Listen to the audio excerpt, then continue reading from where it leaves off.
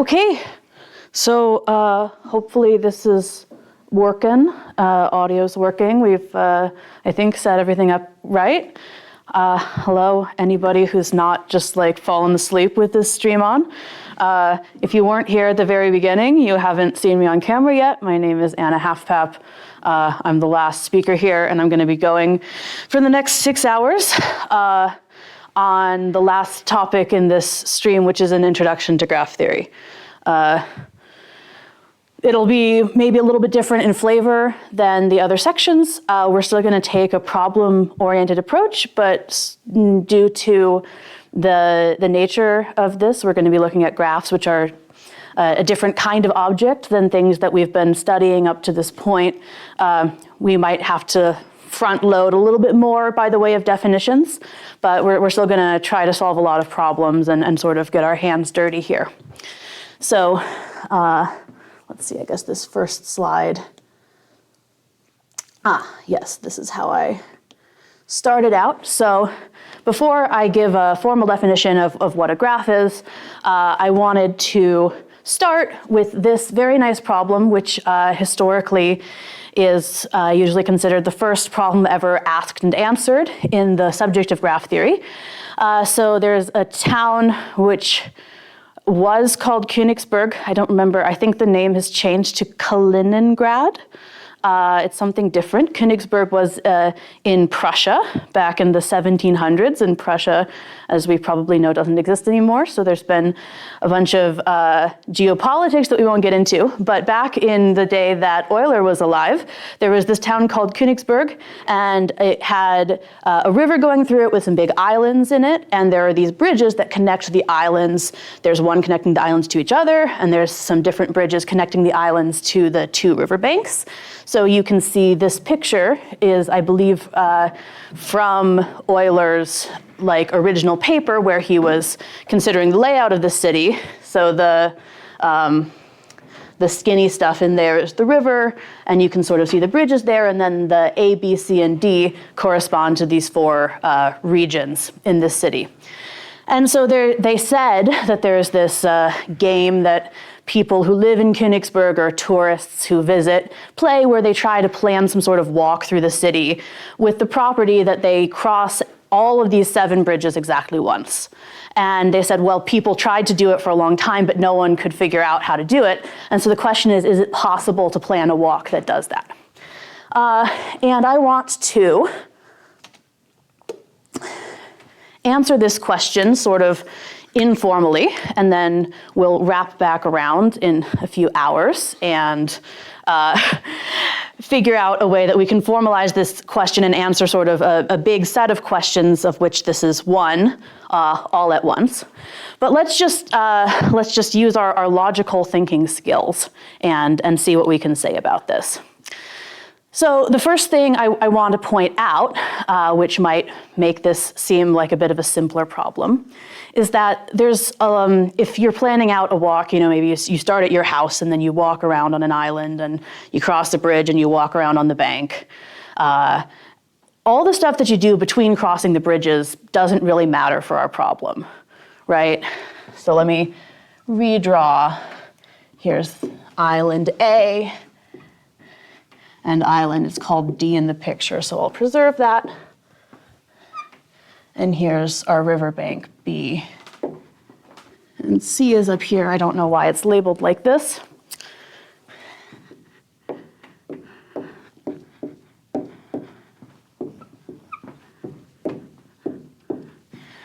But so would we agree that, it doesn't matter if I take a really twisty, circuitous path on island A, if, either I start there or I've crossed a bridge and I've gotten there and I walk around for hours and hours. However I walk around in island A is not going to impact the order in which I cross these bridges. So we might even think it's easier. I think maybe people are divided on whether they find this kind of abstraction to make thinking about this problem easier or harder. But you might think it's easier to just forget about the shapes of these land masses and whatever your walk's going to do when you walk there. So let's just make some dots that correspond to these 4 things. And then I'm going to connect these dots with edges that talk about these 7 bridges. So A has 2 bridges going to C and 2 going to B. There's 1 bridge from A to D, and then there's 1 bridge from C to D, and 1 from B to D. So hopefully the way I've translated that to this picture, you see how that stuff corresponds. And then we could think of this problem as saying, okay, my walk, I could start on any one of these dots, and we're going to just contract all of how I might walk around in that region to me being on this dot. And at some point, I'll choose to cross one of the bridges, which you could visualize as moving, for example, from this dot along this line to this dot labeled D. So we can, equivalently to having this map, just think about this as a problem about moving around on this sort of simpler figure that I've drawn here. Okay, we do fortunately still have a couple people in the audience. This is amazing. I know that maybe people streaming, I don't know where you are, maybe you're in like Hungary or Korea or something, but here in Missoula, Montana, it's after 4 a.m. So we've got some dedicated math students, so I'll try to keep you guys awake and ask you guys some questions. I want to think about if we're planning a walk on this, well, it's sort of a representation of what we're going to call a graph, so I'll say on this graph. Let's think about a vertex that I don't, a vertex is these dots. Let's think about one of these dots, which is not the dot where my walk starts, and it's not the dot where my walk ends. And we'll see later why that's important. So, I don't know, let's say that we don't start at C and whatever route we plan doesn't end at C. What can you tell me about sort of what happens when I walk through C? Remember, I want my walk to cross every bridge exactly once. Even number of bridges to cross. Exactly, I should cross an even number. I could walk into C once, and then I would come in on one bridge, and I would go out on another bridge. And, well, I mean, as you've pointed out, I can't come in and go out on the same bridge because then I would cross that bridge twice. So they have to be paired off in this way. And maybe you're already seeing the problem from how I've drawn this. I can't go back to C now, right? Because if I tried to come in on this bridge, I don't have a second bridge that I could go out. We've said C is not where I end my walk. So if I go into C, I have to go out of C.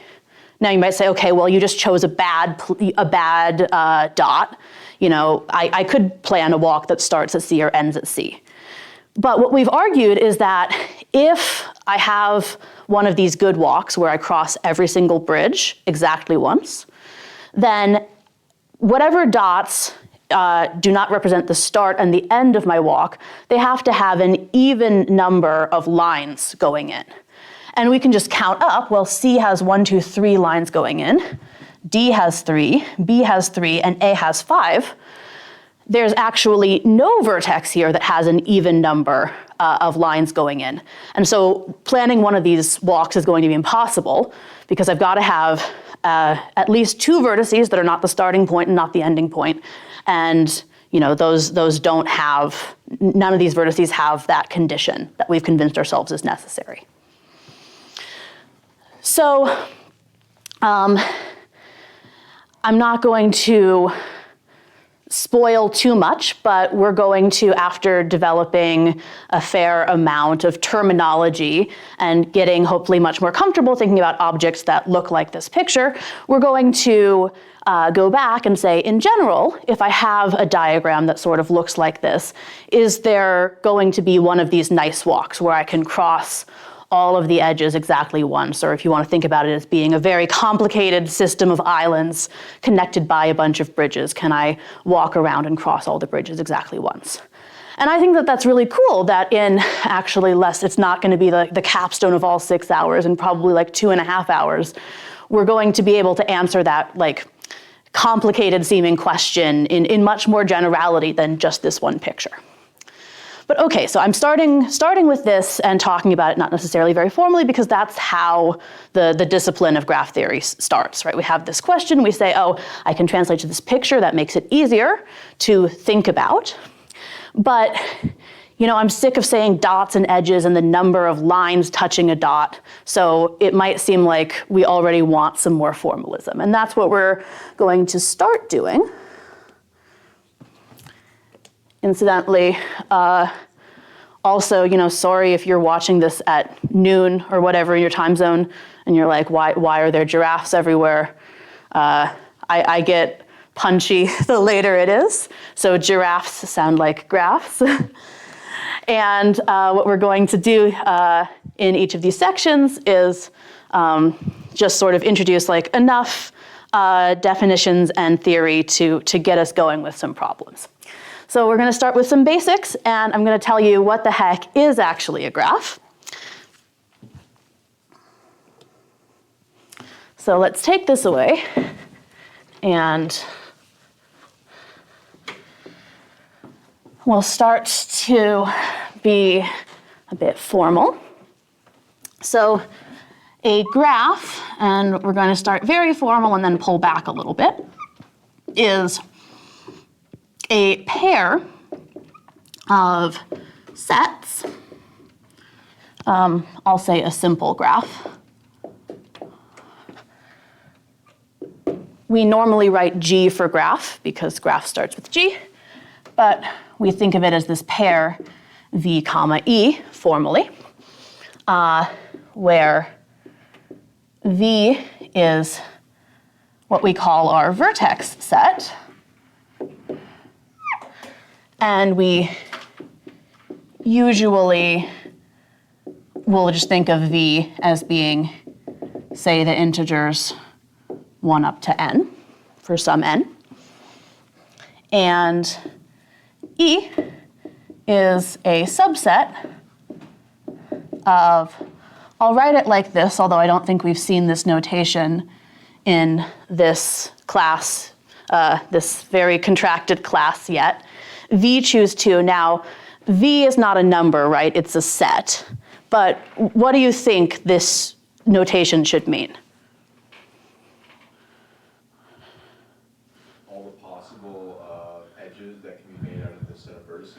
Yeah, all the possible edges. And so specifically the choose 2 says that these should be pairs from these vertices. So we define V choose 2 to be all possible unordered pairs of vertices. Right, remember we've talked a lot today about how choose functions talk about unordered objects, and so this is saying that, for example, an edge E, well, that could be the set UV. That's the same as VU. We'll, if depending on exactly how timing goes, maybe talk about a sort of modification to this type of object where the order that we put our vertices in our edges matters. But for now, we're going to think of them as being symmetric. If U is connected to V, then V is connected to U. And I've said a subset, right? Because it would be boring if I just had to put every possible pair in as an edge.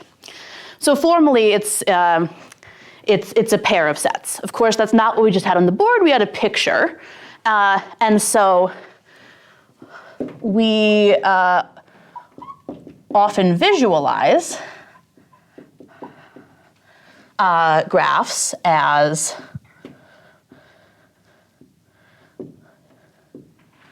a bunch of vertices, which are like these points. We'll say points in the plane. And edges are lines connecting 2 points. So let me give an example here. Let's say V is 1, 2, 3, 4, and E is 1, 2, 2, 3, 3, 4, we're often lazy, and instead of writing the set u comma v or v comma u, we just concatenate the two. Well, 1, 2, 3, 4. So I have the edge 1, 2, I have 2, 3, and I have 3, 4. This is a really nice way to think about these things. I mean, I don't know about if it's a completely universal human principle, but I think most people seeing this picture, it's sort of easier to see how these two sets interact than just looking at these two lists. We do want to be careful because a graph is not a drawing of a graph.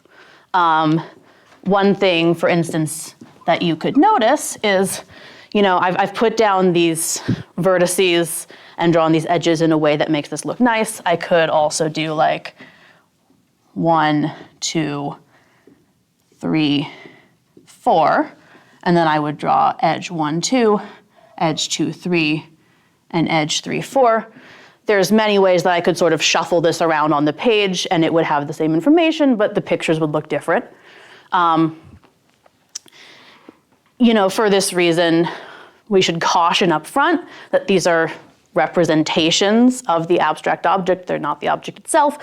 That being said, for our purposes, especially when we're, building up intuition, thinking of them as these pictures can be really helpful. Okay, let's see. We actually just need maybe only one more definition before we do our first problems. Is everyone sort of happy with this setup so far?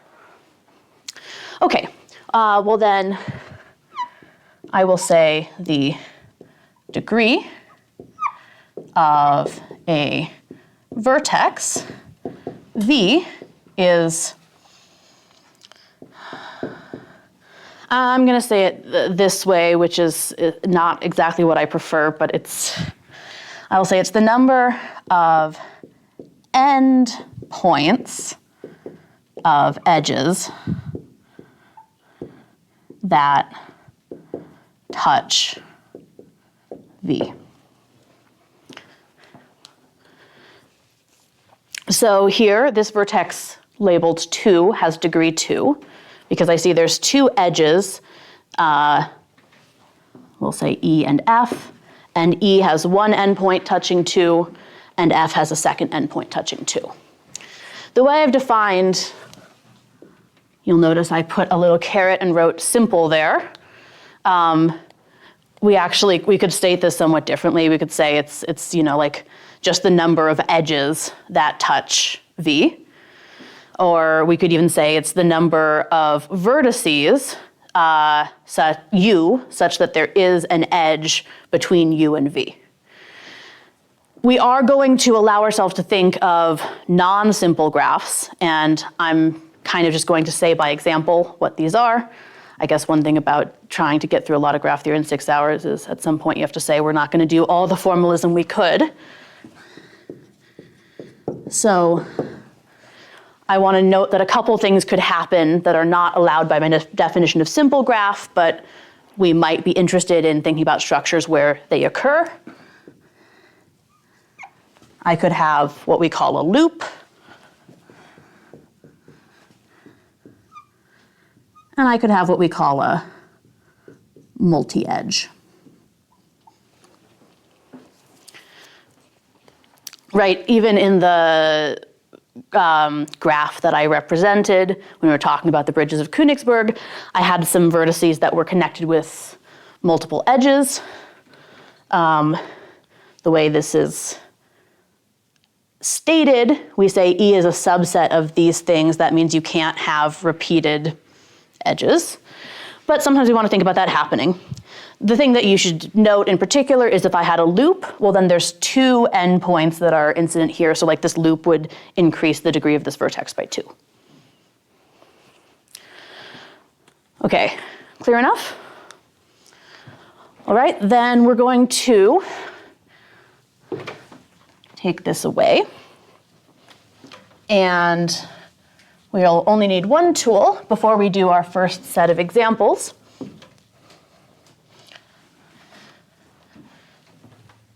Which is my graph theory professor called it theorem 0 in any graph theory textbook, but it's a lemma, not really a theorem. However, it is like the most basic important thing to know. If you know one thing about graphs, you should know this. It's called the handshaking lemma. And it says that for any graph G, the following equality holds. The sum, oh, maybe I didn't say, the degree of a vertex V, we denote that by d of V. The sum of all the degrees is equal to 2 times the number of edges.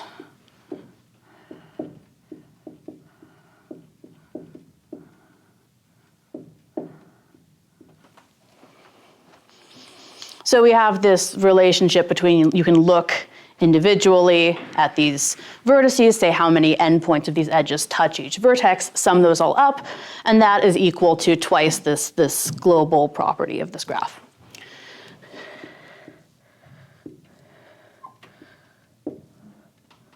I think it's nice to just check with an example, and as I check this, you'll see pictorially why this is true. We'll write out a proof of it as well. But I'm just going to sort of sum up degrees, and I'm going to tick off next to each vertex the edges as I sum them up. So this first vertex I have 2. So tick, tick. This second, I have to add another 2. 4 for this middle guy. 2. This guy down here also has 2. And then finally, I have one vertex that only touches 1. And you'll just see that if you focus on any edge in my picture here, they all have exactly 2 check marks on them. And the idea is, well, firstly, let's make sure this works out right. 2 plus 2, 4, 8, 10.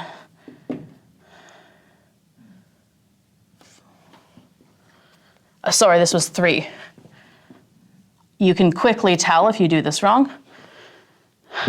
4, 8, 10, 14. And the number of edges I have, indeed, 1, 2, 3, 4, 5, 6, 7. Okay, this also sort of tells us why this works in general. So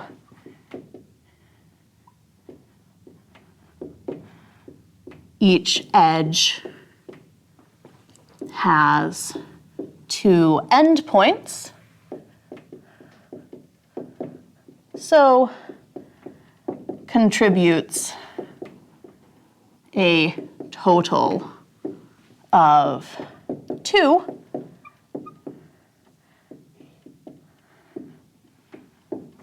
To this sum. Either it has 2 distinct endpoints and then it increases the degree of 2 vertices by 1, or again, this also works if we have a loop. If we have a loop, then it only has 1 endpoint, but it increases the degree of that vertex by 2. So it's a double count. I know I haven't written out like a formal proof here, but I hope this is convincing. Okay, I mean, feel free to stop me at any point with questions. If there's no questions, we're going to go on to do a few problems that will not require really anything but just these basic definitions that we have. And the first one, first 2, are going to be applying the handshaking lemma, so I won't erase that, but I'll erase everything else. We're going to be applying the handshaking lemma and figuring out a couple sort of basic things that all graphs do. So this first problem about the parities of degrees says we use the handshaking lemma to prove that a graph always has an even number of vertices with odd degree. So how do we solve that?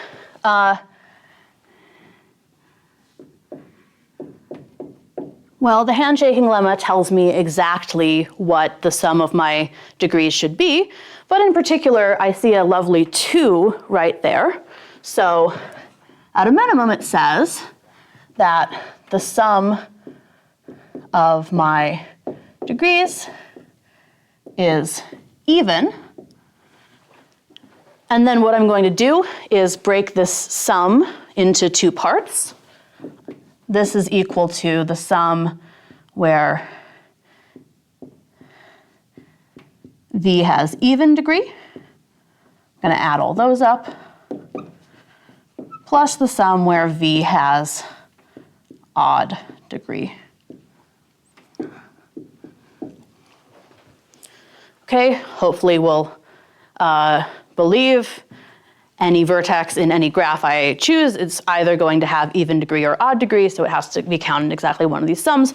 I've just, potentially reordered my terms and split it up. Now, what can we say about the parity of this first sum? It's even. It's even.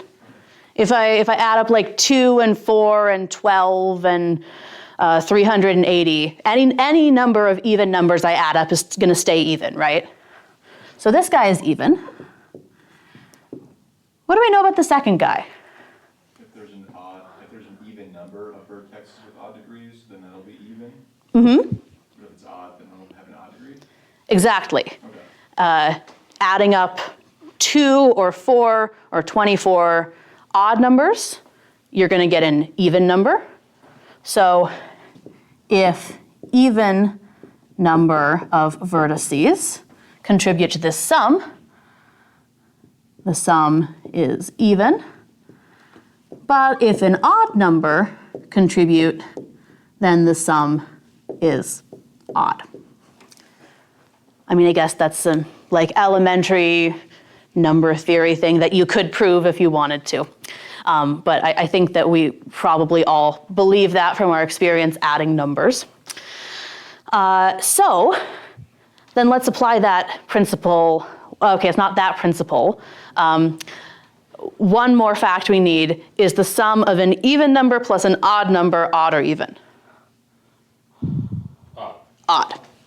So I'll say since even plus odd equals odd, we cannot have the second sum odd, which means an even number of vertices have odd degree. Okay?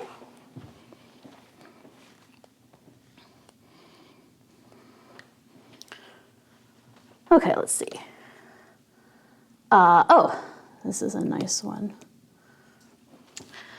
Okay, so there's a few definitions in here that we'll sort of just do as we go. And this problem requires me to tell you what a regular graph is. I can write this here. So a regular graph is one where all vertices have the same degree. So you can have regular graphs where that same degree is any number you want. You could have a graph where every vertex has degree 3 or a graph where every vertex has degree 12, but somehow we have to arrange our graph so that the same number of endpoints touch every vertex. And so this problem asks, if I know that G is regular, so all the vertices have the same degree, and G has 22 edges exactly, then I need to figure out what the possible numbers of vertices are for G to have.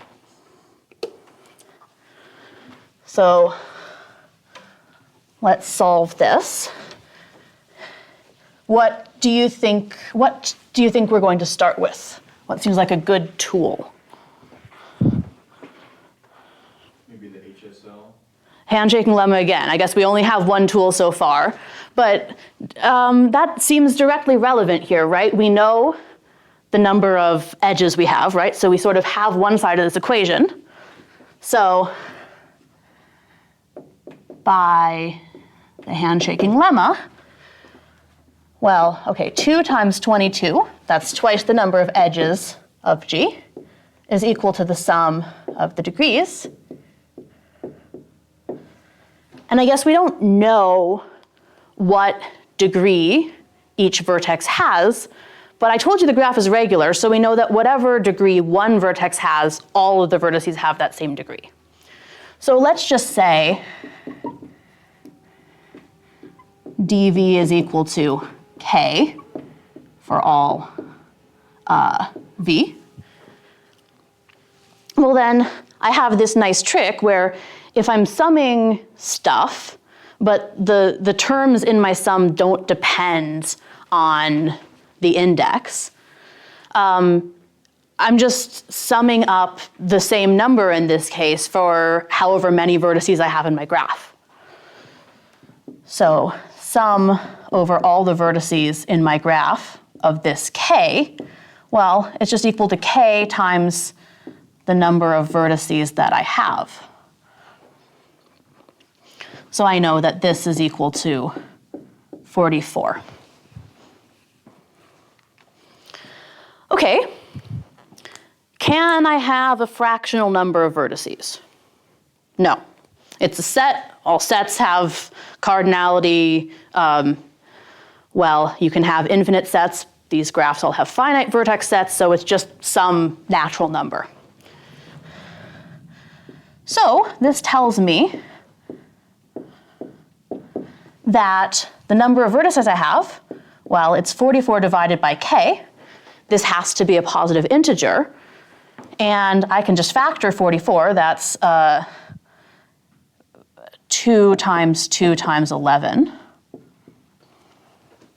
In its prime factorization, I can figure out exactly which k's will give me a positive integer when I do that division. And plugging in those different k's, I get the different possible numbers of vertices I have. So I can't have like 3 vertices because there's not an integer k where I can divide by k, 44 by k and get 3. Okay, I mean, I guess you can sort of see maybe just by looking at it what the possible fractions are. We can conclude that the number of vertices I have is, okay, well, I guess k could be 44, in which case I'd have 1 vertex. If I divide by 22, I would get 2. Any k between 44 and 22 is going to give me not an integer. The next thing I could do would be 11 to give me 4 vertices. Then I could divide by 4 to get 11 vertices, by 2 to get 22 vertices, or by 1 to get 44 vertices. That's also the list of possible degrees that you could have. They have this nice inverse relationship. Okay, so in some sense, depending how you read this problem, maybe that's all you have to do. We definitely know that G can't have a number of vertices that's not in this set. I guess it remains to show that for every number in this set, I can make a graph that has that number of vertices, has 22 edges, and is regular. It turns out that I can. I'll sketch them for you real fast. There's one that's a tiny bit tricky. Okay, if I have 1 vertex, it has to have degree 44. What's the only way I can have a graph with 1 vertex and have any edges in it? It's a bunch of loops. Bunch of loops. There's nowhere else they can go. So if I had 22 loops, I guess I would have 44 endpoints touching that vertex. It's boring, but sure. If I have 2 vertices, so this says that each of them have degree 22, what I'm going to do is just take 22 edges and put them all between these 2 vertices. I know, maybe, I guess we're at the bottom of this board, so I'm sorry if this is a little small on, I guess I can see that on my screen. If I have 4 vertices, they each should have degree 11. So I think it works just to do the same idea, but have 11 edges here and 11 edges there. These are boring so far. They sort of seem kind of trivial. 11 vertices is going to be the first one where I have something going on, and actually this is maybe like the hardest example to think of. If I have vertices 1, 2, 3 through 11 here, what I'm going to do is first kind of connect each vertex to its natural 2 neighbors as I've drawn them around this cycle. And then you'll see that each vertex has gotten degree 2, right? Well, I need them to have degree 4 if there's 11 of them. So I'd like to do that again. And the way I'm going to choose to do that is to connect each vertex to one that's 2 in front of it. So I'm going to get this kind of pretty picture. I've only drawn sort of an indication of what one part of this like double cycle thing looks like. But then you can see that each vertex will have degree exactly 4. I've sort of already answered what to do if we have 22 vertices, if you want every vertex to have degree 2, or you could just have the same idea but not take the sort of shift of that cycle, right? We could have 22 vertices around here. And finally, if we want to have 44 vertices, so every vertex has to have degree 1, well, I'll draw 2 vertices that have degree 1, and then those 2 are done, right? They can't interact with anything else. So what does the rest of my graph have to look like? 21 more of those. Yeah, just I've got to take a bunch more of these independent edges. This is called like a matching because, well, we're not going to do matching theory, but basically like a very nice kind of object that's actually studied a fair amount in graph theory because these edges don't have anything to do with each other. Okay. Any questions on this problem?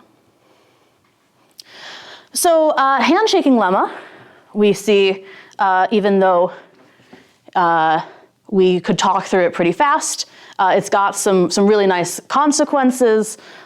We can do some things with no other tools than that. I think the next one is not handshaking per se, but we still don't need to know anything except the definition of like what a graph is and what degree is. So this says, show that at any party, there are going to be 2 people who are attending who have the same number of friends. I'm going to say for the purposes of this talk that friendship is symmetric. I don't know if that's a good assumption in real life, but we'll say that if I say that I'm friends with Van, then Van would say he's friends with me. And if I say that I'm not friends with my office mate Joey, then Joey would say that he's not friends with me. Also would be fair, though maybe I should have said Joey and Mike.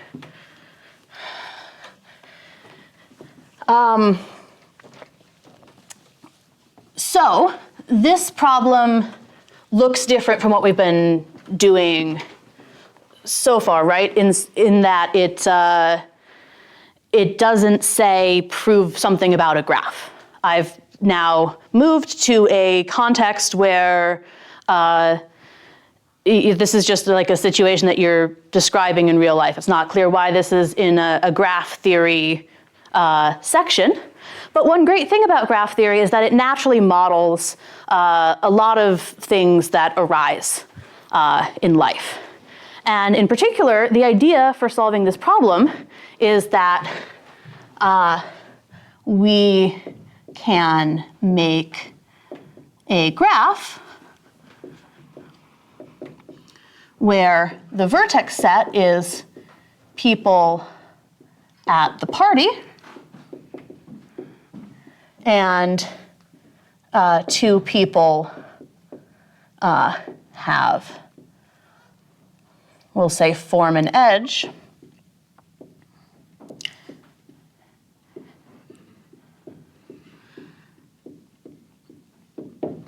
A word we often use is that we say that they are adjacent in the graph if they are friends.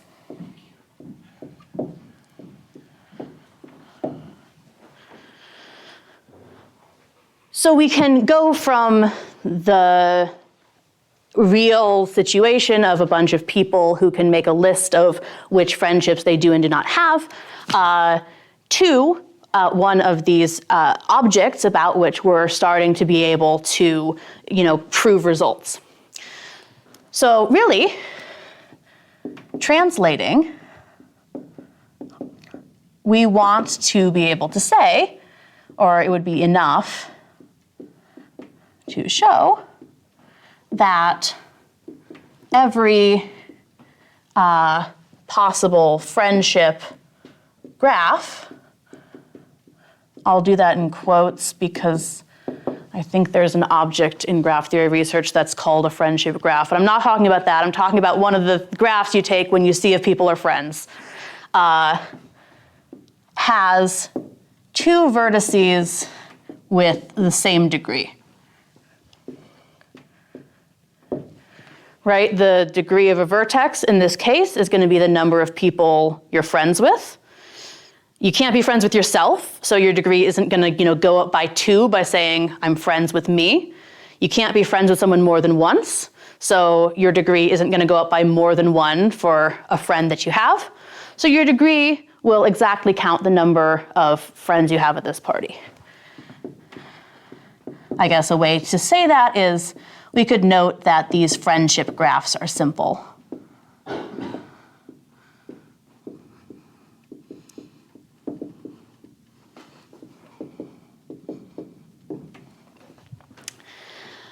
Okay, so let's think about a simple graph. Again, that just means it doesn't have any loops, and there's at most one edge between any 2 of its vertices. And let's say it has n vertices, some n. How many possibilities are there for the degree of a vertex? 0 to n? Is it n? Or n minus 1? N minus 1, very good. Because you can't go to yourself. So note all degrees are in this set 0, 1, 2 through n minus 1. On one extreme, it's possible to have a vertex that doesn't go to any other vertices, that would have degree 0. On the other end, since in a simple graph, your degree is, going up by 1 for each of the vertices you're adjacent to, you have at most n minus 1 possible vertices that will increase your degree. In the context of this problem, if you're at a party and you're one person, so there are n minus 1 other people there, you're friends with at most n minus 1 of the people at that party, if you're really popular. So this is n possibilities. And there are n vertices. Now, I think there's some people here anyway, well, at least Van was here for the pigeonhole portion. if we have n vertices and n possible degrees, does pigeonhole principle guarantee that two vertices will have the same degree? Van's shaking his head. No, right? Like the first pigeonhole principle example was, or maybe the second one, was like if you are drawing cards from a deck, how many cards do you have to draw before you guarantee that two will have the same suit? And well, the answer is 5, because it's possible to draw 4 cards of different suits right off the top. You have to draw one more before definitely 2 will be in the same pigeonhole. So it seems initially like we're kind of out of luck here. But there's actually a cute trick that we can do. I'll write note and then ask you guys, if a graph contains a vertex, if a graph is simple and it contains a vertex of degree n minus 1, is it possible that that graph also has a vertex of degree 0? No. If dv is n minus 1, that means this person is friends with every single other person there. Well, if I'm friends with all of you, none of you have 0 friends in this room. You're at least friends with me. So actually, even though there are n possible degrees we could see across like the space of all n vertex graphs, in any specific n vertex graph, there are at most n minus 1 degrees represented. Because if you have n minus 1 represented, you can't have 0. Conversely, if you have 0 represented, you can't have n minus 1. So we'll say note, if dv is n minus 1, then no vertex has degree 0. So in an n vertex graph, there are at most n minus 1 distinct degrees, which implies 2 vertices have the same degree by PHP, the pigeonhole principle. Oh, sorry, I was small. It's surprisingly hard to remember to switch. Okay, any questions on this example? Could you maybe just repeat real quick why that implies that there is 2 vertexes of the same degree? Sure. So the pigeonhole principle was a different section, and it was a while ago. So whether or not you were here, we can just do a quick refresher. The basic idea is if I've got n objects that I'm going to sort into n minus 1 boxes, it doesn't matter how I sort those. There's no way that each box has 0 or each box has at most 1 object in it. There's got to be some box where I double up. Now, this doesn't say which box that is. So, I can't guarantee that there's going to be 2 people who are friends with exactly 3 people at the party. But because there are only n minus 1 choices, if I sort my vertices and say, okay, this one has degree 1, this one has degree 2, I'm going to need to have 2 that go into the same box when I do that sort. That makes sense. Thank you. Great question. Any other questions?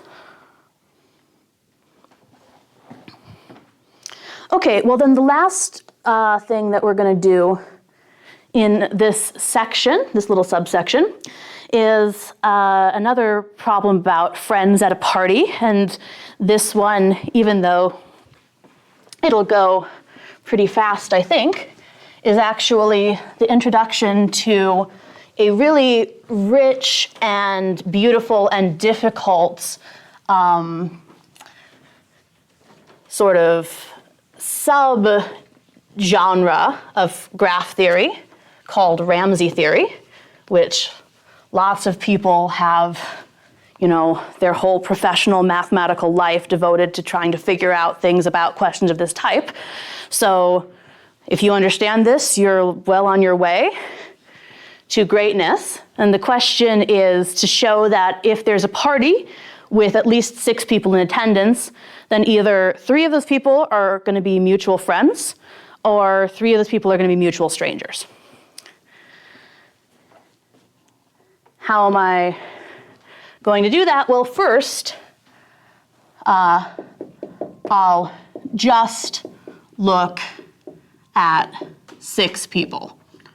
You know, maybe there's 80 people at this party, but I'm just going to pick out 6 of them and find in that group of 6 either 3 mutual friends or 3 mutual strangers.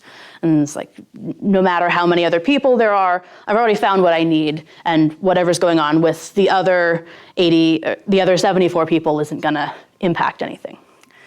So, let's make a graph again, illustrating friendships.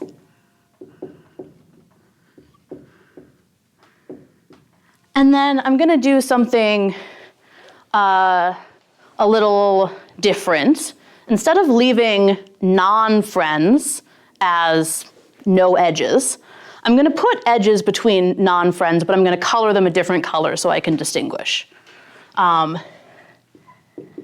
add, let's say, if I'm doing my stuff in black, so black edge is going to be friends, we'll add red edges between non-friends.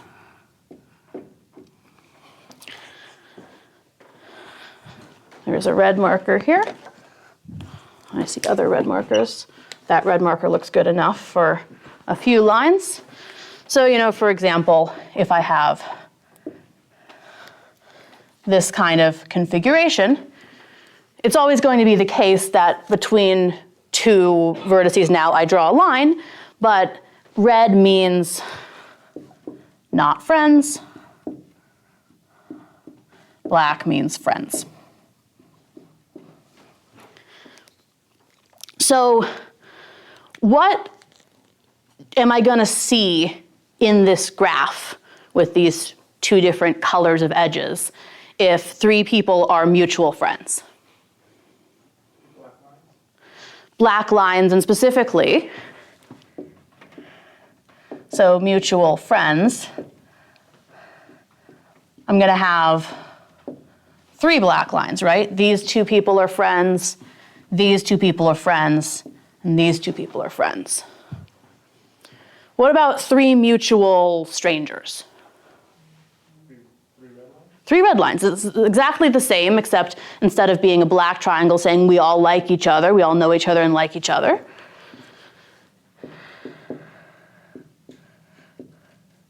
I'm going to see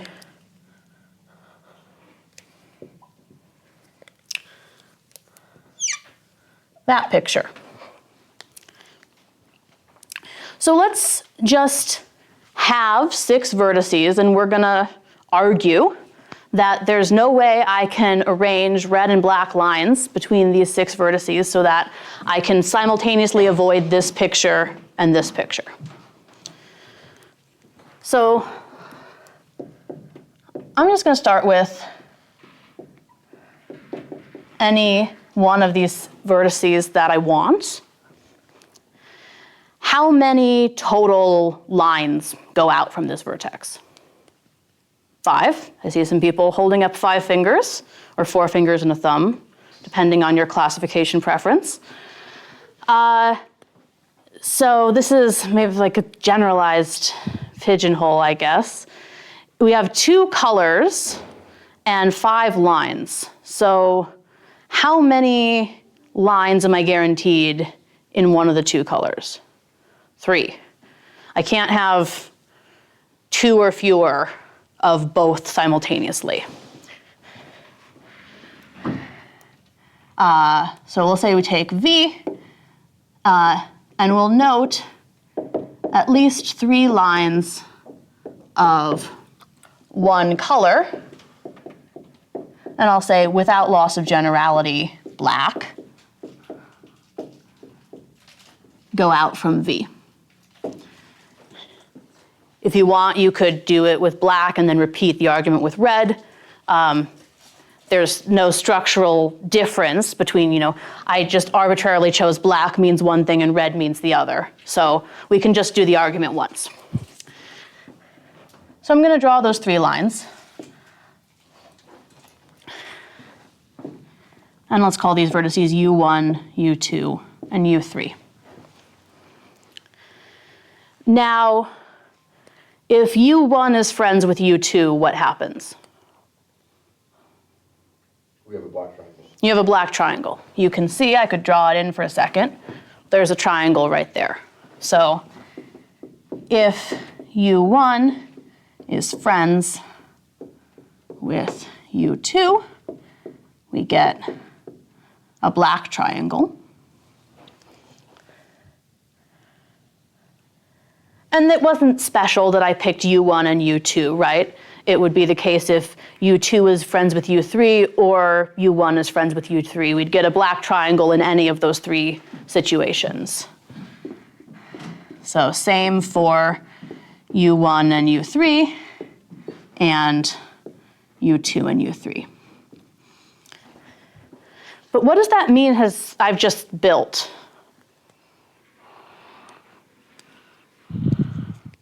A red triangle. A red triangle. I'm trying to avoid having a black triangle.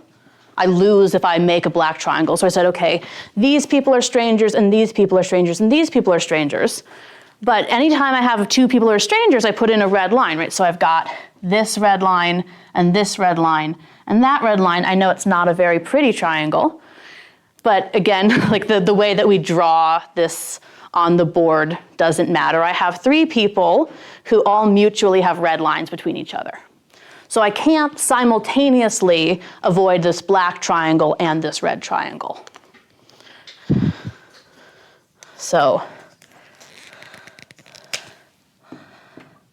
I must see black triangle or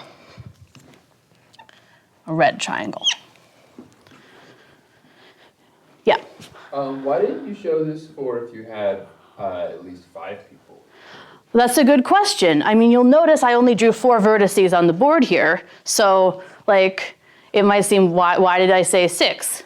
Well, you'll notice I did use the fact that I had 6 vertices here in a kind of sneaky way when we were talking about the pigeonhole and guaranteeing that there would be 3, without loss of generality, black lines coming from V. We used the fact that there are 5 total lines coming from V, which is because we had 6 vertices. The number of lines coming from V is 1 fewer than the total number of vertices we have. And actually, the number 6 isn't just picked to make this argument work nicely. There is a construction on 5 vertices where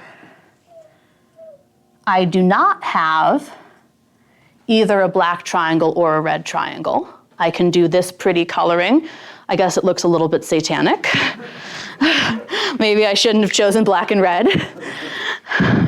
But I mean, I know that maybe this geometrically looks like a triangle in here, but it's not. There's not 3 vertices at the points of this red triangle in the center here. If I choose any 3 people, like this guy and that guy and that guy, you see I have 2 red edges and 1 black edge. If I pick 3 people like this, I have 2 black edges and 1 red edge. There's no monochromatic triangle between 3 vertices in this picture.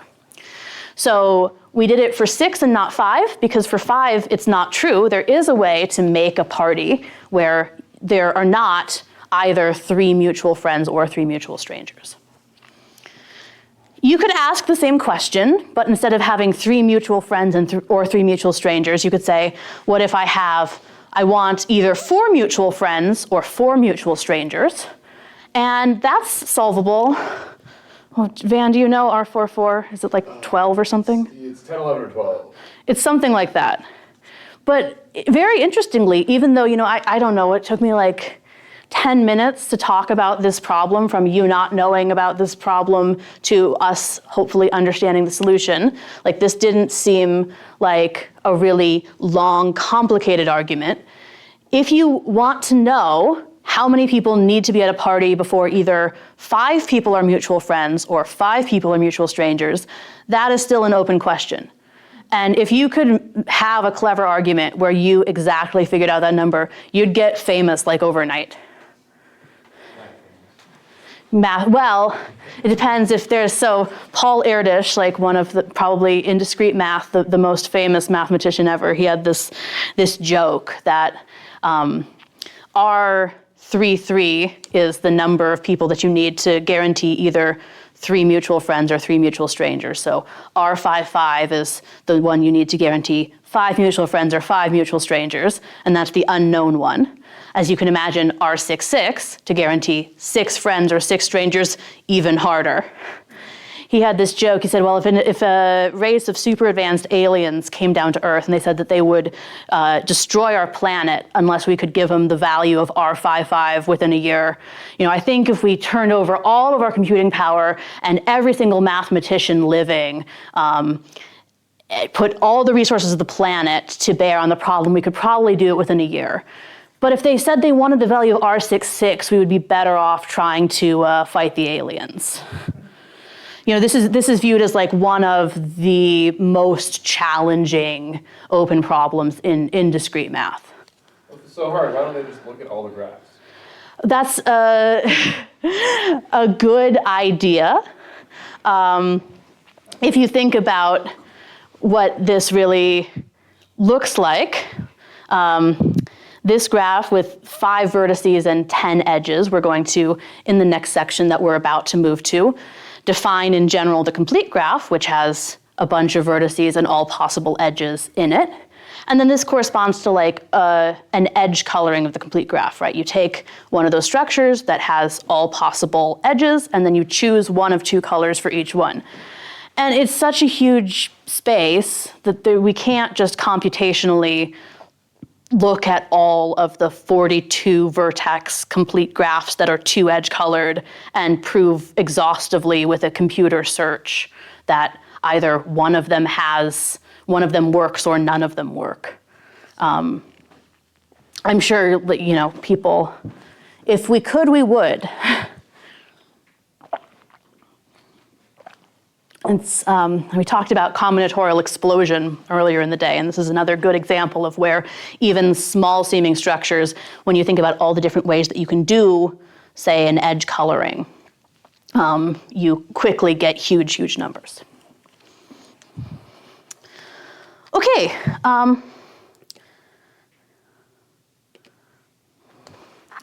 So we now know what a graph is.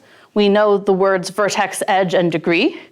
And the next problems are going to deal with some special kinds of graphs and subgraphs. A subgraph is just basically you take a graph and then you find a smaller graph inside it. You circle some number of vertices and edges that you want to keep and you throw the rest away. And the idea is that there are some graphs and subgraphs that have like nice regular structure, or they're pretty or they're useful. And so we're going to make a couple more definitions about different types of graphs, and then we'll solve a few problems using those definitions. So let's see. Just remember all the things I know I need to. The first sentence I've written in the notes for this subsection is that all graphs are great, which you only write a sentence like that if some graphs are greater than others. So the ones we're going to talk about now, very nice, regular structure. They do good things. We were just discussing it, the complete graph, which we denote Kn. The n is number of vertices, is the n vertex simple graph with all possible edges. So if u and v are in the vertex set, then UV is an edge.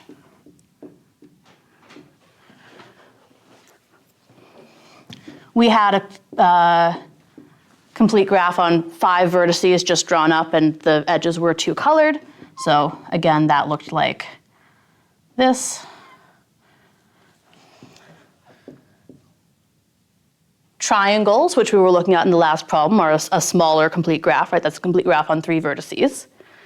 Actually, just a single edge is a complete graph. If you have only 2 vertices in your graph, there's only one possible edge that you can put between them.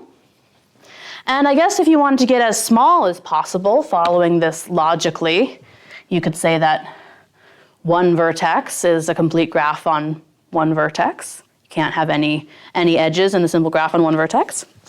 But of course, these things can get bigger and bigger, and in general, they're gonna get harder to draw, right? You're gonna have to put in more and more edges between things, and maybe the picture won't keep looking as pretty. Okay, so we're going to think about complete graphs in one problem. And we're also going to think about, as I said, subgraphs of, it doesn't have to be of a complete graph, just any graph that you want to think about.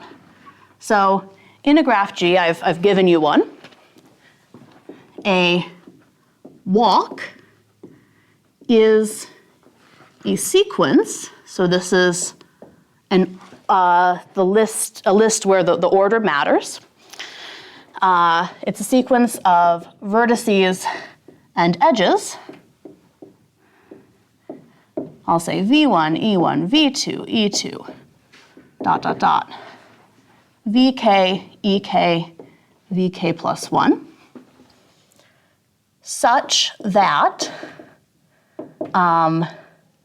for each I, VI and VI plus 1 are the endpoints of EI. Maybe that just came out of left field and you don't know what I'm talking about. We've been drawing pictures, everything's been nice and lovely, and now I've said here's a big list, like a concatenation of these things. This is just sort of the formal way that there's not a great simple way to encapsulate the following concept, which is relatively fine if we just stick to pictures. Let me just draw some random non-simple graph, and you'll see why maybe I needed to be a little bit careful with my wording. What a walk is you just start at some vertex, and I'm going to move through my graph from vertex to vertex, just like we were doing in the Bridges of Königsberg example at the very beginning. And the way that I'm going to move is I have to move along edges that are present. So this is my V1, and I'm going to choose an E1 such that V1 is one of its endpoints. Maybe I pick this one. Now this is my V2, the other endpoint. I could go around this loop if I want. In this case, V3 would be the same as V2. This loop has the same vertex as both its endpoints. And then I could walk there. And I can loop back on myself, right? I could choose to then walk around this triangle and walk up again. This picture is, starting to get, maybe it's a little hard to follow if you just look at the red lines, but just follow the pen. We go up and around and down. And so we can repeat vertices and edges. And maybe I choose to finish like that. The reason that I'm specifying these edges between these vertices is that if I have a multi-edge like this, just saying that I start at this vertex and then I go to this vertex would not be enough to distinguish which of those multiple edges I used. If we're in a graph that doesn't have multiple edges, I wouldn't have to say I walked between this vertex and this vertex via this edge, because there's only one possible edge I could have taken. But this is sort of the most general way that you can define one of these walks that makes sure no matter what kind of structure you have, it's unambiguously saying what sequence of edges you're walking on. Can you repeat edges on a walk? You can repeat edges, you can repeat vertices. A walk is sort of like the most general way to move around in a graph. So I could walk where I just like go back and forth for a while. Like I can do like pretty much anything I want as long as I don't like jump from this vertex to that vertex. Okay, and so then the rest of the graphs that we're going to define are just kind of special kinds of walks because it's good that we allow ourselves to be really general, but some of these walks, they might look kind of ugly, right?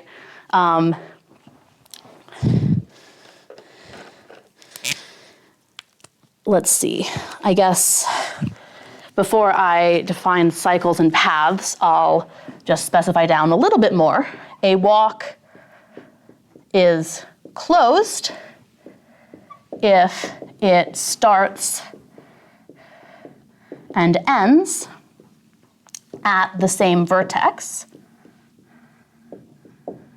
and otherwise is open. So the one that I indicated here is open because we started over here and then we traveled over here. But it would be possible to, double back on myself and get back to the place where I started and conclude there.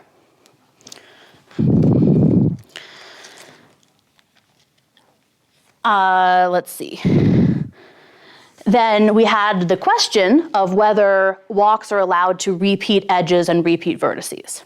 They are, but we have special words for walks that don't have repetitions. So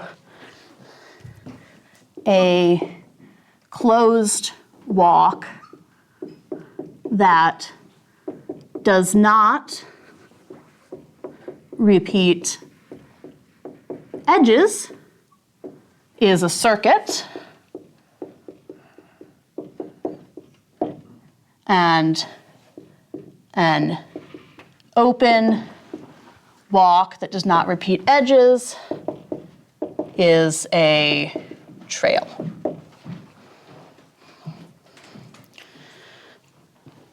So in this case, I repeated edges and vertices as I was going around, but it would be possible to repeat no edges. Note that I can go to vertices more than once without repeating edges. For example, if I walk up here and then around this loop and down and maybe I do this. I've certainly repeated this vertex multiple times anyway. I visited it and I went around this loop and I visited it again. So I can have all different edges but use vertices multiple times. If I don't repeat vertices either, those are even more special kinds of walks. So a closed walk that does not repeat vertices is called a cycle, and an open walk that does not repeat vertices is a path. So I don't know if the green is too good.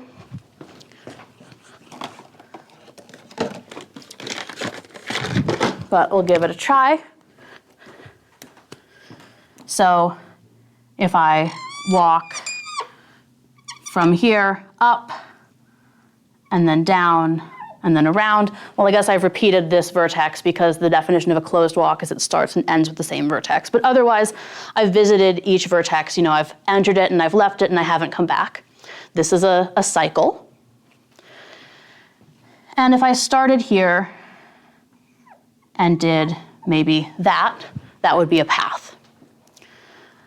I think, one unfortunate thing about defining cycles and paths is maybe we have to have a little bit more notation than we would like before we say what they really are. But hopefully, when I've drawn, what a cycle and a path looks like, those are intuitive sort of shapes. a cycle in general is going to look something like you just follow around and eventually you get back to where you started and you never like loop back to a vertex you've already used. And a path is just going to look like you start walking somewhere and eventually you stop. And again, you never loop back to any vertex that you've used previously. So can I ask the difference between a walk and a path? Yeah, so a walk is the most general one, right? So we can do anything we want. I can reuse vertices. I can, make loops. I can come back to where I started. I might start and stop at the same vertex. I could start and stop at different vertices. I can cross edges multiple times. With a path, the fact that I never revisit vertices means I also can't cross edges multiple times. So I will use edges at most once, and I will not go back to vertices either. Any other questions? I know that it's like a little bit, it's kind of a lot of maybe overhead.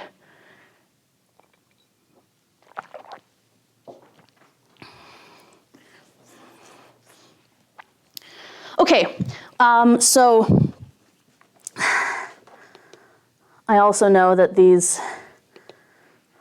in comparison to the other sections, we have to spend a lot of time on the subsection title slides, but hopefully it'll be worth it as we develop more and more things we can say. So just as a warm-up to before we start thinking about walks in graphs, we said complete graphs, they're the friendliest graph ever. You know exactly where all their edges are. How many edges are in the complete graph on n vertices? Maybe we can just talk this one out even. Oh. There's all of them.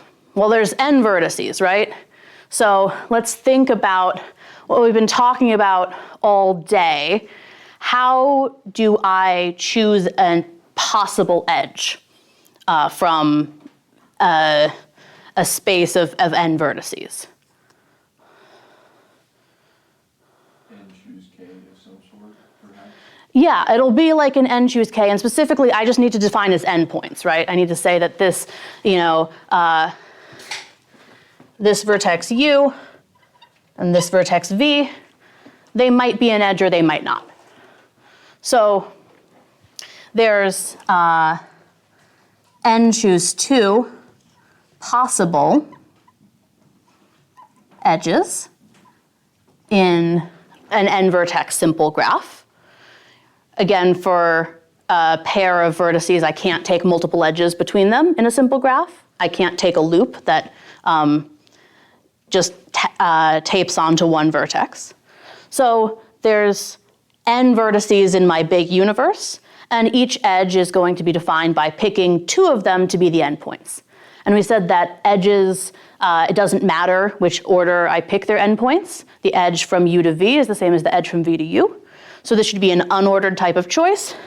So n choose 2 is the right number here, not like n times n minus 1. Okay, and so that's, I guess I don't have to write down anything else. This is the number of possible edges, and the way that Kn is defined is that it has every possible edge. So Kn has n choose 2 edges in it. That's roughly n squared over 2. So the number of edges in what we would call like a dense graph is going to be quadratic in the number of vertices. Okay, well, maybe that's just a little warm up. This next problem is fun. So we talked about paths, right? Those are these walks where we never repeat vertices. And this question is going to show us sort of a way that we can guarantee finding pretty long paths in any graph that we want. So suppose we have a graph where we know that all of its degrees are bigger than or equal to some number k. We want to show that G contains a path of length k plus 1. I'm saying that that's the number of edges vertices. Degree 1 gives you a path with 1 edge and 2 vertices. There's a fight in the graph theory universe over whether a path of length k plus 1 should have k edges or k plus 1 edges in it. And I will not weigh in because I might start a war in the chat. An obvious correct answer. I think there is 2, but I think I wrote it wrong in my slide for the obvious correct answer. So I'm going to abstain. This sucks because there's a half of it. That no one is going to write k plus 1 over 2. Now I kind of want to. Or like k plus a half, rather. The idea would be, okay. So this, we're going to say is p sub k plus 1. You see it has k plus 1 vertices, but k edges. So Van's suggestion would be to notate this k plus 1 half, because it would be unambiguous between which 2 choices people were fighting.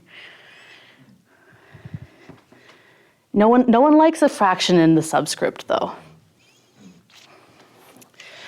Anyway, we will figure out if I'm... Interesting that it's the best and the worst at the same time. It seems very diplomatic. Does know what's happening? Yeah, whereas, I don't know, Amitesh Sarkar was telling me that he gave a colloquium or a seminar talk at Urbana-Champaign and Doug West screamed at him because he used the wrong notation in his slides. We don't have good things to argue about. We'll figure out if I mean k plus 1 vertices or k plus 1 edges when we solve this problem. So I've said greedy paths, and that's indicating that the argument I'm going to give is basically going to be a way of building up these paths that's sort of just taking as much as I can without being necessarily very thoughtful about how I do that.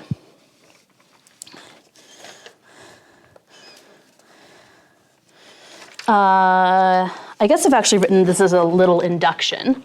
So I'll switch so I'm big.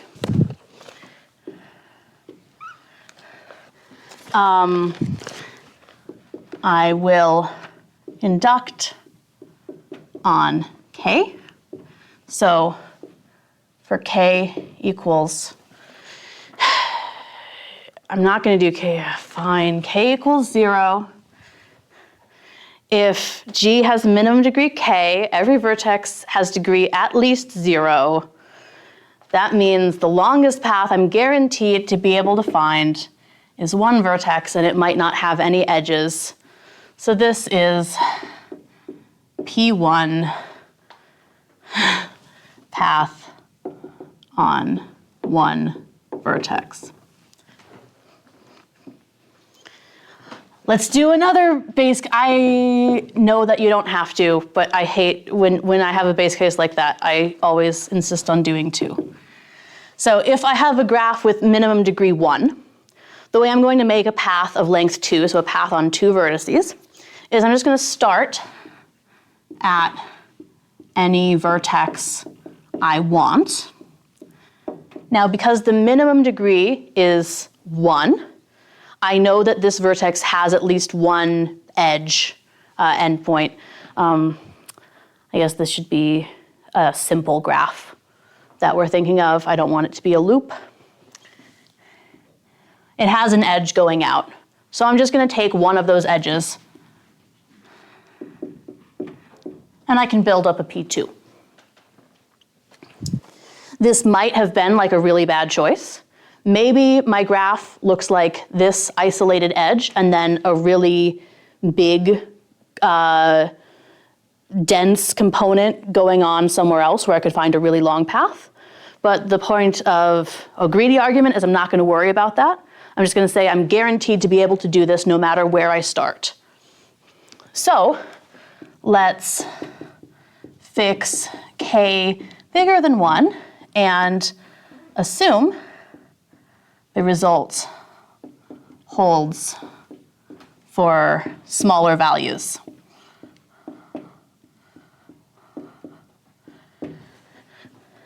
Let G be a graph with min degree k. I'll say greater than or equal to k.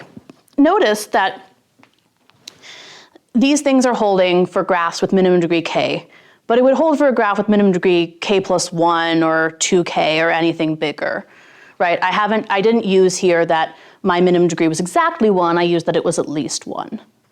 So, in particular, if I have a graph with minimum degree greater than or equal to k, by my inductive hypothesis, well, its minimum degree is greater than or equal to k minus 1. So G has a path of length k. I can get one of length k plus 1.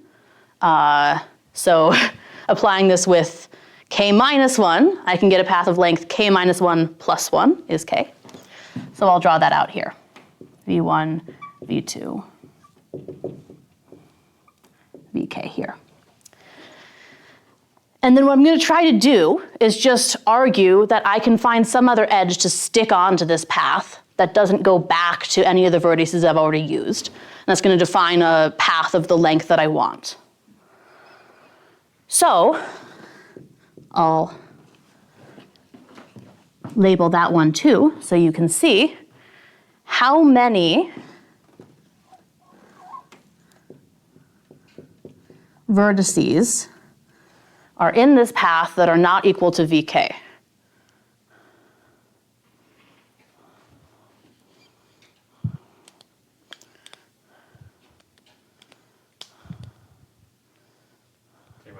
K minus 1. So I'm supposing that my graph has minimum degree greater than or equal to k. And also, I know it doesn't say it on the slide, but we're going to assume this is simple.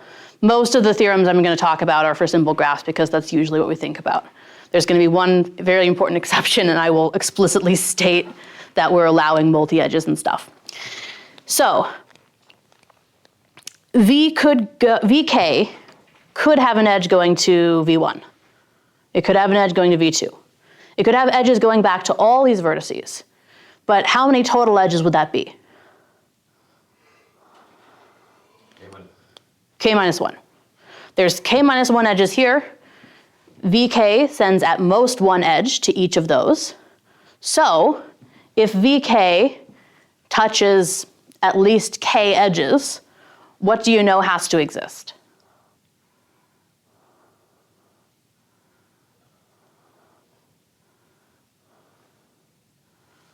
Can they all go back to vertices I've drawn on the board?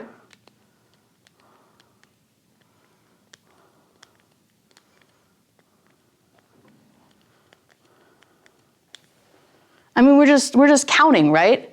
There's k minus 1 edges that could go back to these guys. It has at least k total. So even if it does the worst thing possible, sends back every edge that it could, that doesn't account for all the edges that are touching Vk. There has to be another edge that looks like that. So what I'm going to do to find a path of length k plus 1 is just start with this path of length k, and then I know I can find an edge like this, so I'm going to tack it on. And then going from V1 to V2 up to Vk, and then to this new vertex Vk plus 1, I have a path of the length that I want.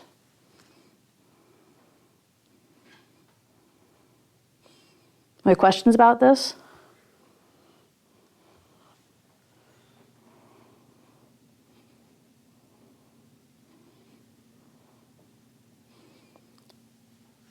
Van seems happy.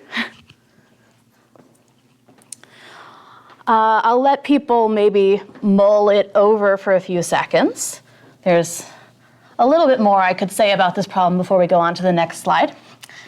In particular, I said you know, we're doing this, we're building up this path in a greedy manner, right? Basically, I just take a vertex and I choose some edge that touches that vertex, and that makes the beginning of my path. And then the way that this path inductively gets built up is then I say, okay, I've gone to a second vertex. I'm going to take an edge that doesn't go back to a vertex I've already chosen and extend. I'm just going to keep doing that until I can't anymore, or until I'm not guaranteed that I can. It might be that I make really bad choices of vertex all through that.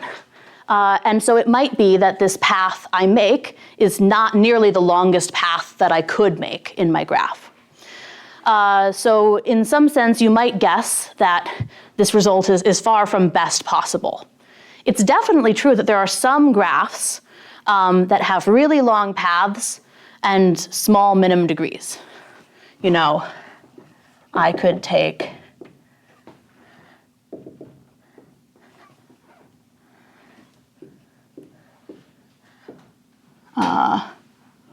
for any n, a graph that looks like that, just one, like the whole graph is a path. I can have an arbitrarily long path in a graph, and the minimum degree is 1.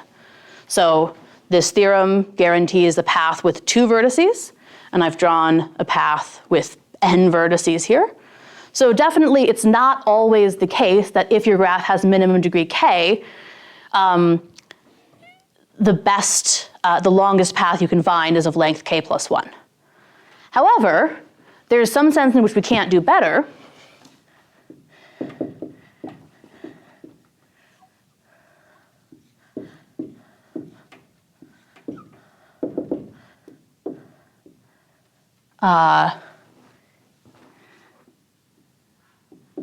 If I take the complete graph on k plus 1 vertices.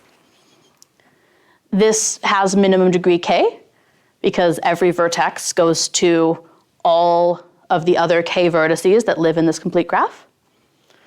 And I mean, it seems like it should have lots and lots of paths in it, right? It has all the edges you could possibly want. But you can't make any long paths, really, because remember, paths can't repeat vertices. So there's only k plus 1 vertices in this thing. Once I've visited every one of them once, I'm done. I can't extend any path any longer because I would have to reuse something. So there are graphs that have minimum degree k, and the longest path is of length k plus 1. So we couldn't have a statement that says, if G has minimum degree k, then I can guarantee a path of length k plus 2 or something like that.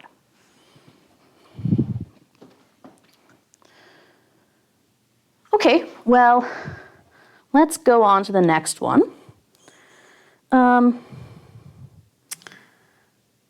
Okay, yeah, this is a good problem. So this is another definition we're just going to do on the fly. Again, this is going to be about simple graphs. And the idea is that either G or its complement graph is connected. We've talked about like complements of sets. We haven't talked about complements of graphs, but they basically do what you would want them to do. It's the same idea as the complement of a set. And the idea is if I have a simple graph, there's some possible edges that are present and some possible edges that are not. And its complement, I just turn off all the edges it has, and I turn on all the non-edges. So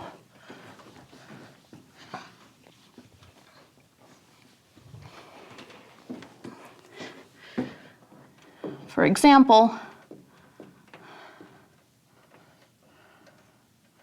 if I take a complete graph on 4 vertices, its complement doesn't have any edges. I take out all the edges that were there. There are no non-edges that sort of get flipped on.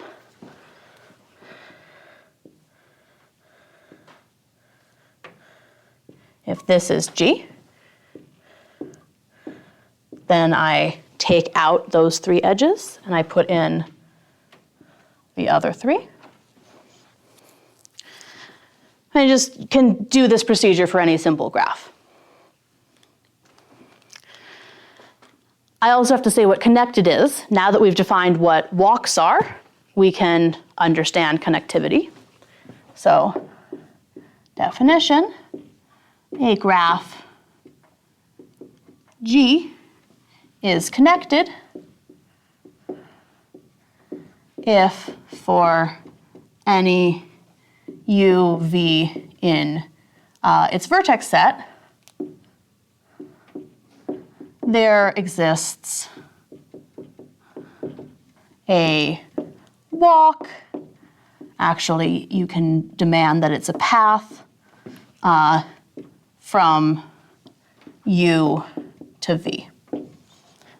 Sometimes when we talk about connectivity, I'm not going to want to guarantee that it's a path. I'm just going to say do whatever you want. Sometimes maybe it would be convenient to find actually a walk that doesn't repeat vertices.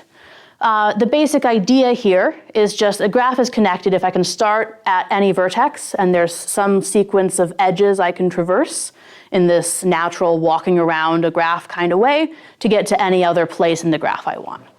So this G is connected. If I start here, I can actually just go to any vertex directly along an edge.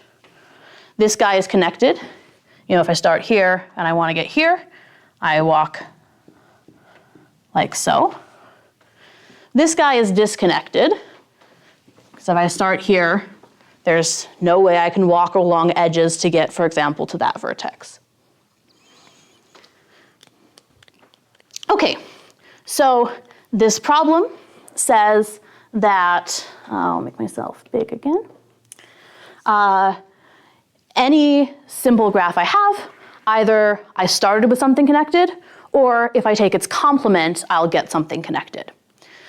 Definitely in the two examples we have here, that seems to be the case. If I started with the empty graph, its complement would be a connected graph. And here's a situation where both the graph and its complement are connected graphs. So let's prove that the graph and its complement are both connected. And this is actually quite fast and cute if you know the trick. So if G is connected, we have nothing to show.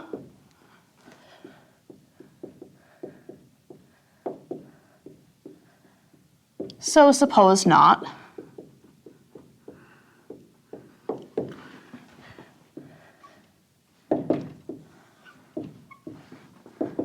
I'm going to break G into what are called its components. And the idea of a component is basically it's just like a chunk of G that is connected.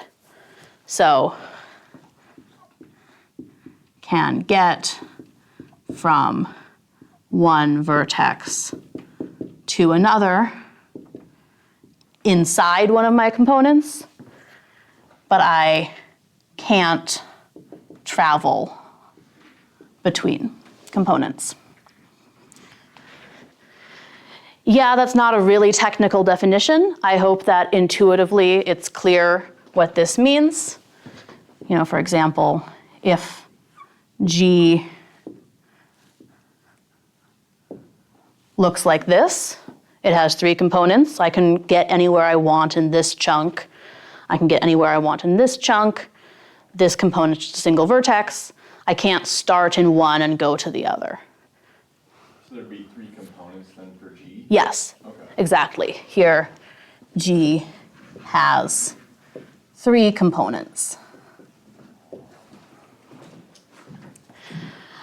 I could make a sort of formal definition of how you build up these components and show that, technically I have to say, does every graph have a unique way that it splits up into components? It's 5:47 in the morning, and so I'm not going to do that. I think it's more important to have to be able to look at this and say, okay, I see why this is three components, than to be really formal about everything we do. It's also going to be able to, when we just have this picture of these component clouds, we'll be able to see in the complement of G, why, if we have multiple components here, the complement of G is going to be connected. So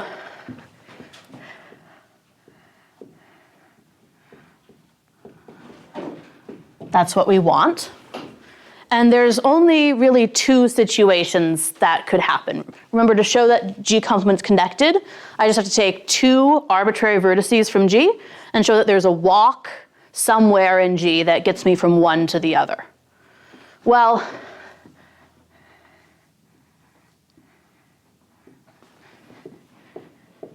if UV are in different components, is UV an edge in G? No. If it was, then I could walk from U to V in G, and I can't. The fact that they're in different components means there's no way to get from one to the other. So there's certainly not an edge between them. So what does that mean is happening in G complement? That there would be? There would be. That's pretty cool. Yeah, it's cool, right? G complement, just like I take all the non-edges and I turn them on. So I know that that's not an edge, so I've got to have it in G complement.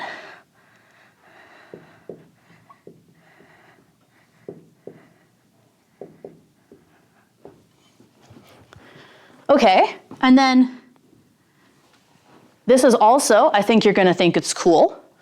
Suppose U and W are in the same component.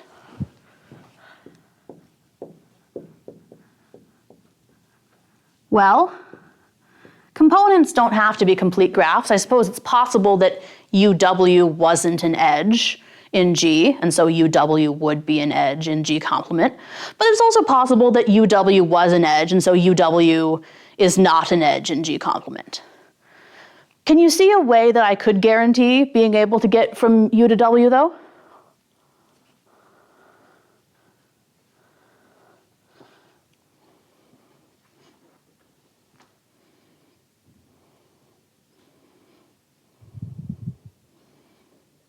U to V and V to W? Exactly. We know that there is a vertex V like this because we suppose that G is not connected. So it has at least two of these components. I can pick some V that lives in a different one. And I've already argued, hey, UV is an edge in G complement. W is in the same component as U, so it's not in the same component as V, which means that VW also has to be an edge. So I get this path that sort of leaps out and back in, and I can walk from U to W also.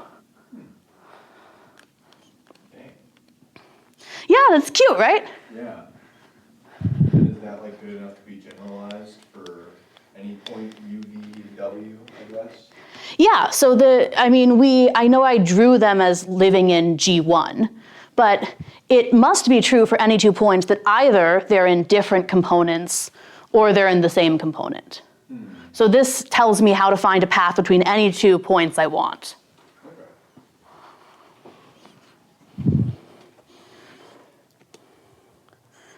Ooh, okay. So we now hopefully understand what paths are, and remember we define those as special kinds of walks. And so now we're ready to go back to that example we had before we even defined what a graph was formally. So remember, a circuit is a closed walk and just remember a circuit is a closed walk. So in particular, a closed walk that's not reuse edges. I've added the word Euler. I've said that I want to figure out when a graph has an Euler circuit. Well, remember the Königsberg problem that motivated us to think about graph theory. It was talking about finding a way to walk really around a graph in such a way that you traverse every edge exactly once. So an Euler circuit is a circuit using every edge. Again, remember this is closed walk, does not reuse edges. And then what I call an Euler walk is the same thing, except you don't start and end at the same place. You start in one place and end in a different place. So this theorem is talking exactly about the situation that we were trying to understand at the beginning of this whole section on graph theory. But instead of being that specific example with the layout of the islands and bridges in Königsberg, this is just talking about having any graph. I want to figure out, is there a way that I can walk around this graph so that I cross every edge exactly one time? I've further broken it down into ways that could happen here, right? Either it could be the case that I start at one vertex and I walk around, and exactly at the time when I cross the last edge, I come back to my starting place. Or it could be that I have to start at one vertex and then end at a different vertex. And this theorem is telling us exactly when such a walk exists in a graph. And actually, the criterion is really beautiful and simple. You can do the kind of walk where you cross every edge exactly once and come back to your starting position, if and only if all of your vertex degrees are even. And there's a walk with different endpoints, if and only if there are exactly two vertices, x and y, of odd degree. So we're going to work on proving this. And the first thing that we're going to do is just sort of recall the thought process that we had when we argued that there wasn't a good way to walk around the bridges of Königsberg, to understand why, if there is an Euler circuit or an Euler walk, these degree conditions would have to be true. Then it'll be a little bit more complicated to show that actually anytime these degree conditions are true and your graph is connected, so you can walk everywhere, then there will be one of these good ways to walk around. So let's start with a proof. So suppose G has an Euler walk, I'll say Euler circuit.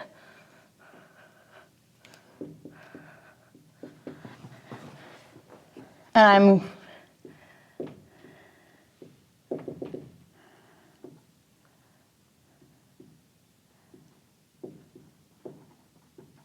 going to very sort of self-consciously use that same notation that we originally defined for walk before we said, well, let's really just think of it as starting at a vertex and moving around. Because in this case, having it written out in a string like this is actually going to make it clearer what's going on.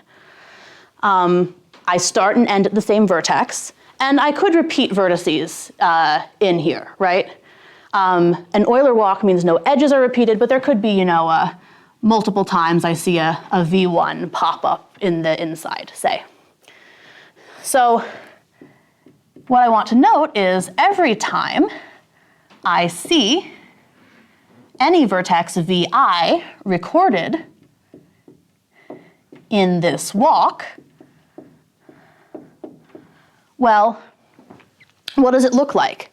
If VI is not equal to V1, so it's not this special one that starts and ends this circuit, I see E I minus 1, VI, EI appear as a subsequence in this walk.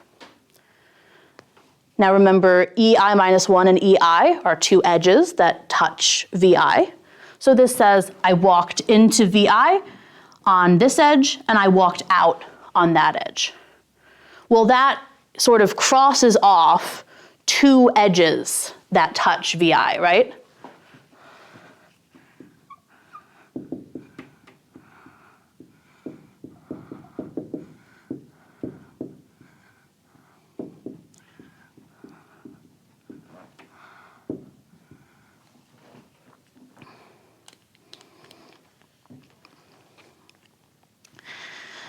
So this is kind of just formalizing that idea that we talked through in the Königsberg example, that I need my vertices to have even degree. Because what this is saying is I can sort of read off every time I see each vertex appear in this walk, two distinct edges that are touching it. Or I guess it could be, what would a loop look like? You start at V1, you walk around. Okay, you'd have to, if you have a loop, it'll also, the parity will work out. You'll say, oh, then that one counts for a contribution of 2 to the degree here. Loops, we're not going to see them in examples that we do later, so we can sort of not worry about them too much. One thing that you could also observe is that if there's really no reason to worry about loops when you're trying to construct one of these walks, because if you have them, just pull them off, make a walk that goes around, and then sort of take that as your base walk, put your loops back in, and just traverse the loop whenever you get to the vertex that has the loop on it. It's kind of a minor point, and again, let's not belabor that.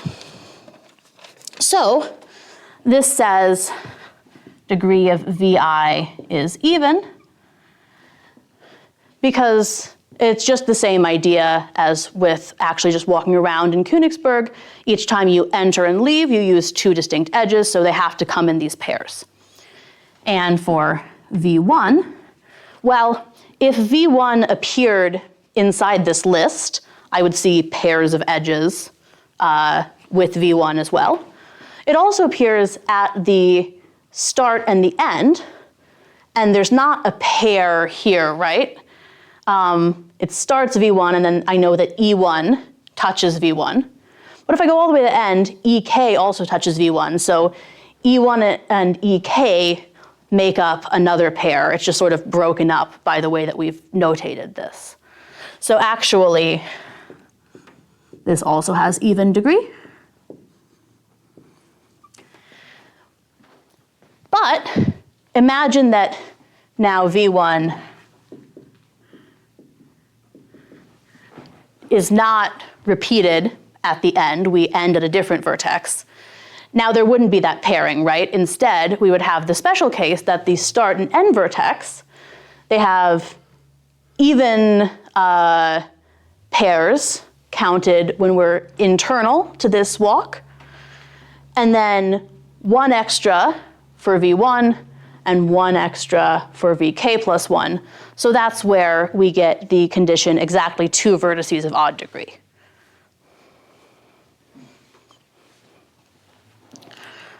Okay, so again, I think that to formally state this, looking at this sequence of vertices and edges and seeing which edges touch each vertex is the easiest.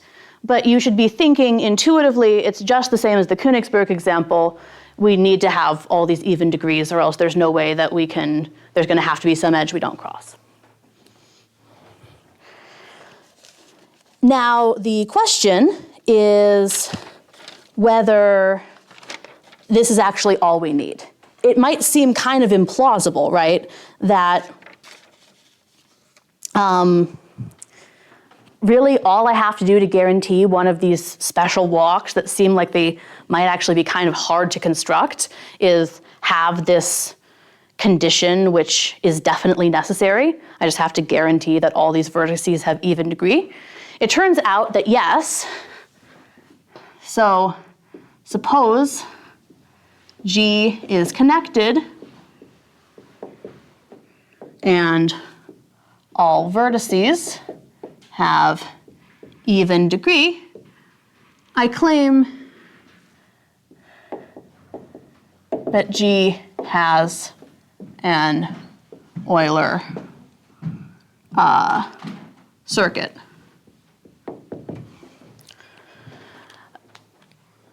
I'm going to actually show this by induction on the number of edges.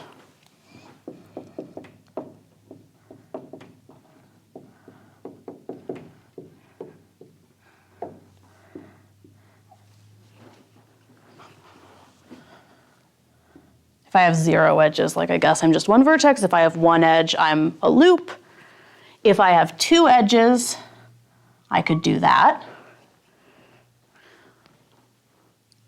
These might seem like trivial base cases. Again, you can kind of just build up as much as you want until you're convinced that like you're doing fine things. It's probably fine just to start with 0. But hopefully we're sort of convinced by these 3 pictures that base case, there's no worries. This is true for these really small ones. Okay, so now I think this is really, really cool. Fix k, we'll say bigger than 1, and suppose all connected graphs with even degrees on fewer edges have an Euler circuit. And we're going to find a way to use this information to actually build an Euler circuit in a connected graph with k edges and all even degrees.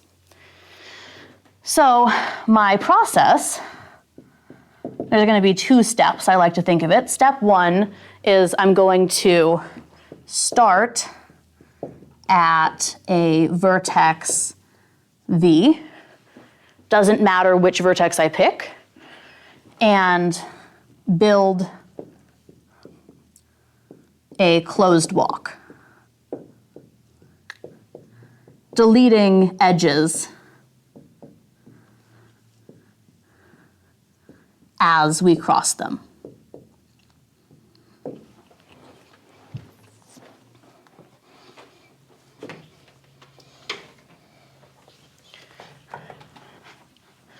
So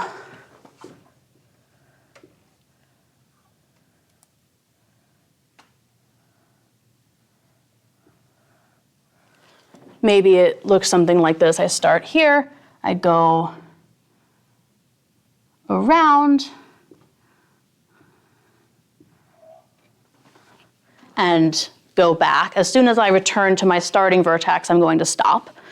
But the key thing to note is we're not just walking over these edges.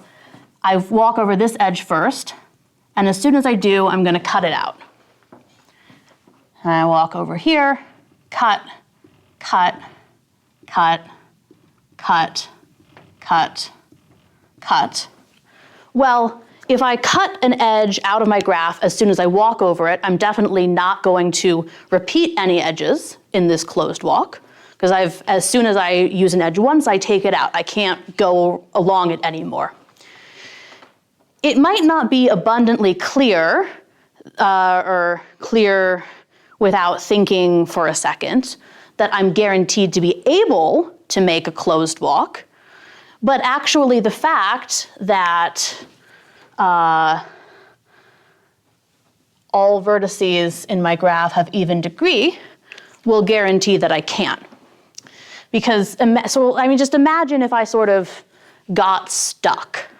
You know, I walk around and at some point I get to a vertex, I go in and I can't go out somewhere. Well, maybe I've visited that vertex before, but I went in and I went out. It's not the vertex that I started on, because as soon as I get back to my starting vertex, I'm going to stop this process. So I've come to a vertex which, if I've traversed it before, I've deleted an even number of edges that touch that vertex. And, well, if I can't go anywhere, then I had a situation where I came in on this edge, there's no other edges going out. That must be a vertex that has degree 1. But if all my vertices started with even degree, and every vertex other than the vertex I started my walk on, I've been deleting an even number from its degree each time I entered and left it, well, this is a contradiction. So without writing down something super formal, this is the reason why we'll always be able to find such a closed walk. You just keep walking until you get back to the vertex where you started. And that's going to have to happen eventually, because you're going to exhaust all your edges. And if you haven't yet gotten back to the vertex where you started, there's always going to be some other edge from your current vertex that you can take because of this degree condition. Okay, so we're going to call this closed walk, actually it's a circuit because we didn't repeat any edges. We're going to call it C. And note, once I get back to my vertex, because we deleted edges as we went, I'm really now in a smaller, like a subgraph, G minus C.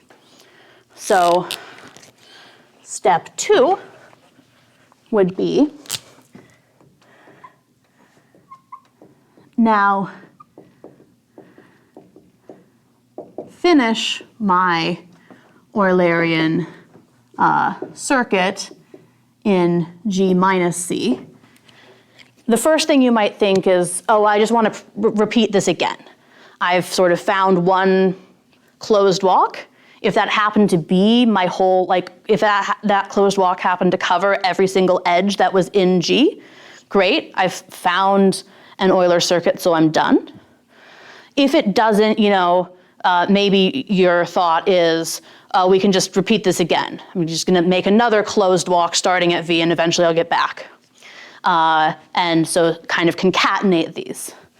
That's a good idea, but it doesn't quite work, because we run into the issue that G is connected when we start, but after we delete all these edges, G might not stay connected. This G minus C maybe has more than one component.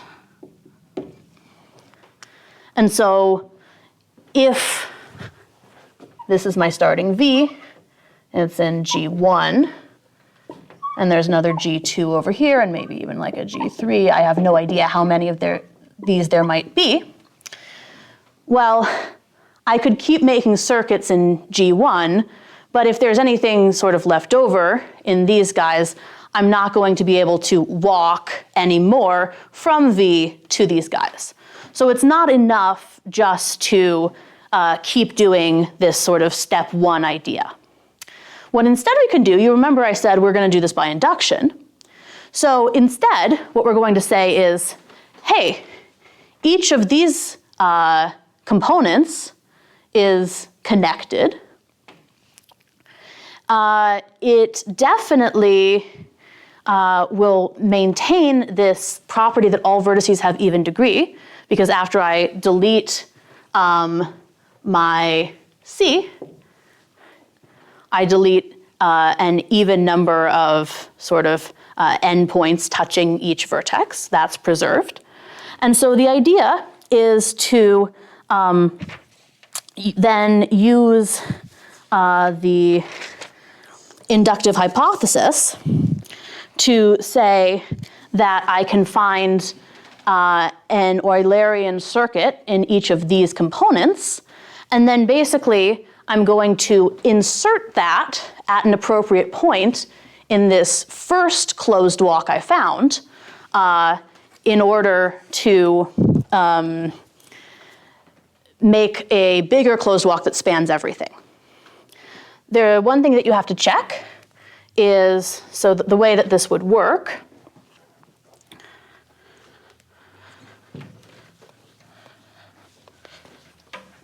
is, say, C is V1,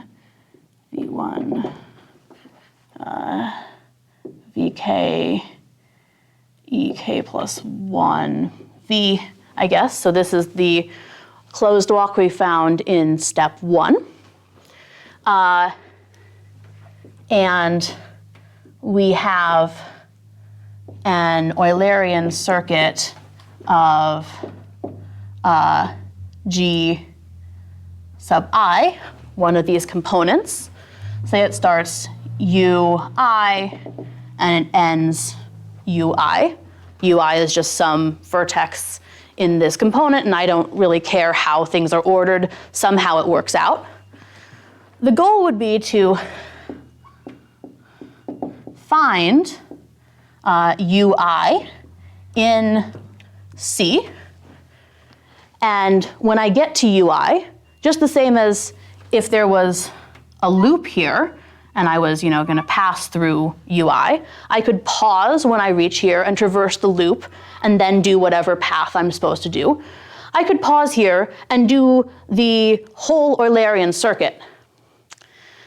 The unclear thing is whether UI must appear in here. And you can check that actually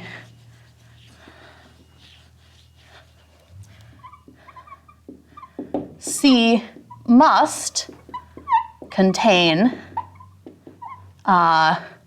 some vertex UI of component GI for all I.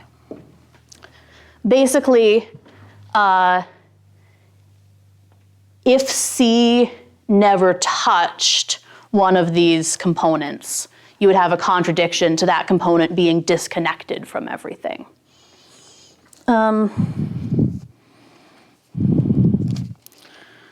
I've definitely proved that. Maybe I can just draw a picture. So let's focus on GK and consider some vertex U. I don't care which component it lives in, except it's not in GK. Well, I started with a connected graph. So for any vertex I chose inside GK, there would be some kind of walk that would connect this vertex to U. And in particular, since U is outside of GK and this vertex is inside of GK, there must be at least one place, there could be more, where there's an edge that has one endpoint inside GK and one endpoint outside. And, well, that edge isn't there when I delete everything, because if it was, then this vertex would be inside this component. So this edge was deleted when I took out that walk C, meaning that the endpoint of the edge that lives inside my component has to be represented in that walk. So that's the whole idea. Again, this, it's sort of by picture. It could be written down more formally, but that's the whole idea. Okay, and then we're basically done, right? We have this initial circuit C, and we just find these vertices that live simultaneously in this circuit C and each of our components. And when we reach them, we'll pause in our regularly scheduled circuit and take an Eulerian tour of that component, and then go back. We'll end at the same vertex where we started because it's a circuit. And then we'll keep going to C until we get to the next component that we need to cover, and we'll snake through that. And so just sort of by that insertion process, we end up traversing every edge. I think it's so sweet that we can do induction here, especially because that sort of naive idea of choosing one closed walk, doing that whole closed walk, and then doing another closed walk, it doesn't really work. Okay, I know this is certainly by far the longest proof we've done yet. Hopefully it was easy enough to follow at least the big ideas. I'm going to pause for questions. We haven't talked about the case where the walk is open, where there's a vertex of even degree and odd degree, but that doesn't require a lot of new ideas, so I'm going to pause here instead of doing that. I also know I'm very sorry if people have been chatting at me. I can't see the chat, so people, moderators have been in and out of the room. If there have been questions that have been burning you, maybe we can have someone look back. Hopefully not.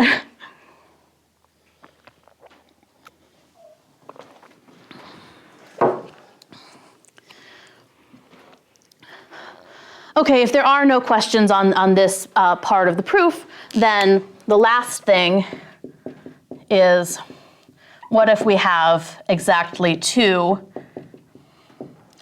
odd degree vertices, x and y, and this is, again, so cute. Well, I don't know. I guess I just chose exercises where I think that the solution is cute. If I thought the solution was ugly, I wouldn't have chosen it. So maybe I can stop saying this is charming. But the idea is, remember that there's nothing in the argument where we assumed that these were simple graphs. We even said, oh, you can have loops. You can certainly have multi-edges. Whether or not x and y are adjacent, I can add another edge from x to y, and that would transform my graph, which has exactly these two odd degree vertices, into a graph where all the vertices have even degree, because I've just added one to the degree of x and one to the degree of y, and I haven't impacted anything else.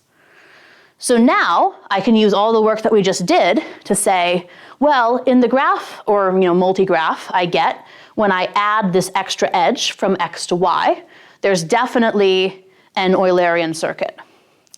Now, I guess we didn't explicitly say this. We talked about Eulerian circuits starting at some specific vertex we pick, but it's like it's a cyclic thing, right? I could choose to view myself as starting at a different vertex and basically doing the same walk. And so in particular, however, let me just say I'm going to start my walk that builds my Eulerian circuit by starting at x and taking this edge from x to y. So, this closed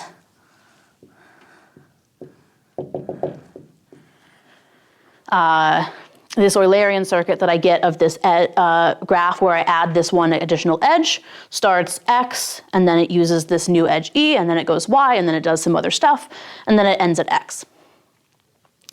Well, if I just cross this stuff out, now I have something that starts at y and goes to x, and it covers all of these edges except for this new edge e, which wasn't actually in the graph that I'm interested in.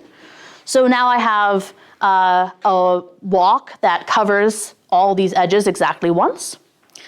And you see that it starts and ends at now different vertices. So basically just a small modification to put this second case back into the first case, and then we see the slight discrepancy in the output that we get. It's no longer a cyclic thing. It has these two endpoints.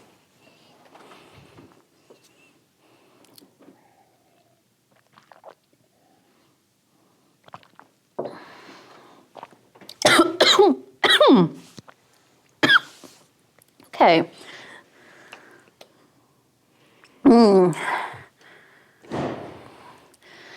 Another section. Making pretty good time, I think. So that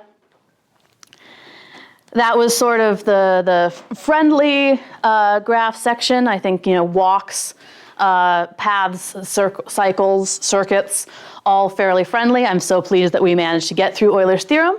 We're now going to switch gears a little bit and talk about another a special class of graphs called planar graphs. You see a picture of a planar graph here. Looks very pretty. I'll define exactly what they are.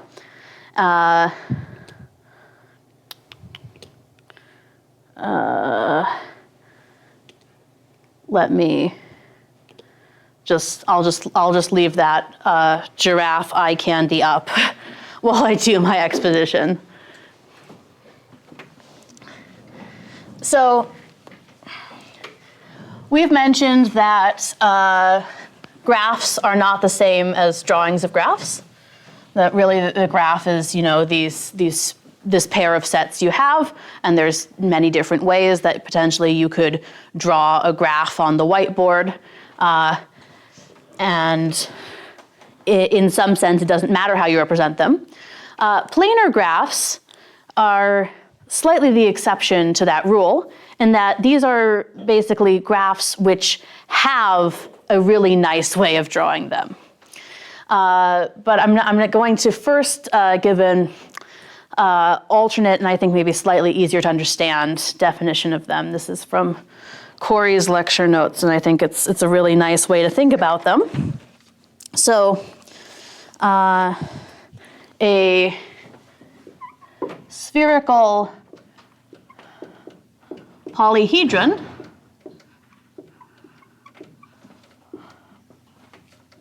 is it's just a sphere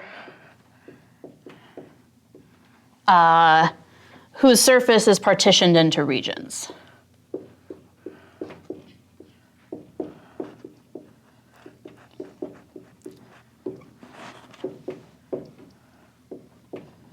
So let's look at an example here. I'm not going to draw like the equator and the dotted line to say this is a sphere, because I'm also going to need to draw actual lines on its surface corresponding to regions, but this is a sphere, not a circle. And let's say I have sort of these two caps as regions.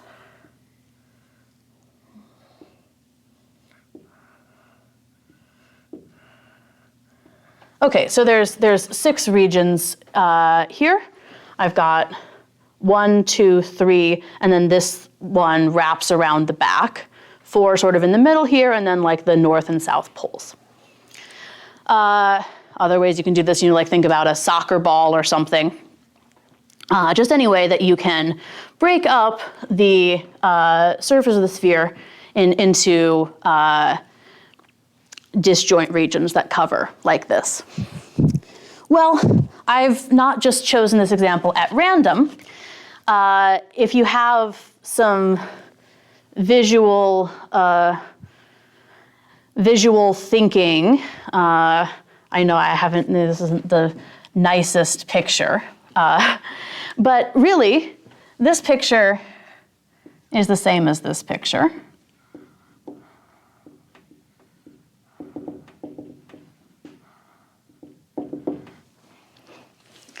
The caps are the top and the bottom of this cube, and then I have the 4 sides of it arranged here. It's true you'd have to like sort of squish this sphere around in order to get a cube, but I don't know, geometrically you could imagine like continuously transforming one of these into another. We're not going to worry about all of those words and topology and geometry and stuff like that.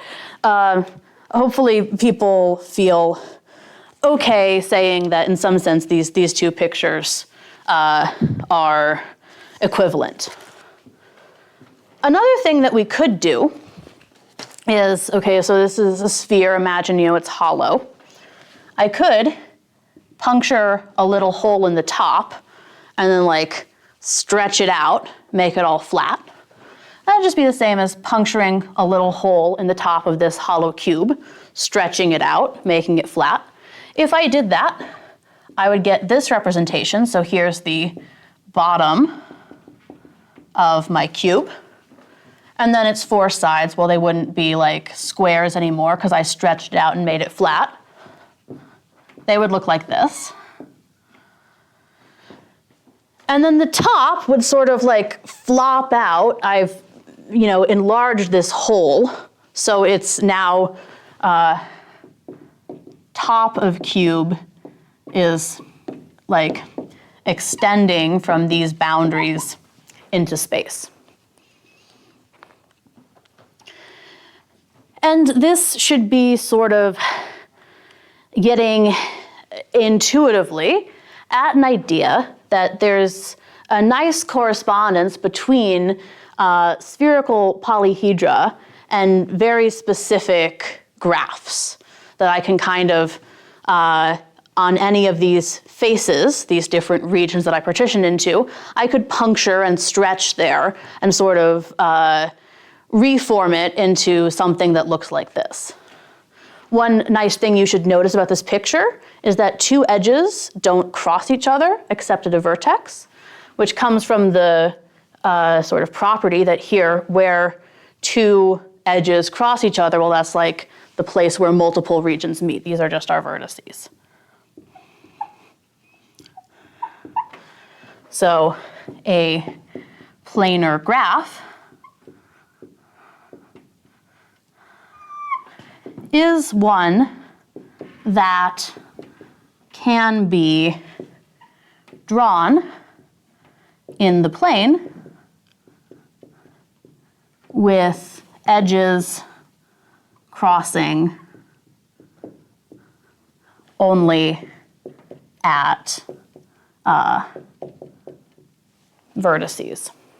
So two edges will touch each other if they have, the same endpoint. Can't get around that, but otherwise edges are not overlapping each other. And really, again, if we were doing like a full week in a class on planar graphs, we could talk a little bit more formally about this, but really there's not a difference between spherical polyhedra and planar graphs. If I ever had a planar graph, I could turn it into a spherical polyhedron by like cutting around it and sewing the boundary up to a single point to make a sphere where then here's a region and here's a region, and here's a region and here's a region, and then the stuff outside all the lines that I sewed up makes one more region. So in general, like this kind of correspondence works, and really it goes both ways. One thing I should point out, it's like common pitfall, is that planar graphs,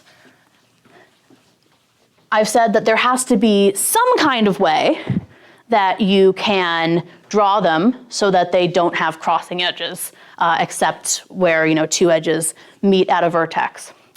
That doesn't mean that any way you draw a planar graph is going to be nice. So, for example, the complete graph on 4 vertices, well, the way I normally have been drawing it looks like this. This is bad. Here we have two edges that cross. There's not a vertex in the middle there. But I could lift up this edge and draw it outside instead, is how I like to envision it.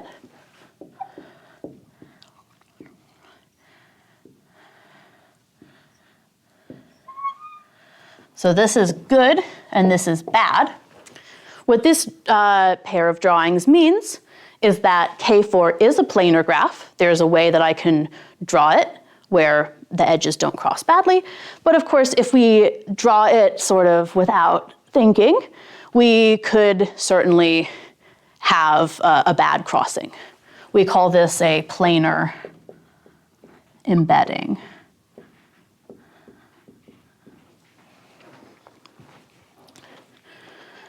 this means, one thing that this means is that it can be kind of hard to check if a graph is planar or not. It's not enough to just draw it and say, oh, I couldn't think of a way to do it so that no two edges cross.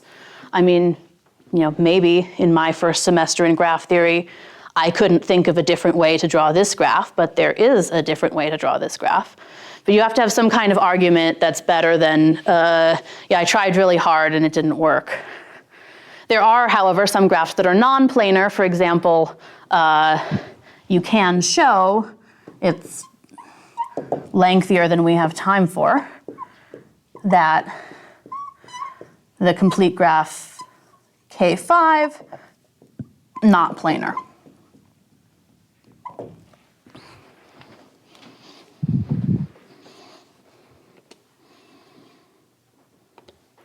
Okay.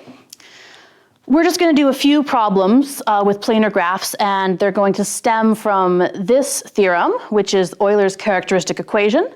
It's the same Euler of the Eulerian circuits and walks that we were talking about in the last section. And the last thing we're going to do in this section is prove this actually using Eulerian circuits, which is very sweet. It was not the original proof. It only recently came up, but it's going to be awesome. But first, we're just going to say this and use it. So what does this mean? Any planar graph satisfies v minus e plus f equals 2. Well, as you can kind of guess from the indicative letters, v is the number of vertices that this graph is going to have, e is the number of edges it has, and f is the number of these faces. I guess it's not completely clear that the number of faces is invariant no matter how you decide to draw these, but it is. Again, we're kind of just going to be a little loosey-goosey about what faces even means. It's, when you translate to this sphere, it's the number of regions that you've split the sphere's surface into. Okay, so the first thing that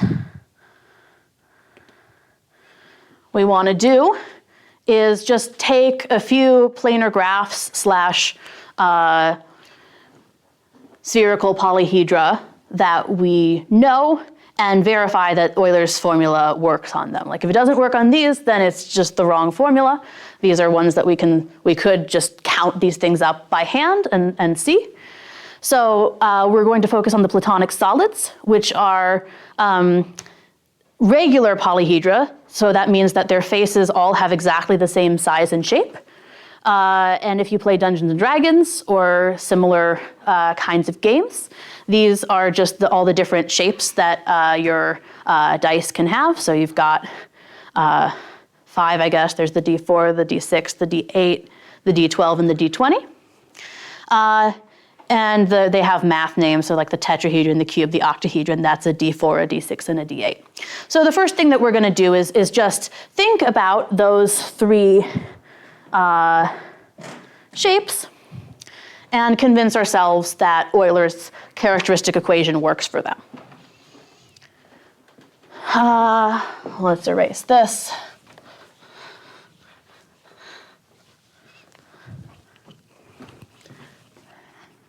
V minus e plus f equals 2. We'll circle that. And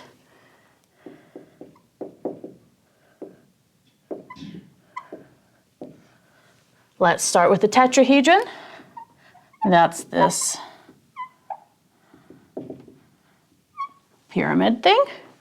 Well, let's just count the vertices and the edges and the faces. So there's if it's sitting on the table, there's 3 faces visible, and then there's a 4th face that it's sitting on. So F is 4. We can see that V is also 4. I've drawn in the vertices.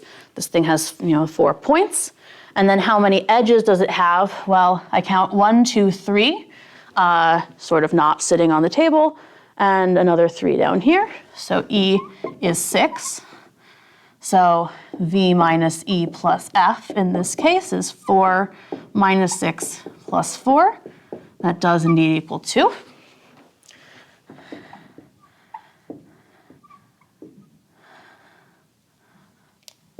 Let's see if I can draw a cube. For the number of things you need to do with the cube. You'd think I'd be better at drawing them, but I'm not really very good at drawing them. I guess that's good enough. Again, I've drawn the vertices as these circles. We can just count the circles. We've got 8 vertices. And, well, if you've ever looked at a die, you know it has 6 faces. We don't even have to like examine this picture and count.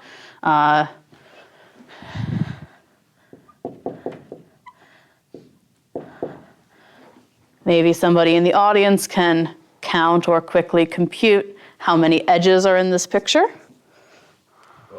12. We've got 4 on the top, 4 on the bottom, and these 4 on the sides. You can note that this is all the same counts as this representation. One important thing that you should note is that when I represent this guy as a graph, like in the plane, instead of in this 3-dimensional drawing, I'm counting this outer unbounded region as a face, which should make sense, right? We want to not forget, if I puncture this top face and stretch it out, I don't want to stop this from being one of the faces. Okay, so again, we can just do some arithmetic. V minus E plus F in this instance is 8 minus 12 plus 6. Again, that's equal to 2. And the last one I practiced at home. It's going better than I thought.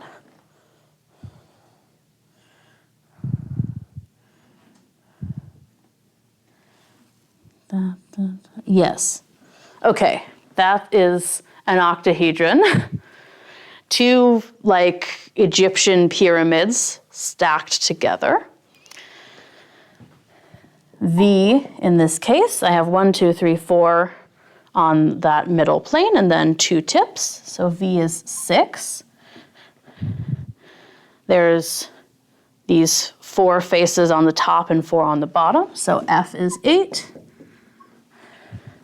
Interestingly, we just switched these from the last example. And then again, E is going to be 12. I have 4 edges on the top, 4 on the bottom, and then 4 going around the perimeter of the middle here. And so V minus E plus F, again, equals 2. And in this case, even the actual numbers that I have are the same. It's just that the number for V and the number for F have swapped from the last example. Okay, so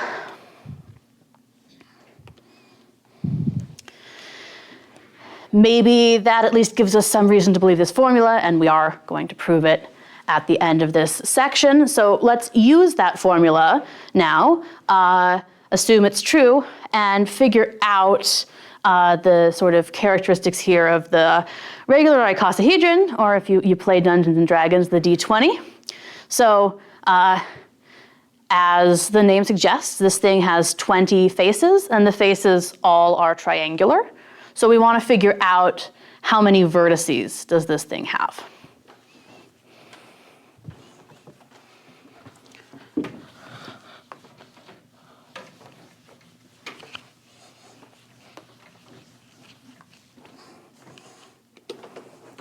Okay, well,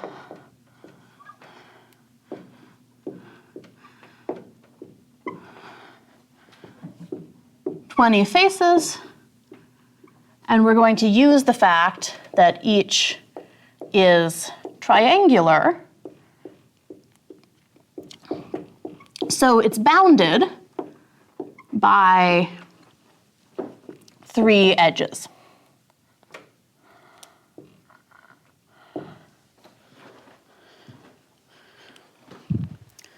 So I'm going to use that information, along with the number of faces I have, to figure out how many edges I have.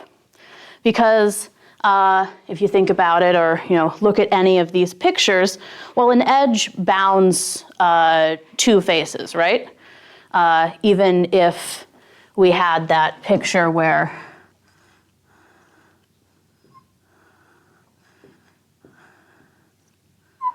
it might look like some of these edges only bound one face. Remember, like the whole outside region is another face.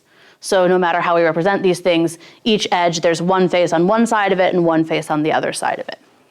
So each edge bounds two faces. So if I count edges by region,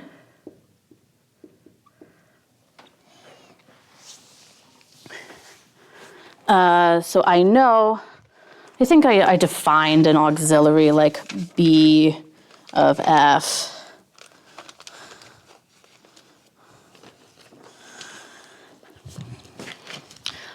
Let's just talk through the counting.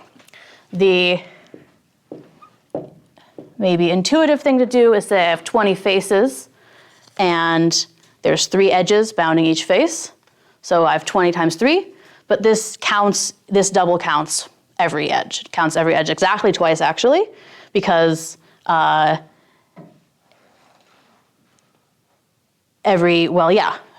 what we said, each edge in fact touches 2 of these faces. So we have to divide by 2 to get the number of edges.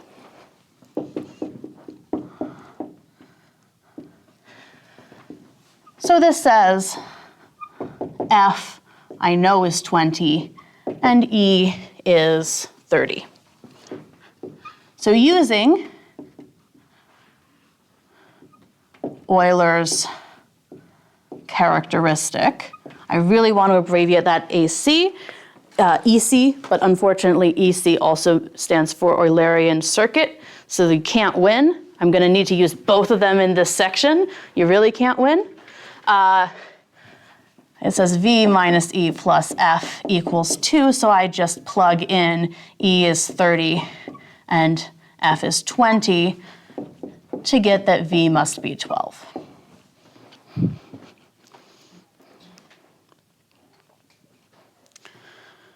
Okay, so these a little bit more computational.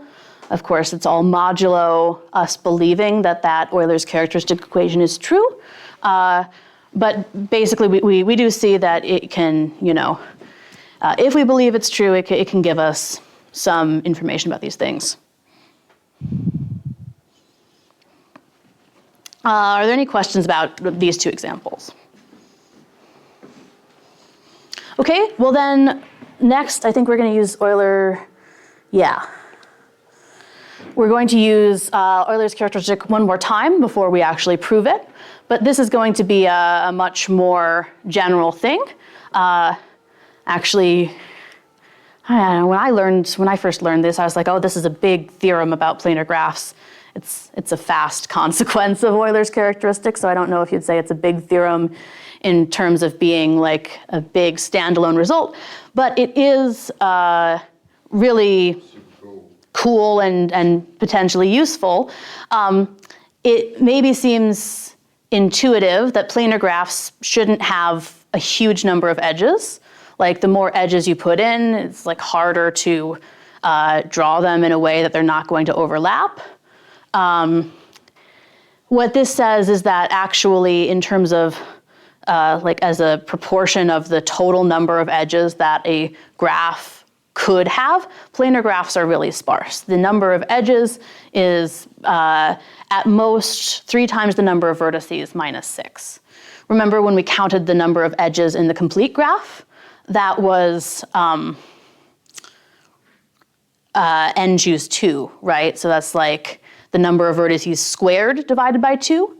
So this is much, much smaller than the biggest number of edges you might be able to have. So, like I said, we're going to use Euler again. Let me erase this stuff.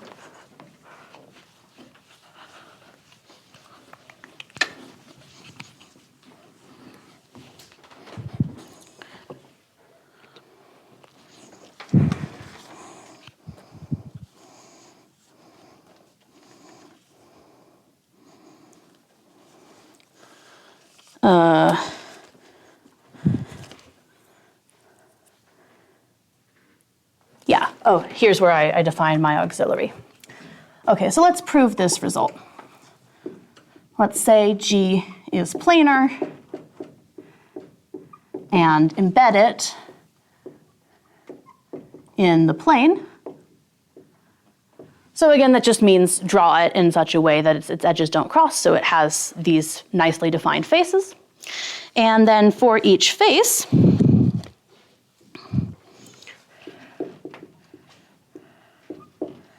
I'll say capital F, lowercase f is the number of faces I have.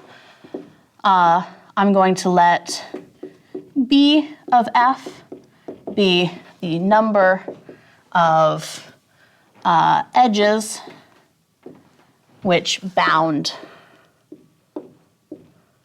face F. Oh, one important thing is that it says here in the statement that G should be a simple graph. So that's going to have implications for how many edges can bound a face.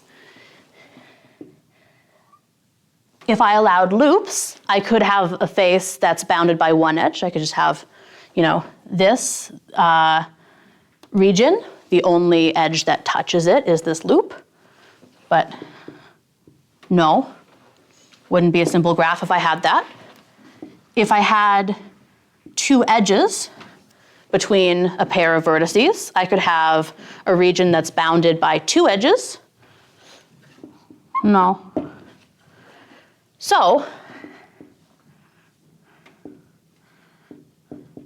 yes, I could have a triangle. That's fine. Simple graphs can have triangles in them. This means that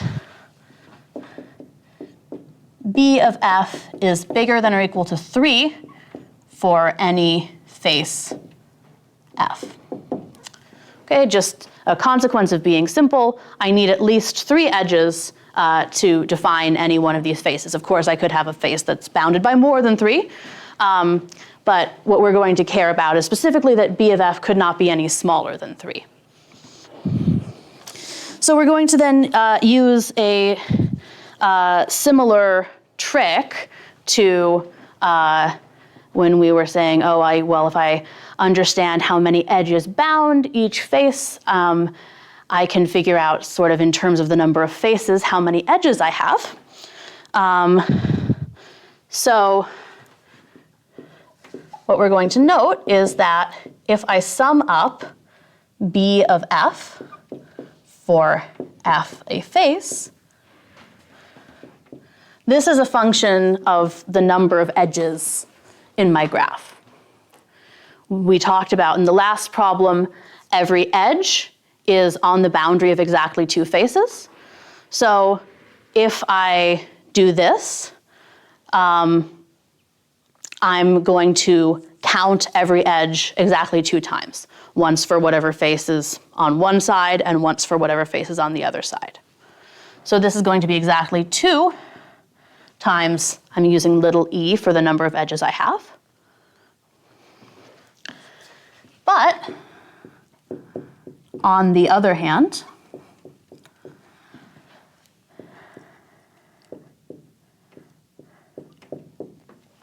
I can get a bound on the size of this by saying, well, I've just argued that because I'm assuming I'm in a simple graph, each of these terms is bigger than or equal to 3. So I'm summing up little f terms, right? That's how many faces I have. For each of those, I get a number that it could be 3, it could be 4, it could be 10. Well, the sum would be the smallest if every single number was as small as possible. So this sum is greater than or equal to 3 times little f. So combining, we get 2 times e is less than or equal to 3 times f. And then we'll use the formula v minus e plus f is equal to 2. I want to get a bound on E. So I'm going to replace f with a function of E.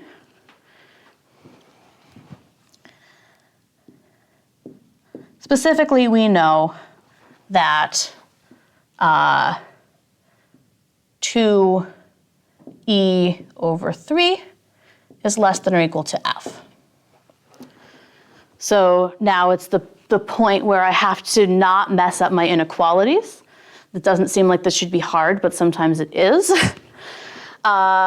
Okay, so 2 is equal to v minus e plus f, which is less than or equal to, I'm going to replace f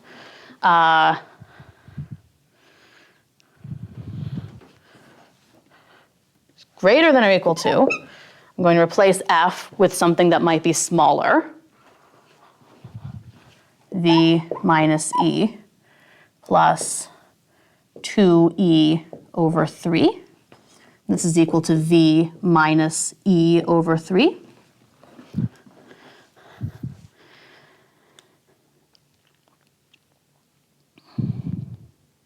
Okay, and then we should just be able to rearrange this to get that inequality.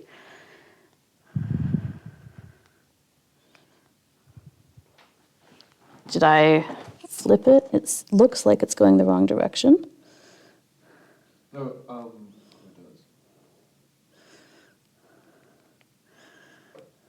does. 2/3 e.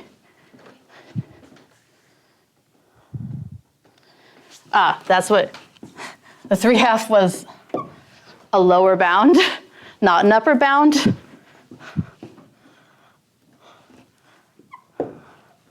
This is the kind of thing that we can't necessarily do right at 7 in the morning. 7:30, then we'll go crack away. Okay, right, and then you can see that if I just add e over 3 to both sides and subtract the 2, and then this just happens to, aesthetically, I guess we like to have whole numbers instead of fractions, so we've multiplied through by 3 to clear that denominator. That's where that formula comes from. Okay, any questions there?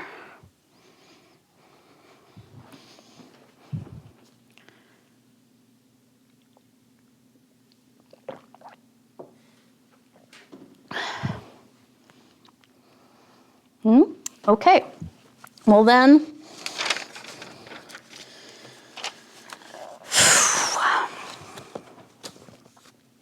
let's finally prove Euler's characteristic. I guess I haven't rewritten it. I'll just write it up in the top.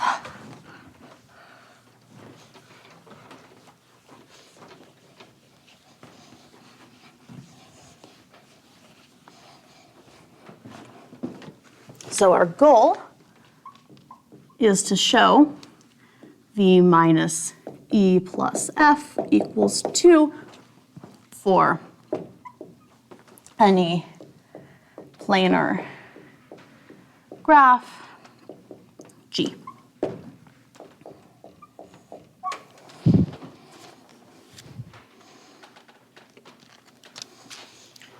Okay.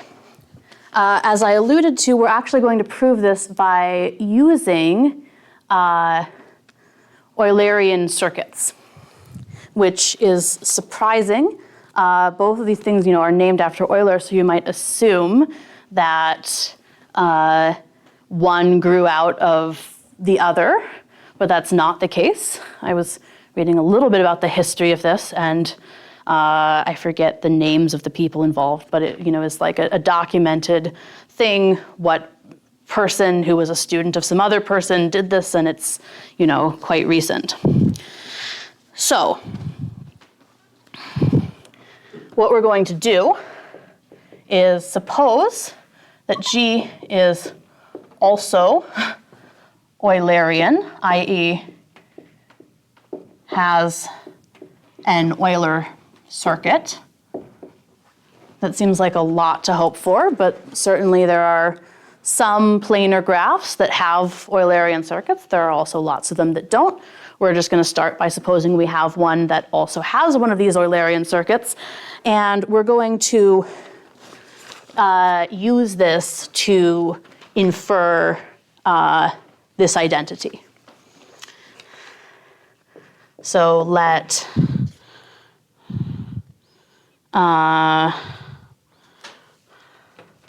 I don't have to name it. We're just going to consider an Eulerian circuit of G, and let R be the number of times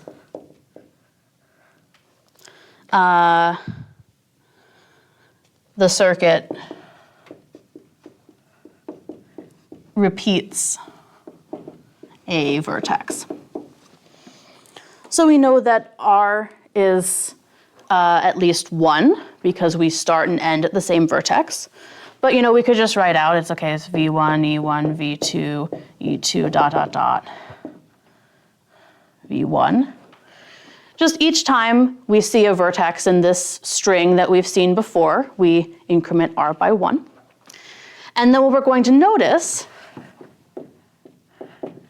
is that the number of faces is closely related to the value of R. Do we have any guesses?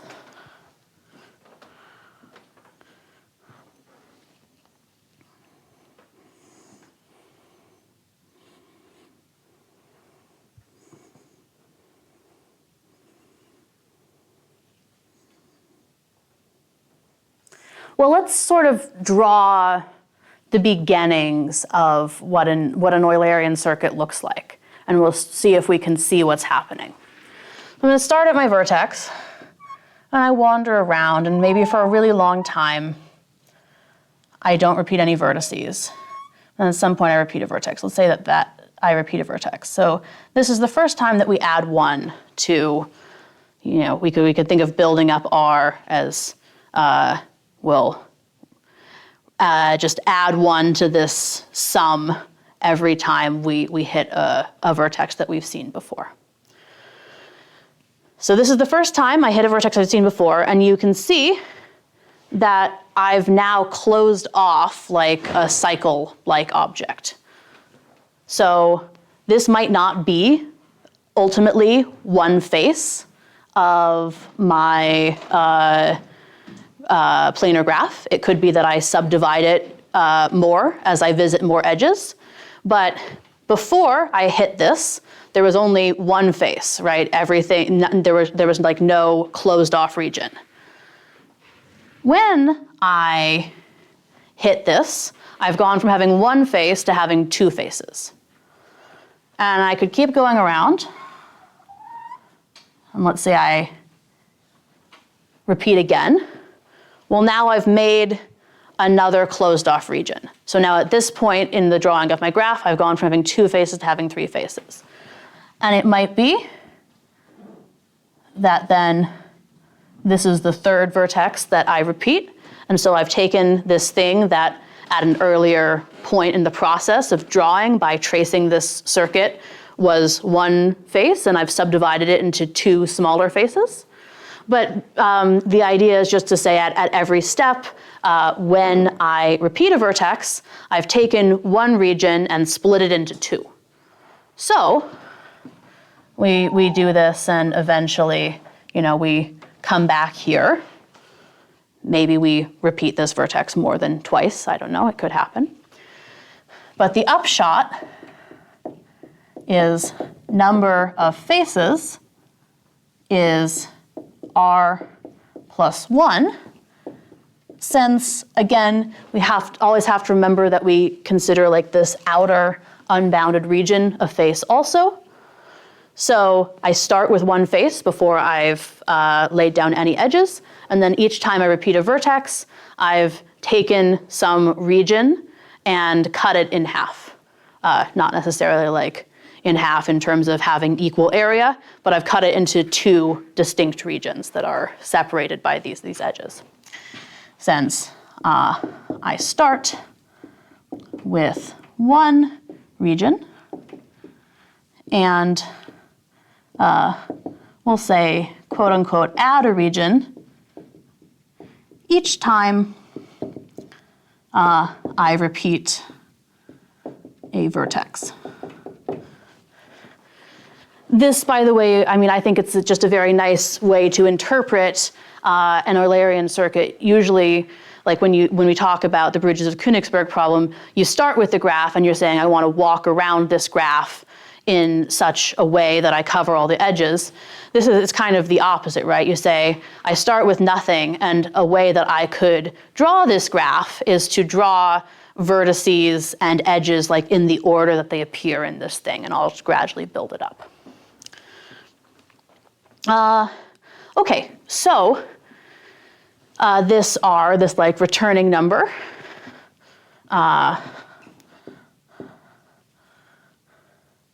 so R plus 1 equals F.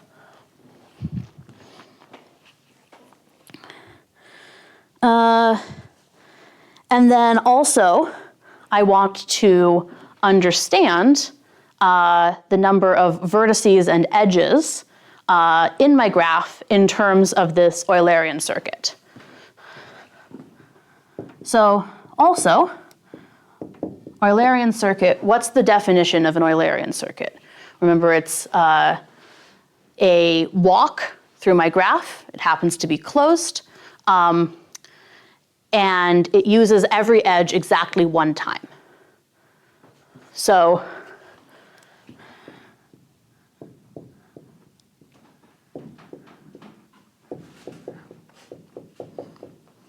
there's definitely some way that taking this Eulerian circuit, I can figure out something about the number of edges and vertices in my graph. In fact, writing it out this way maybe makes it clear. When we visit all the edges exactly once, that means we visit E edges in the course of this. How many vertices do we visit? Well, the vertices just, we have vertex, edge, so on, edge, vertex. So the number of vertices we visit, counting repeats, is just one more than the number of edges we visit. So our Eulerian circuit visits E edges and E plus 1 vertices.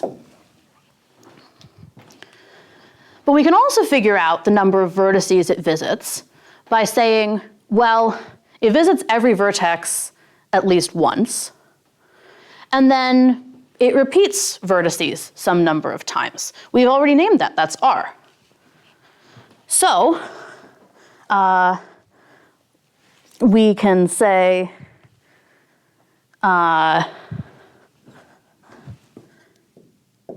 EC, on the other hand, visits little v plus R vertices, visits every vertex once, and then there are R repeats.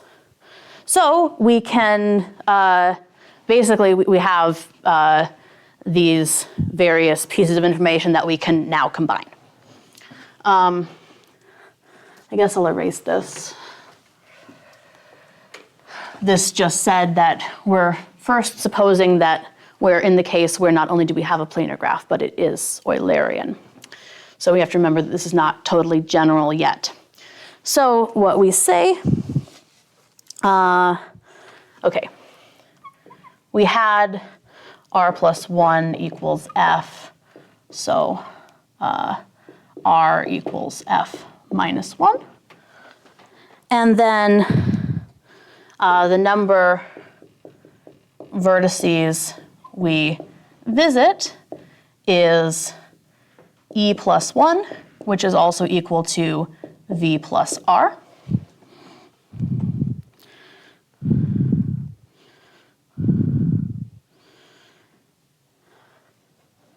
Okay, hopefully this will work out. So I'm going to say that R is F minus 1 using that. And then it looks like this will be right. So we have E plus 1 equals V plus F minus 1. Just adding and subtracting, we get 2 is equal to V minus E plus F. not the standard way that we do it, but it's cool that it just comes out of counting basically what happens as you go around this Euler circuit, right? Now, of course, this is, as I just mentioned when I erased the part that said this is not a completely general argument. We said, well, if it so happened that I started with a planar graph that also had an Euler circuit, then I could look at its Euler circuit and infer this. What if I started with something that didn't have an Euler circuit? There is a really cute trick to transform any planar graph into a planar graph that has an Euler circuit. So let's say now if G is planar with no Euler circuit, I'm going to do this by example first. Okay, so this is planar.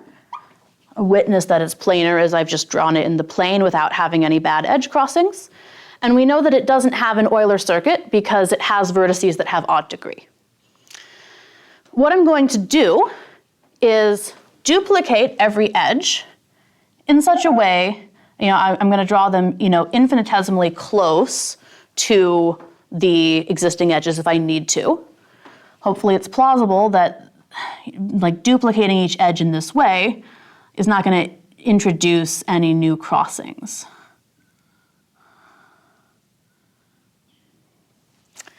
And you can see that, in effect, what this edge duplication does is it adds a bunch of really skinny new faces. Each edge now sort of, you can think of it as cutting the edge in half and pulling it apart to make a new face where that edge lived. So,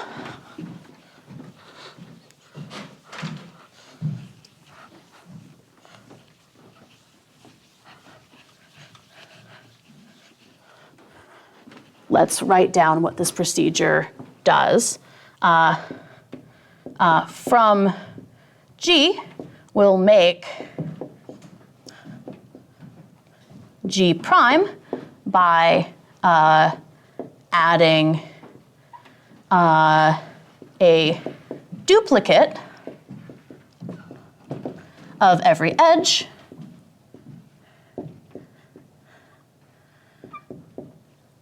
We've argued that G prime is still planar because basically we can draw those duplicate edges as close as we want. And if we got a crossing, it would basically mean we had to have a crossing in G. And G prime has an Eulerian circuit because by Euler's theorem that we did in the last section, it's sufficient to have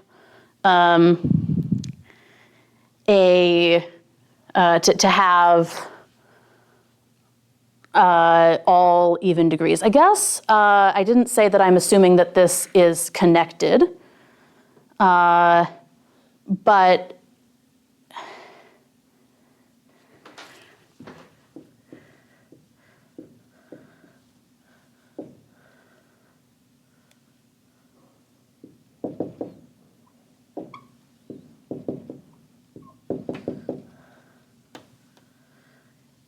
you can see that if we have a disconnected graph, Euler's characteristic equation doesn't work. So if I didn't state connectivity as a hypothesis of that, I should have.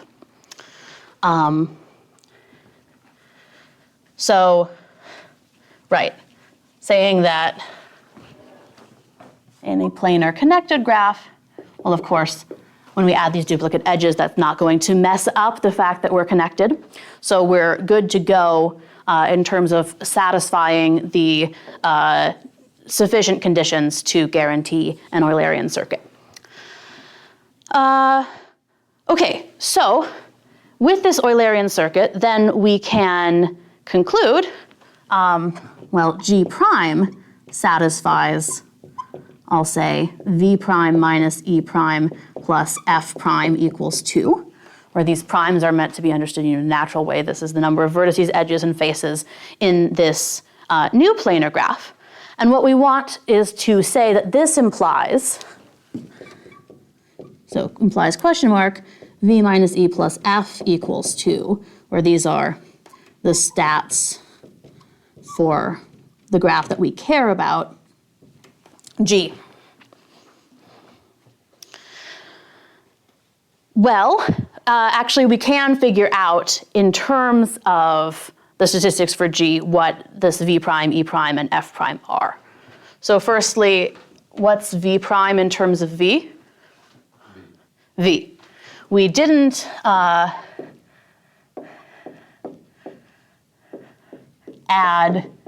any vertices. We just added edges. What's e prime in terms of e? 2e. Every edge gets exactly one friend.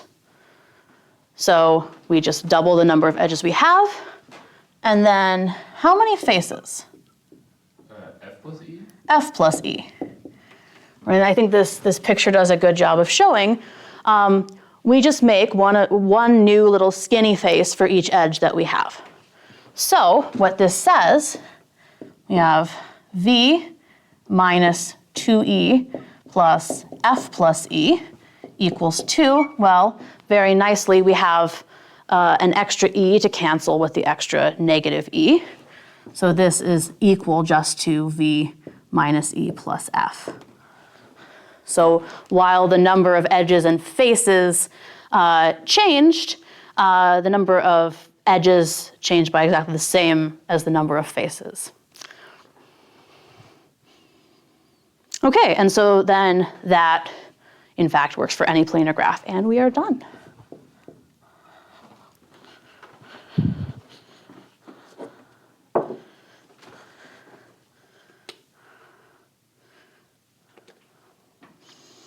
Okay, it's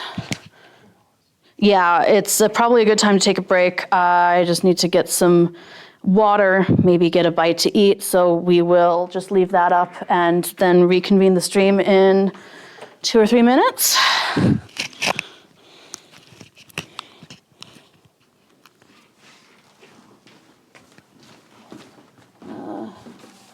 Just mute, right?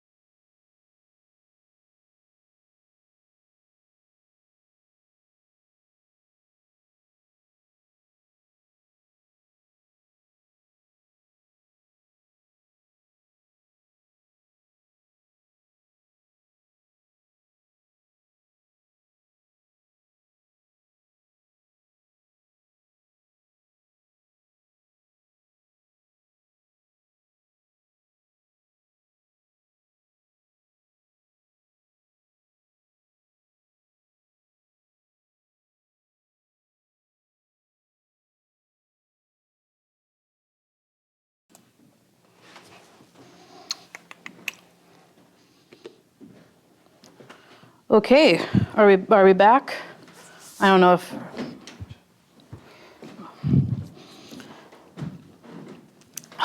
Hopefully we're back. If the audio's not working, I'll hear about it quickly.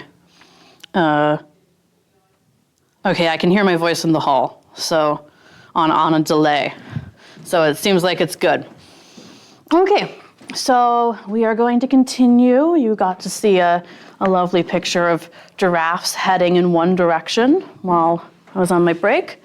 That's because the next section, we're going to take a little bit of a digression and talk about a graph-like object, which is distinct, called the digraph. And the idea is that we've so far been talking about edges being unordered objects. The edge from U to V is not distinguishable from the edge from V to U. We just pick, whether that pair is going to be connected or not. But it might be interesting, particularly in some applications, to talk about edges where there is some sort of order or direction understood. You could think of these as saying that people or product or some sort of quantity flows from some places to other places, but maybe doesn't flow backwards. You could think of, in the examples we're going to be talking about, which are tournaments. We'll define that exactly in a minute, but you could think of these graphs as, for instance, these digraphs as, for instance, encoding asymmetric relationships between people. So if two people play a game and one person is guaranteed to win and the other lose, so you can't have a tie, you could think of these edges as encoding which person won and which person lost. So an edge from U, pointing from U to V would say that player U lost to player V, whereas an edge pointing from V to U would say that player V lost to player U. So you can think of situations where you might want to have graph-like structure, but have it not be symmetric, has some sort of order or direction encoded on these edges. So that's sort of the idea. I'm not an expert on digraphs. It's not my research specialty, but hopefully that's a good enough sort of list of things you might do with these to justify us taking a little digression.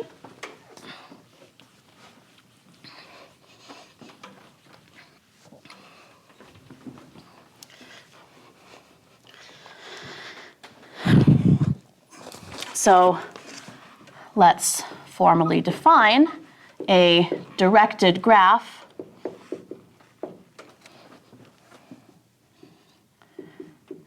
or we often say digraph for short, is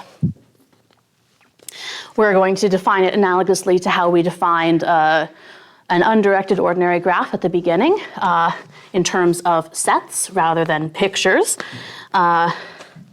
It's a pair of sets VE, where again, V is going to be the vertex set. So this part is not really different. Often we think of these as just being numbers from 1 up to n. We could also, have these be people or locations, any kind of set we want to think about relationships between. And now E will be a set of ordered pairs from V. So let's draw an example. You'll see sort of what these things look like. There's one drawn on this title slide too. But let's say give the vertex sets and the edge sets explicitly. So formally this might look like our vertex is 1, 2, 3, and edges, I'm going to draw these little arcs above to make sure we remember which direction they're going. I'll still denote edges by concatenation, and I will concatenate so that we start with the place where the edge originates and end with the vertex where it ends. But I like to have the arrow up top just to make sure we're super clear. It also reminds us these are not ordinary undirected edges. So let's say we have 1, 2, 2, 3, and 1, 3.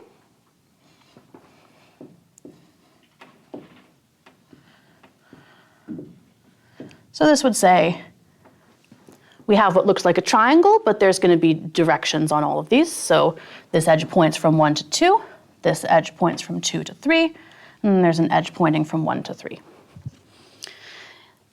So even though a triangle, in some sense, we would think of that as a cycle in an undirected graph, right? This actually doesn't really display a cyclic property. If you think about flowing with the arrows, right? You couldn't flow from 1 back to 1 by following edges sort of along the direction in which they're supposed to point.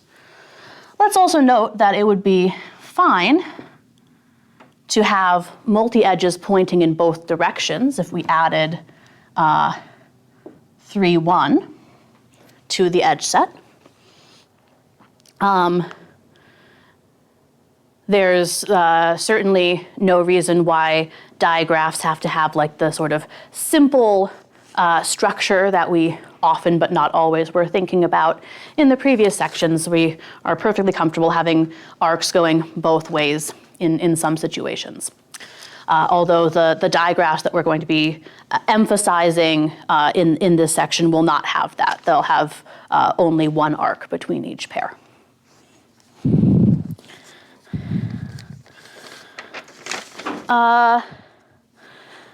So we want to maybe have a slightly different definition of degree than we have for ordinary graphs because, well, what did we say degree was? It's the number of endpoints of an edge that touch a vertex. That's fine if the two endpoints of an edge are basically the same, if there's no sort of orientation on edges. But for these edges with the arrows, there's definitely a difference between this endpoint and that point of this directed edge E here, right? One of them is sort of going out from the vertex it touches, and one of them is going into the vertex it touches. So instead of plain degree, we'll talk about out degree and in degree, which is exactly what you think. So we would denote the out degree of a vertex, I'm going to say by d sub O of v. And this is the number of directed edges. We could say starting at v, since I'm taking this convention that when I order the first vertex in the ordered pair is the place where the edge starts and the second's where it's pointing. I could say the number of directed edges with v as the first in the pair. And similarly, di of v. Just the number of directed edges with v as the second in the pair. We're not going to do a ton of stuff with out degrees and in degrees, but I should note that we want to distinguish these. And just like there is a handshaking lemma for ordinary graphs, there's a directed handshaking lemma. It's actually, in some sense, even simpler to justify than the handshaking lemma for ordinary graphs, and it decomposes into out degree and in degree. So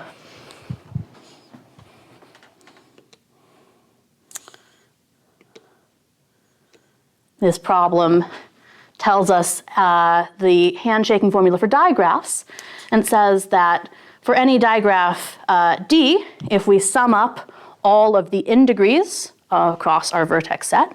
That's the same number as we get if we sum up all the out degrees across our vertex set, and both of those numbers are equal to the total number of these directed edges, or sometimes I'll call them arcs, that we have.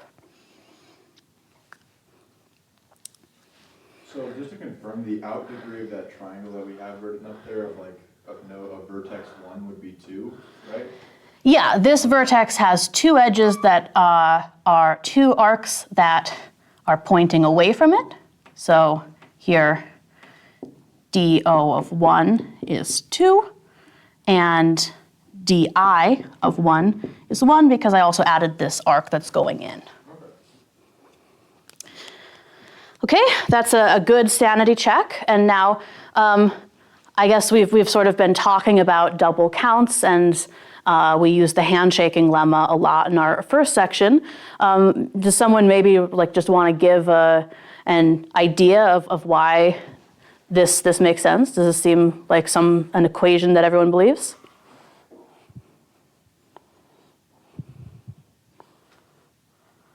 Every edge has a vertex it comes from, a vertex it goes to. Every edge has one vertex it starts at and one vertex it ends at. You could have a directed loop, which would have the same one. That would contribute 1 to the out degree and 1 to the in degree of the vertex where it's based. But we don't even have to have a factor of 2. We're not double counting edges, saying that every edge has 2 endpoints. Now we're distinguishing endpoints. We say every directed edge has exactly, it contributes exactly 1 to the sum of in degrees. It has exactly 1 vertex where it goes out from. And it contributes exactly 1 to the sum it contributes exactly 1 to the sum of out degrees, exactly 1 vertex where it goes out, and exactly 1 to the sum of in degrees because there's exactly 1 vertex where it goes in.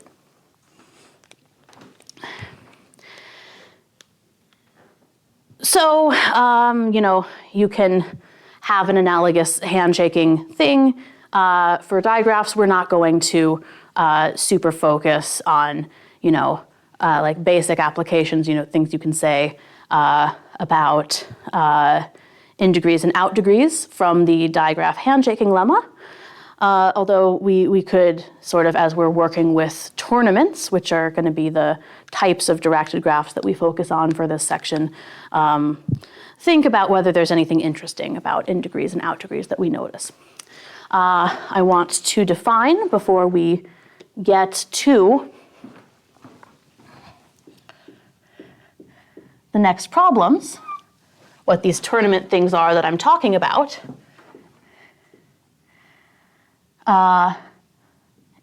Before I talk about what a tournament is, I'll define something a little more general, which is an orientation of I'll just say a graph, not necessarily a simple graph. It could have multiple edges, it could have loops, but it's not directed.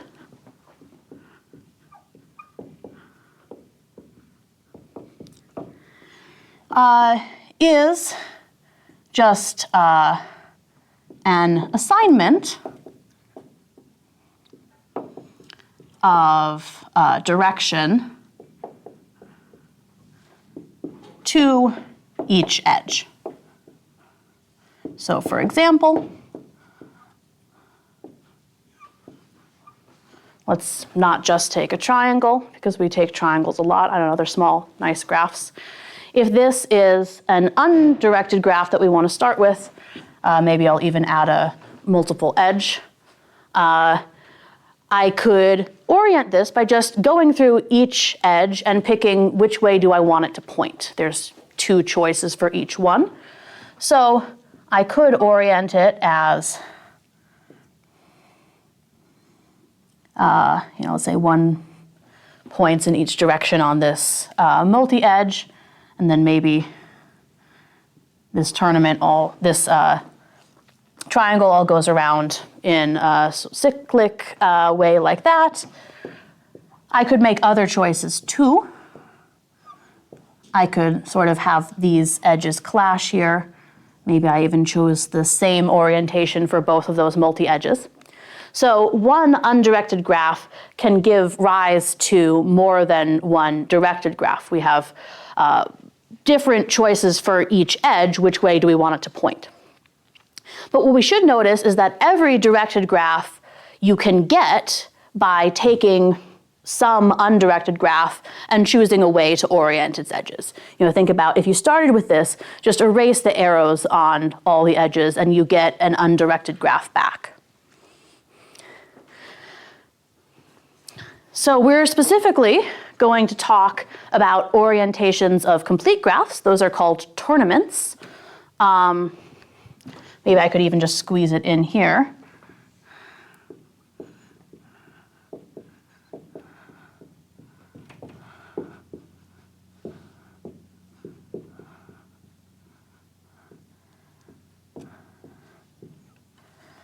I think the reason they're called tournaments, again, it's not like my research area, so I pick things up sporadically about digraphs.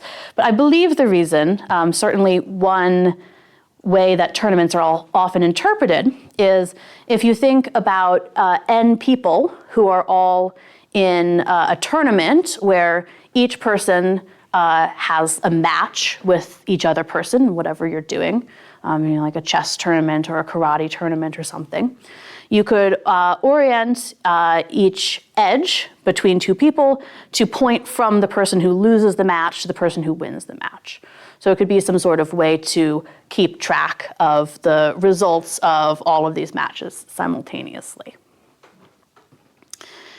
And so what we're going to restrict ourselves to with digraphs is 3 problems talking about properties of tournaments. There's definitely much more you can do with them. It's a big and interesting area, but for purposes of time, I think that we can highlight some cool behavior just by looking at this one specific kind of digraph.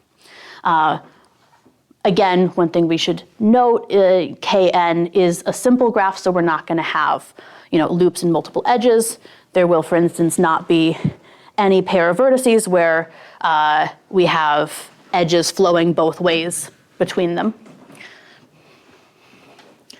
So let's just get our hands dirty and work out a few problems. So the first thing is on transitive tournaments. A tournament is transitive if I haven't written the little arcs above those in my notes. So I can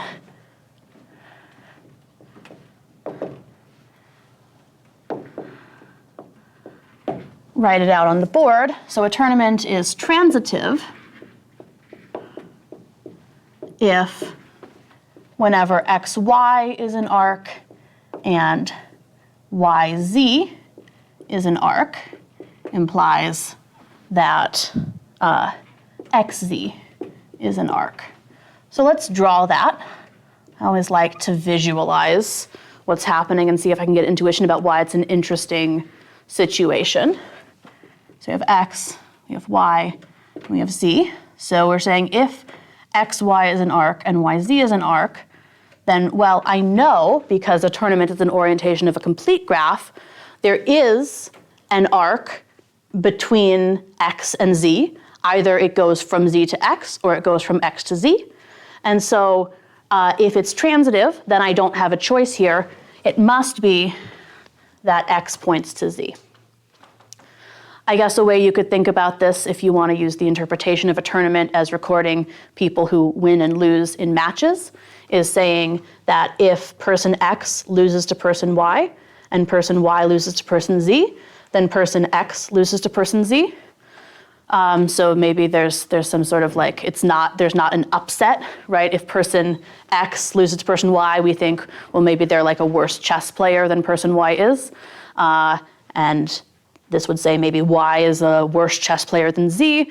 So there's some sort of transitive property that says X is worse than Z and will also lose their match. Of course, we know that in real, chess competitions or sporting competitions, there's not like absolute rankings where a lower ranked person can never beat a higher ranked person. But these transitive tournaments are situations where you could imagine like that sort of thing is what's happening. Okay, so this problem asks us to come up with the following characterization of transitive tournaments. A tournament is transitive if and only if it contains no cycles. Now remember, I said before I drew this extra edge, even though a triangle is a cycle in an undirected graph, we maybe don't want to think of this oriented triangle as being a cycle structure in a digraph because you can't flow around. So cycles and paths we're going to understand as directed objects.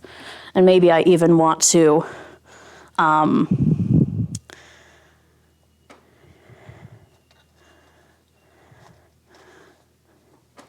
say, note a directed walk is a sequence V1, E1, V2, E2, EK, VK plus 1, where EI, it is an edge between EI minus 1 and E minus 2, but in particular, they're all going the same way. It goes from VI minus 1 to, or I guess it would go from VI to VI plus 1, the way I've indexed.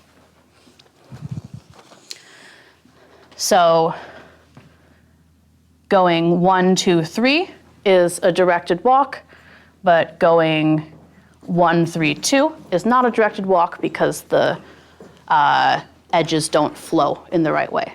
Again, I think maybe this is something that's a little easier to understand intuitively, but we can write it out unambiguously in this sort of vertex edge sequence, and we're going to use the convention that we want to start at the place where our walk flows from. So it's going to be going this way, not that way. And so just like we said, okay, now special kinds of walks are not tournaments, special kinds of walks are tours and cycles and paths. When we talk about cycles and paths, we're going to talk about directed and cycles and paths, i.e. special kinds of directed walks.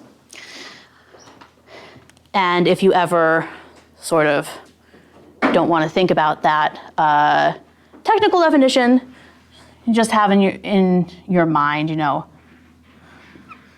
this is the good picture, we go with the flow. This is the bad picture, you can't follow the arrows around to get where you start.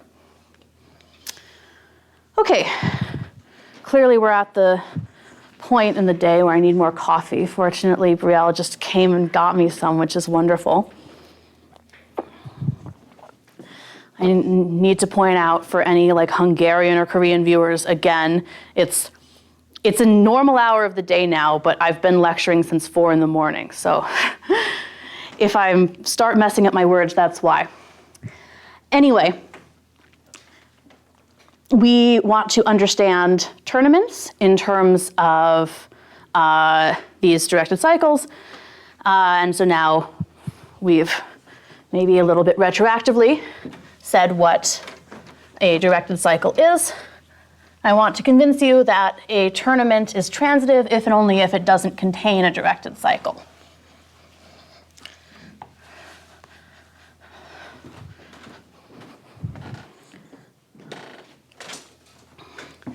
So how are we going to do this? Well, first, suppose no directed cycle in my tournament T. If I ever see this picture, here's X, here's Y, here's Z. Again, I know that there is an arc between X and Z. Either it flows from z to x or from x to z? Well, I've just said I don't have a directed cycle. If my arc went from z to x, that would be a cycle of length 3, which is directed. We can flow around it in the right way. So no, can't happen. Well, there's not 3 choices for which way I could orient that arc. If it isn't this way, it must be the other way. So we must have x goes to y, y goes to z, x goes to z. But this is exactly the definition of a transitive tournament, right? Anytime you see x goes to y and y goes to z, it must be that x goes to z. So this was the fast direction. Basically having no directed cycles means you have no directed cycles of length 3, which means that the tournament criterion must occur. Now, let's go the other direction. Suppose t is transitive. We want t has no directed cycle. I could think of a couple ways to do this. I think that they're kind of equivalent. I'm going to go with a minimality argument. And then when I finish, we'll talk about maybe a different way that we could see it that kind of builds from the other direction. So let's suppose, to the contrary, that t has a directed cycle. Well, I say a directed cycle. Of course, it could have more than one. That just means it has at least one. I'm going to choose one of shortest length. The length of a cycle, and we've been saying these triangles have length 3, so probably it's clear it's just the number of edges that live in that cycle. So it could be that t has like 50 million cycles if n is really big, 50 million directed cycles. But one of them will be no longer than any other. There could be many that tie for shortest, but I'll just choose one of them. Well, does t have length, not t, I'll call it c. Does c have length 3? No. Van's shaking his head. Why not, Van? Breaks transitivity. Breaks transitivity. We were just talking about that, you know, this picture is the thing that's disallowed by transitivity. It's also a directed 3 cycle. So, no. So, length of c is greater than or equal to 4.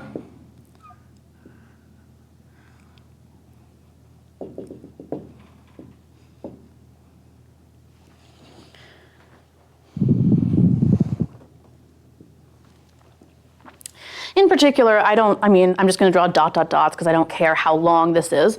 I'm just going to circle 3 vertices somewhere and say, well, because t is transitive, we know that zx is not an arc. It has to be xz. But then notice what's happened here. If I cut out y and instead just go around my cycle, it's going to start at z, and when I get to x, don't go up to y and then down to z, just go across to z. Well, it's still a directed cycle. You can see it's flowing in the right direction, but it's shorter. I said I'm choosing one of smallest length, but now I've found one of shorter length, and that's a contradiction. And essentially, like, the way that you could view this in the other way is you could say, well, I know that I don't have a cycle of length 3. So then you could say inductively, I'm not going to have a cycle of length k, a directed cycle of length k. And then if I had I show that you don't have a directed cycle of length k plus 1. If you did, you could find one of length k, contradicting the inductive hypothesis. I know that seems a little bit backwards, but I guess it's a way that you could consider writing this proof, just because the idea of really why this doesn't work is if you had a directed cycle of any length, you could continue whittling it down until you got to a directed triangle. So maybe it's not entirely clear from here. It's like, oh, well, I don't know, you just picked one that was a little bit too long, now you have a shorter one. Well, you could keep doing this process until you get down to the object that gives you a contradiction. Okay, any questions there?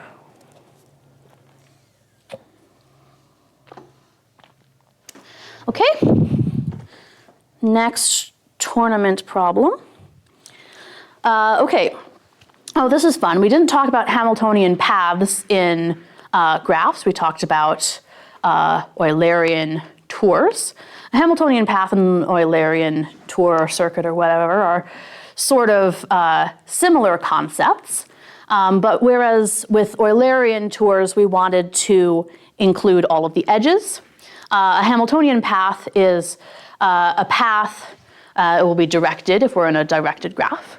That includes all the vertices. So we'll have the requirement, since it's a path, that we can't return to vertices, but we want to hit all the vertices. And this problem says that every tournament has a directed Hamiltonian path. So we want to convince ourselves that that's true.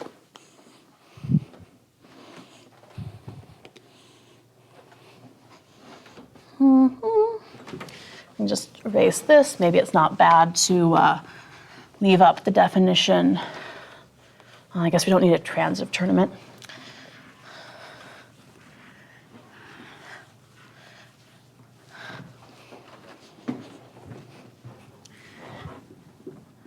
So this is a sort of short and sweet argument. I really like drawing picture proofs of these guys, because there's so often you can just like look at arrows and see what direction they're going.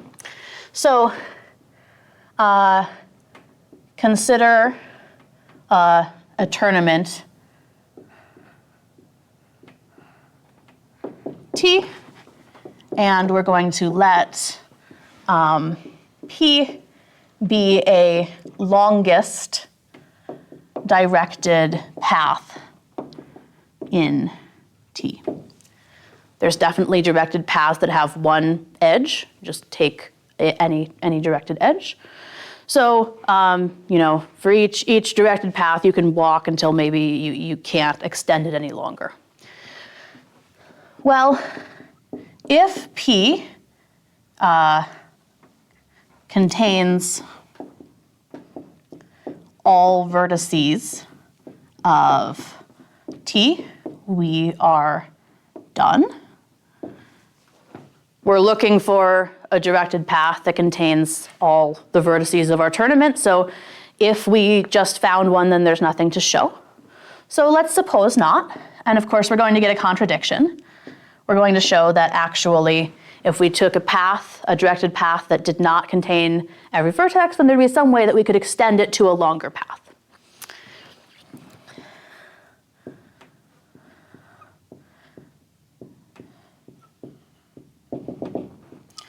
So our directed path will look something like this. And in particular, we said it does not have every single vertex, so there's some other vertex. I'm going to call it U, which lives somewhere out in space. It's not on this directed path. Well, I said that P was a longest directed path. So if I had an edge, a directed edge like this, that would immediately be a contradiction, because I could start at U and then walk along P. That would be a longer directed path.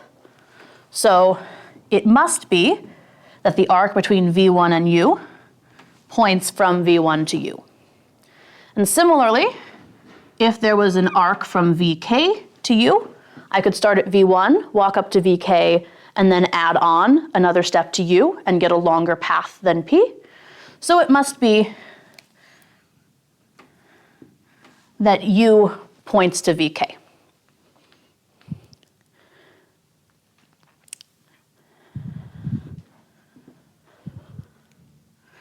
But now there's something cool that you can kind of maybe see will happen, because my first arc points up to U and my last arc points down to VK. There must be two arcs in here somewhere, I don't know exactly where they are, where one points up to U and the next one points down to my path, and these things are separated just by one directed edge. The way we could formally see that is let VI be the first vertex in P, where VIU is an arc. So Move the direction the other way. wrong direction, you're right, UVI is an arc, so the first time I point down. Now I know that 1 is strictly smaller than I, because the first time I don't point down, I point up. And I also know that I is less than or equal to k. I have an instance where I know I point down, so it can't be that I just point up, up, up forever. So, this would be VI, and because it was the first instance where I pointed up, I know that the thing right before it, which must exist because I is strictly bigger than 1, has to point up. But now look what I can do. I can start at V1 and walk along to VI minus 1, walk up to U, down to VI, and continue along. And I've just made a path that's a directed path that is one edge longer than the directed path I started with. I cut out one directed edge here, but I add in 2. So I'm walking a strictly longer distance. And again, why does this finish the proof? Well, I took a longest directed path in T, assumed that it didn't contain all the vertices and got a contradiction, so the contradiction was to the claim that P did not contain some vertex. Okay, any questions? Okay, then I think this is the last in the section on digraphs before we have our final section on trees, which will lead to our capstone for the entire course, proving Cayley's formula. But before we get there, let's do a good job finishing up this section. This problem is also dealing with Hamiltonian paths and tournaments. We just showed that every single tournament has at least one directed Hamiltonian path, but usually you'll get more than one. In fact, this problem shows there exists an n-vertex tournament with at least n factorial over 2 to the n minus 1 Hamiltonian paths. And we're going to do that by sort of figuring out on average how many Hamiltonian paths these things contain. This is going to be an application of what we call the probabilistic method. And I know that there's been some sporadic discussion of probability theory in this course, but it's not a course on probability theory. So we're going to, explain and define as we go along, but don't worry if you don't know all of the probability that's going into this. That's not something that you're necessarily expected to get from a course on discrete math. But hopefully at least intuitively what we're doing will make sense. So the idea behind the probabilistic method, well, I guess probabilistic method really covers a range of different techniques and ideas. But kind of what unifies them is we're going to use tools from probability theory to determine that some kind of object exists without explicitly constructing it. And in this case, we're not going to do anything too crazy. Basically, we're going to show that the expected number of directed Hamiltonian paths in a tournament is pretty big. And if you don't know about expected number, you can kind of think of that as the average number of directed Hamiltonian paths in a tournament. And so then again, it's using tools from probability theory, but I think whether or not we know probability theory, hopefully we'd agree with the following fact. If the average of n numbers is k, then at least one of the n numbers is bigger than or equal to k. If they were all strictly smaller than k, then there's no way they could average. You can't have something you can't have a set average to more than its maximum. And so basically we're going to do an analogous thing using expected value. If you have a probabilistically generated object and it's the expected number of, in this case, directed Hamiltonian paths is some quantity, it will be n factorial over 2 to the n minus 1. That certifies that there's got to be some object that at least meets that, what you can think of as like an average. So hopefully if there's probability experts in the chat, they won't be too mad at me. I think that's probably a good enough like intuitive description for people to go on if they're not super familiar with probability theory. So let's, with that sort of framework in mind, jump into actually doing this problem. So I guess I don't really need to look at anything. We will randomly construct a tournament by orienting edges of Kn. Remember, to get a tournament, I just start with a complete graph and then I choose a direction that each edge goes. So instead of explicitly choosing for myself, I'm going to flip a fair coin for each edge. And if it's heads, I'll say there's one rule for how I orient it. It points from the vertex of smaller index to the vertex of larger index, and if it's tails, it goes the opposite way. So there's two ways that each edge could be oriented. I'll pick each with probability 1/2. Again, I really like to think of, you literally have a coin, you point at each edge, you flip it, and then you follow the rule based on the result. So let's consider a possible Hamiltonian path. And that's just going to be an ordering of my vertices.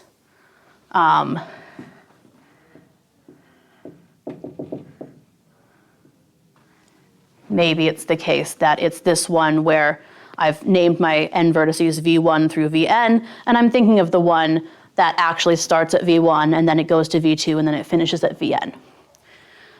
Notice this is not the same as Vn minus 1 down to V1. I'm thinking of going along this way. Anytime I pick one of these orderings, I'm saying I'm going to first pick the sort of source vertex and then have it end at the end vertex. So these two orderings correspond to, different potential paths. You're small. Oh, I'm sorry. I'll be big.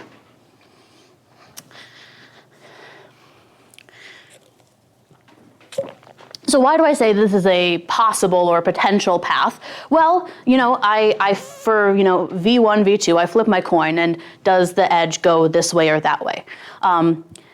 It's always conceivable that my coin flip goes the right way for each of the n-1 edges, the one from V1 to V2 and the one from V2 to V3 and so on.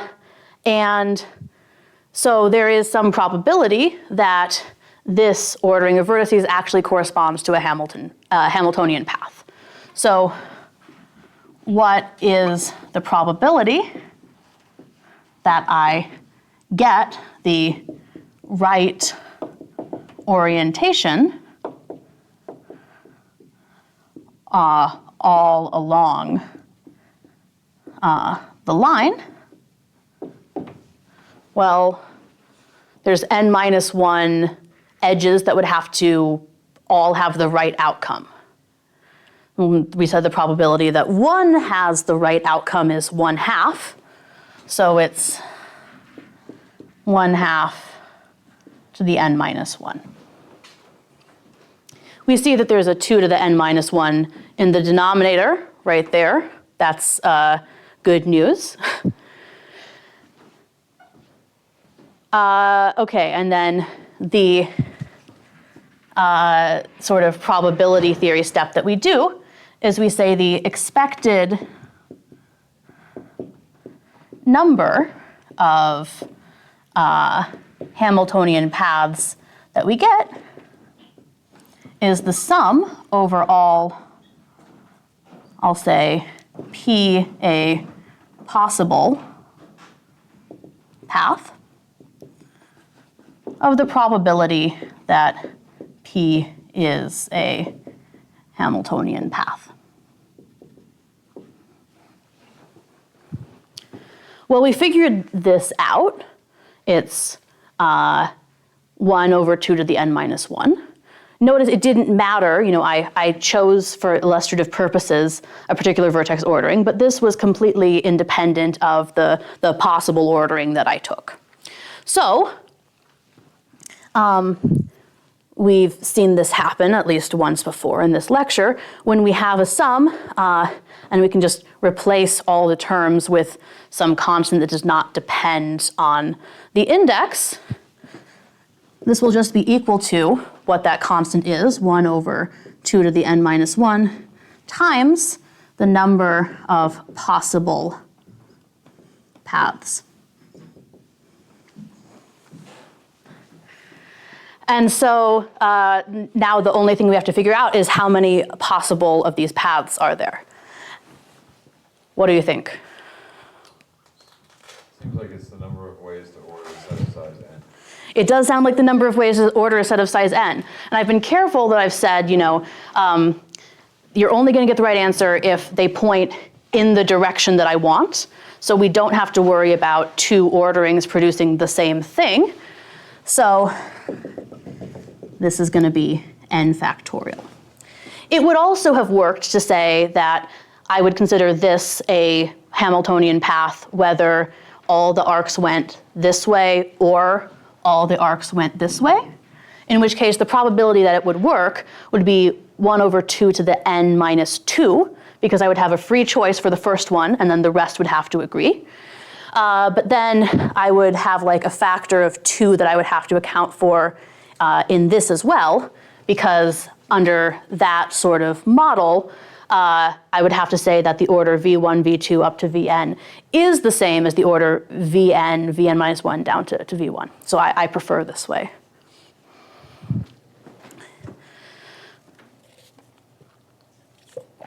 Okay, all happy? You know how this number grows? within?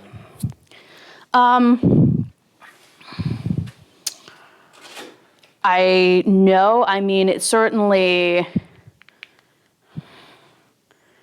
there's the same number of terms in the numerator and the denominator. Of course, the terms in the denominator are all 2's, and the terms in the numerator are increasing. I don't off the top of my head know the asymptotics. I probably should. Can you do it in Wolfram, etc.? Perhaps, maybe someone in chat, we can look into it. But, yeah, I'll put these. Okay, well then, I know I can vamp while you take a peek. Or I could also just put that up.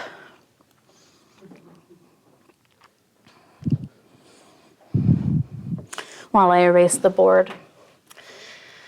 This is the last section that we're going to do on graph theory. I'm very excited to talk about trees. We're going to end with a really beautiful theorem that will encapsulate techniques from basically all of the previous speakers. It's going to use induction, it's going to use recurrence relations, it's going to depend on us understanding binomial coefficients. But we, have plenty of definitions and groundwork to lay before we get there.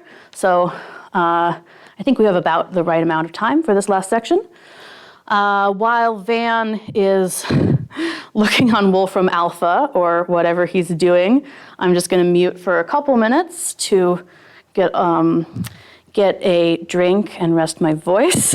And then we'll be back in a flash for the conclusion of our marathon.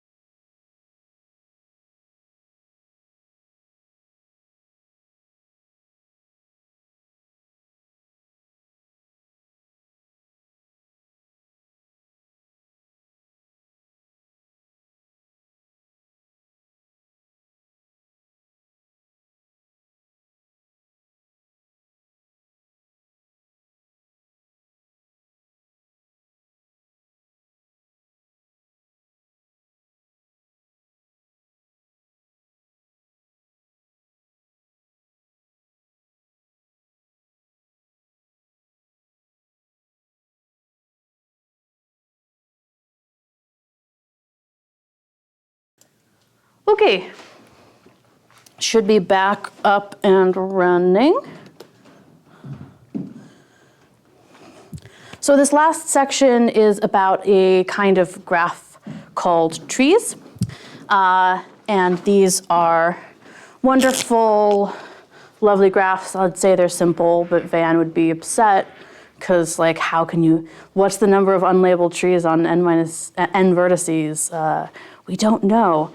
The great thing about trees is they might seem like they have very easy to understand structure, but there's actually lots of very deep and beautiful things we can say about them. And as I alluded to, there are some questions even just involving trees that are still difficult.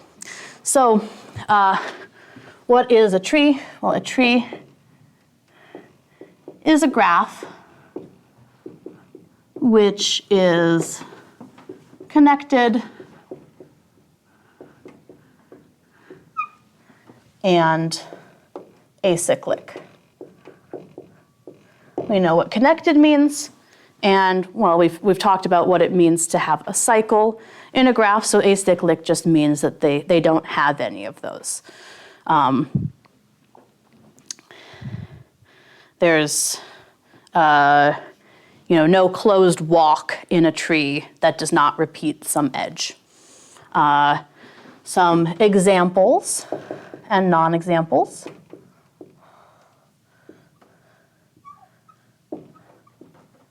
Nice, simple looking tree. This is a special kind called a path. Yes? You can have some vertices of very high degree in a tree. Something like this would be fine. Yes? What would be bad? Well, cycles, they look like you think they look intuitively. No, because we've got this cycle here.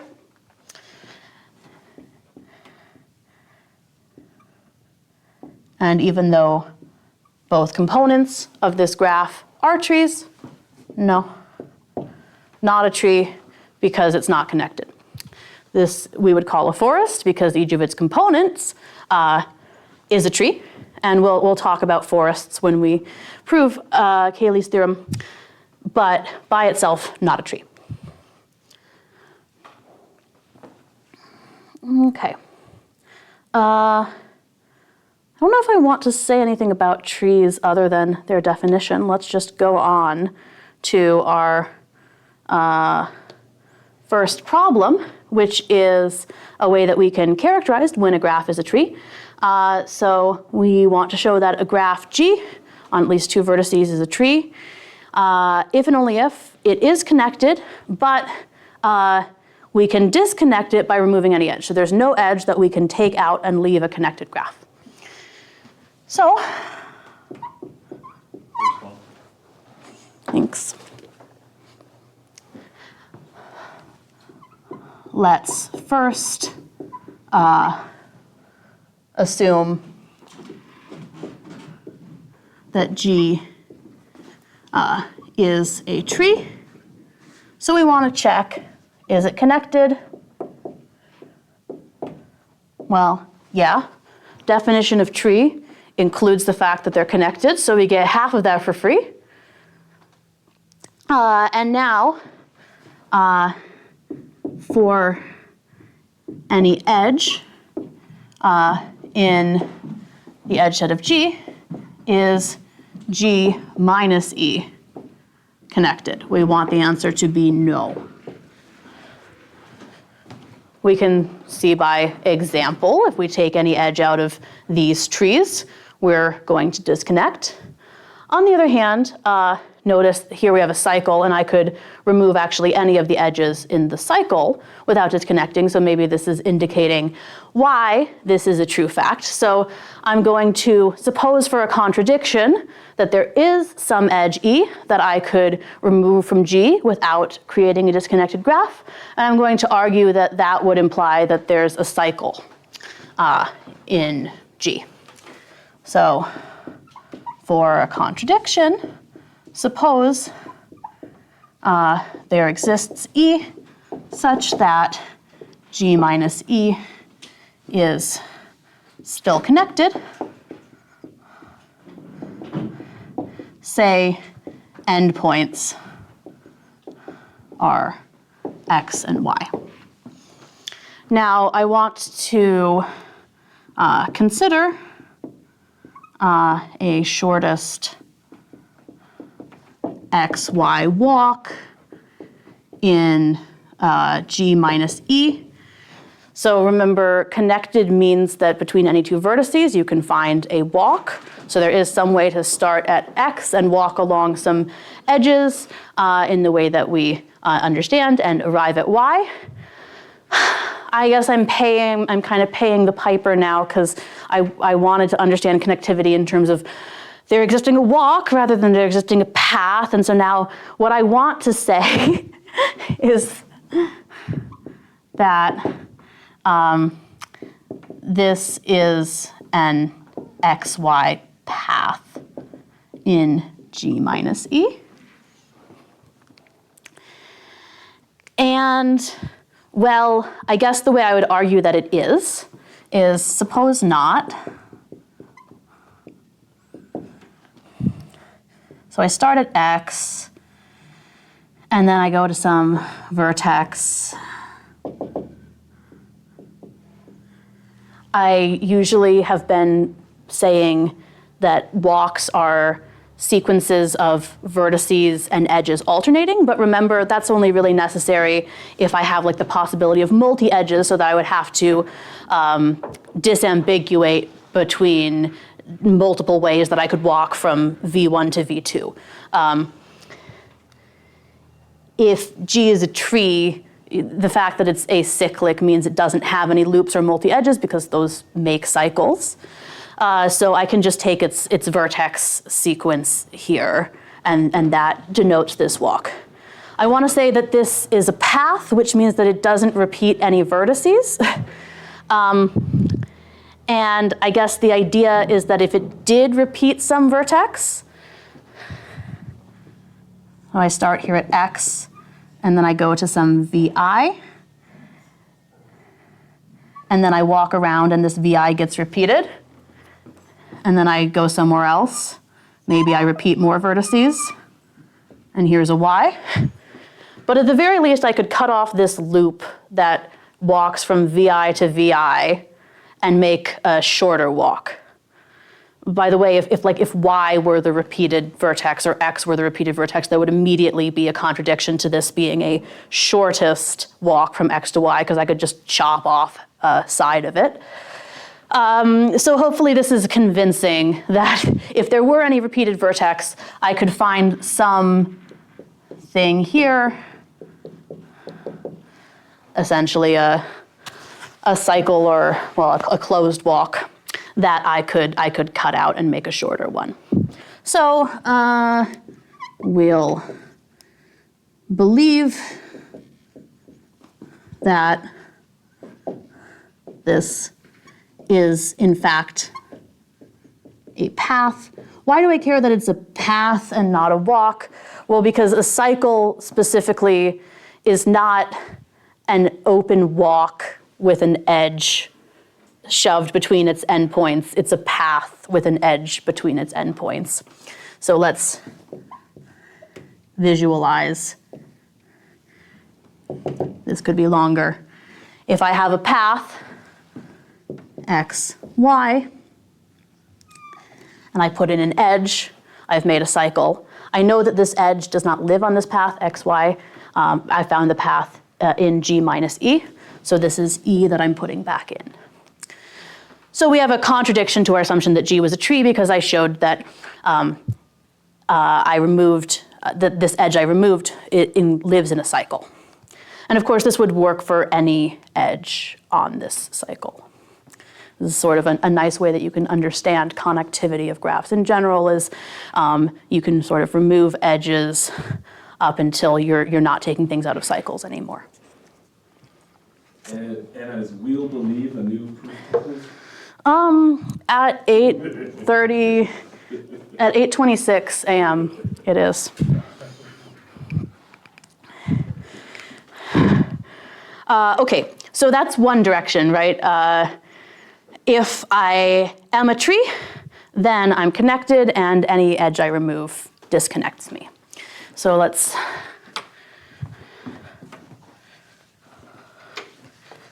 do the other way. Now suppose G is connected and G minus E is disconnected for all E in the edge set of G. We want to show G is a tree. Well, tree means connected and no cycles. We already know we're connected, so if we're not a tree, we must have some cycle. So if not, again, we're going to get a contradiction. G contains a cycle C.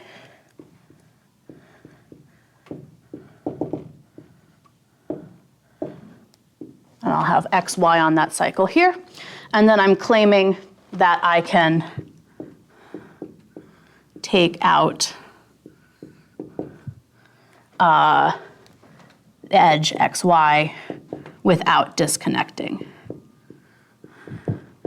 I guess this picture I've drawn isn't totally general because it might be that my cycle is a loop or a multi-edge, but I think it's clear that I could pull off a loop or one half of a pair of multi-edges without disconnecting.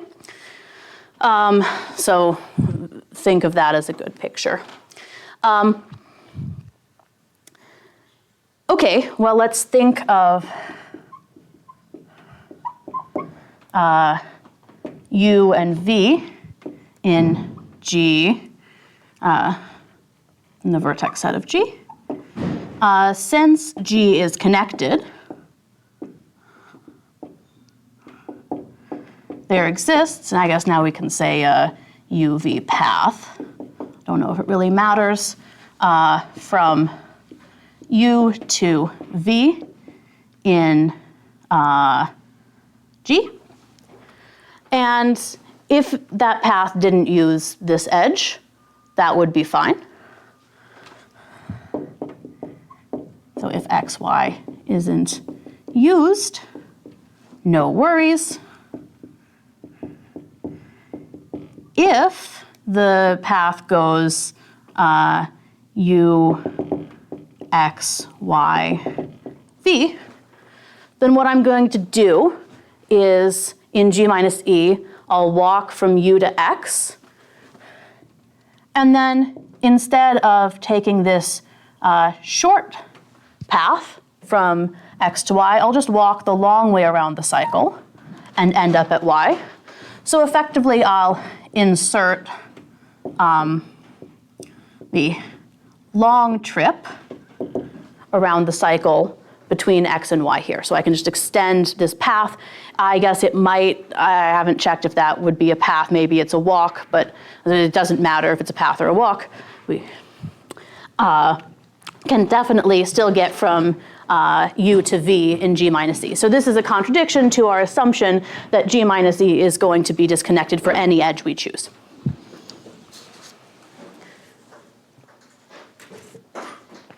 Okay, any questions on our first tree problem? This is kind of like an aside, but can there be a loop in a tree? No. Okay. Yeah, I mean, so trees are definitely simple graphs just because loops and multi-edges themselves make like very short cycles. So it's something that I often, like I don't want to talk about and I often forget when I'm doing things like this because, you know, you just think, well, of course it's necessary, not sufficient for a tree to be simple. I guess if you have never talked about trees before, we should note that, but yeah.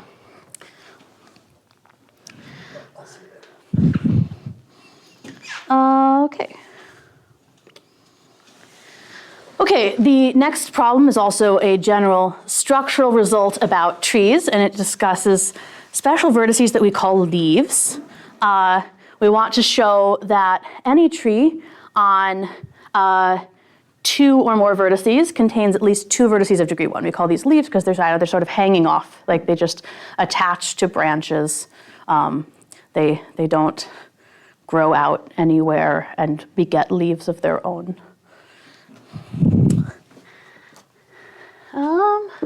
Let's erase all of this, I guess.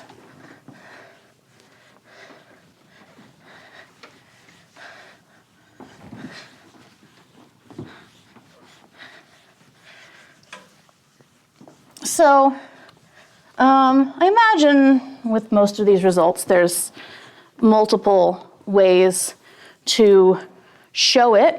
The way that occurred to me as I was preparing is to say that we're going to let T be a tree and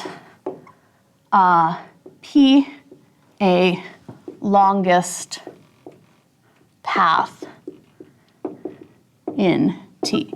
We've now had several arguments where we take a longest path or a shortest cycle or something like that. Idea is just, you can look at all the different walks that you can do. Some of them are paths, and depending on what your tree looks like, maybe there's lots of different paths you can take, but some of them will be as long or longer than every other path. And so what does it look like? Well, we know what paths look like. It might be very long in these dots. But we have an x over here and a y over here and some intermediate vertices. And I'm claiming that x and y are leaves. Well, it's short and sweet, right? Does x have a neighbor that's not on P? No, because, no. I just said this is a longest path. If x had a neighbor that wasn't used on this path, then going from x prime to y is still a path. I haven't repeated any vertices, and it's strictly longer than this longest path I took. So that doesn't happen. But on the other hand, like where else could the degree of x increase? It would have to have, if it has an edge apart from this guy that we've already drawn, and it doesn't go off the path, it would have to go back to some vertex on the path. But no matter where I chose to put that, that would make a cycle, right? So, no. That's the full list of options. Of course, there could be more than 2 vertices of degree 1. This doesn't say that there are exactly 2, but definitely we'll have to get at least 2. I like the statement of this too, by the way, because the only reason we need more than 2 vertices is just like one vertex. You don't have enough vertices anyway. I guess, I mean, it is of degree 0, but it just seems so obvious that to have at least 2 vertices, you need at least 2 vertices in your whole tree as to be. Yeah, not to mention, our variables were almost never quantified in any slide, ever. Except here, right? Okay. Any questions about leaves? Maybe one, and you think that's an inductive proof? It's nice. Maybe, I mean, I'm not asking you to come up with one on the spot. Do we leave? Delete and leave. That doesn't guarantee. But you have to still have like another one. But you have 2 leaves in the base case, in a single edge. Right, but then you just like, you have some general graph. I guess you need to have 1 leaf, don't you? Yeah, no, but if you delete a leaf, and the inductive hypothesis is that there's 2 in the resulting graph, you put the leaf back on, you only. Yeah, that would be fine, but what you have to say is that there's at least 1 leaf in the big thing. Oh, right. Okay, you can do that by like an average degree argument, but okay. This was quite. No, I mean, this is the best one, for sure. Okay, what's up next? Size of trees. We get induction now. We get induction now. Now that we know about leaves. Yeah. Show that every n vertex tree has exactly n minus 1 edges. So as Corey says, I'm going to do this by induction. And as we were talking about, one very nice thing about leaves, in general, right, if you have a tree and you delete some vertex, you're not going to be guaranteed to still have a tree. In fact, usually you will not. You'll have, a vertex had some stuff that was going like that, and some stuff that was going like that. And if you kill this stuff can't be connected any other way because it would make a cycle. But the very nice thing about leaves is you can just pluck them off like a leaf, and the rest of the tree stays intact. So our solution is going to sort of use these two ideas. Induction on n equals 1. N equals 0 does not make sense in this instance. That's a one vertex tree, it's the only one. You can't have a loop. There's no other kind of edge you could have using only one vertex, so 0 edges is good. So we're going to fix n and fix n bigger than 1 and assume the result for smaller trees holds. Let T be an n vertex tree and V a leaf of T. We consider T prime obtained by deleting V. So we've certainly talked a lot about finding subgraphs, and that you just get to basically choose whichever vertices and edges you want. I don't know if we've talked about obtaining a subgraph explicitly by just deleting a vertex, but what this means is V is sitting here, it has degree 1, and then this is the rest of T. So we kill V, and then we also kill this edge because it wouldn't make sense for that edge to stick around when one of its two endpoints is gone. But so notice, you can see from the picture,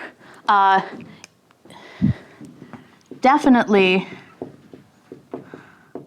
still have a tree. This is called T prime. Well, we didn't create any cycles by deleting this. And if we had multiple components, then each component would have had to send an edge to V. Since to get from one to the other, you would have to go through V. And so that would contradict the fact that the degree of V is exactly 1. So it's a connected acyclic thing. So it is a tree. I think the picture is also convincing. So by the inductive hypothesis, T prime has n minus 2 edges because it has n minus 1 vertices. So T has n minus 1 because as we've observed, to get from T to T prime, we delete exactly one edge. Gosh, I feel like we're just going faster and faster the longer this goes. Like we're zooming.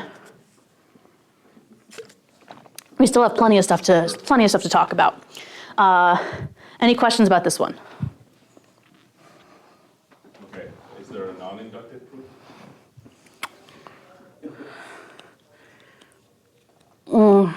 Maybe you had the minimally acyclic, or what is it, maximally acyclic theorem earlier, characterizing trees? Yes. Maybe from that?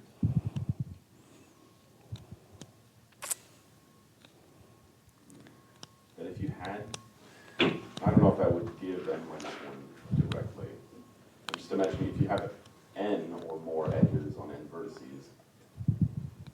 Okay, it's hard to, I guess. You have a cycle, but that's because I know that you have Pull- edges, Pull off leaves until you can't anymore in a tree that says that you've pulled off everything, it's n minus 1. If you can't, then you've sort of reduced to a subgraph where there's no vertices of degree 1, so everything's degree at least 2, and that should be enough to say that it has a cycle.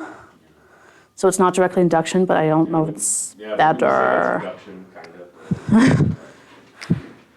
Pre-induction. Anyway. Okay. I think I do not directly remember. I guess we're in the place where I haven't lost my notes. Ah, great, we're into enumerating trees. So in addition to some like general things on trees, now to build up to the big capstone theorem, I want to talk about some specific small examples. This is going to get back to something that we talked about at the very beginning, but we haven't really alluded to for most of this 6-hour lecture, which is that our graphs come with a vertex set which consists of distinguished elements, right? We said usually we think of it like the integers from 1 up to n, and even when we were drawing some preliminary pictures, like examples of translating between the pair of sets and a picture that represents our graph, we were labeling with this is vertex 1, this is vertex 2. You'll notice that I stopped saying, writing 1, 2 up through n on all the pictures that I've drawn, but now that's going to sort of come back into play. So, trees on 3 vertices. Hopefully when I sort of do this example and the next example, you'll understand what I mean when I say there's this difference between considering your vertices as labeled objects and considering them as unlabeled objects. I claim that in some sense this is the only tree on 3 vertices. I think we can actually talk through that pretty fast. We know that a tree on 3 vertices has at least 2 vertices of degree 1. It can't have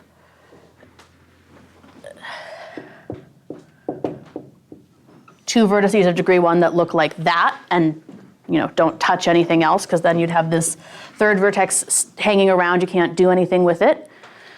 So they've got to be in this configuration where there's a vertex of degree bigger than 1, which is going to both the others. But now I say find all distinct labeled trees on 3 vertices. I guess what you could say is this came right from me saying V is, say, 1, 2, 3, and my edge set is 1, 2, 2, 3. Well, putting the labels back on like we did in the very first hour, this graph looks like 1, 2, 3. Now, vertex 2 is somehow different than vertices 1 and 3. It's playing a different role in this graph. It has degree 2, whereas vertices 1 and 3 have degree 1. So you could say that if I say my vertex set is 1, 2, 3, and my edge set is 1, 3, 3, 2, that looks like this. You could say these are different graphs. I mean, in some sense they are, right? These are unambiguously different sets. The reason we sort of drop the labels and for most of this, I guess, have implicitly not been thinking of things working that way, is that there's some sort of way you could define like an isomorphism between these. Now, isomorphism is a scary word, especially in a class that's not about like abstract algebra. But basically, the way you should think of that is there's some way that you could relabel 1, 2, and 3 here so that under the new labeling, you would switch to this. And the way that you can intuitively think of graph isomorphisms is just like, they look like the same picture. However, it is a studied and actually very interesting question to specifically put the labelings back on and say, I will think of these two trees as distinct objects. And so now our question is, how many distinct labeled trees are there on 3 vertices? I've just drawn 2. Does anybody think that there's another one? Mm-hmm. What would that look like? 3, 1, 2.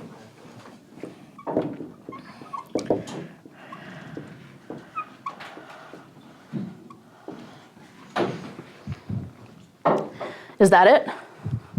Yeah. One thing I want to emphasize, there's some trees that we didn't draw up here. For example, 2, 1, 3. You could say, well, that's a different way that you could shuffle these up. But I've just chosen to draw one on the left and one on the right, right? There's, even saying, okay, 1 is, certainly different than 2 in the role it plays in this graph. I could just draw this flipped. So these are not distinct.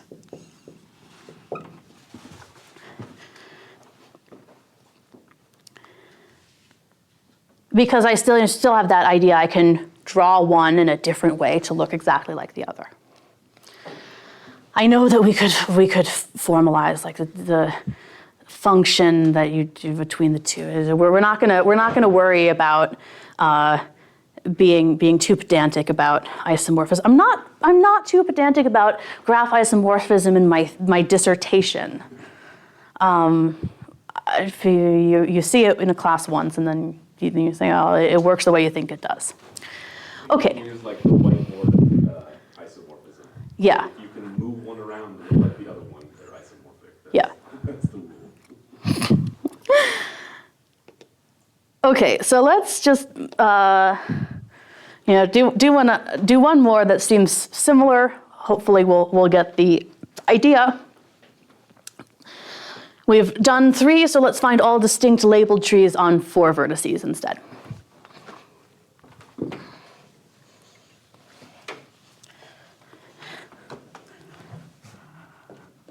Well, I actually, just for my comfort and utility, would like to first draw the unlabeled trees on 4 vertices. And then the way I'm going to think about this is my labeled trees have to have one of those unlabeled shapes. And then I'll think about how many ways I can slap labels on in like fundamentally distinct ways. So I could have a path on 4 vertices. That's one way. Can we think of another way that I could have a tree now? Some high degree vertex. A high degree vertex. When we only had 3 vertices, I said, well, I can't have 3 vertices that have degree 1 because all of them then would have degree 1, doesn't sort of fit together. But once I have 4 vertices, if one vertex is just high degree, I could have 3 vertices of degree 1. And this is all you can have. If you have exactly 2 vertices of degree 1, then they have to go like this. I mean, you can sort of argue by exhaustion. I don't know if there's a super elegant way to see it. This is the only configuration that works. And if you have 3 vertices of high degree, well then the 3 vertices of degree 1, then the 4th one has to go to all of them. And there's no way to have 4 vertices of degree 1. So these are the only 2 shapes we can have on 4 vertices. So allow how many ways to distinctly label? Let's think about the path first. Let's first just ask a related question from way, way back when. How many ways can I permute the labels 1, 2, 3, 4? I just say, okay, I'm going to put the first one here, and the second one here, and the third one here, and the 4th one there. 24. 4 factorial. We're just going to write it as 24 because we want an explicit number.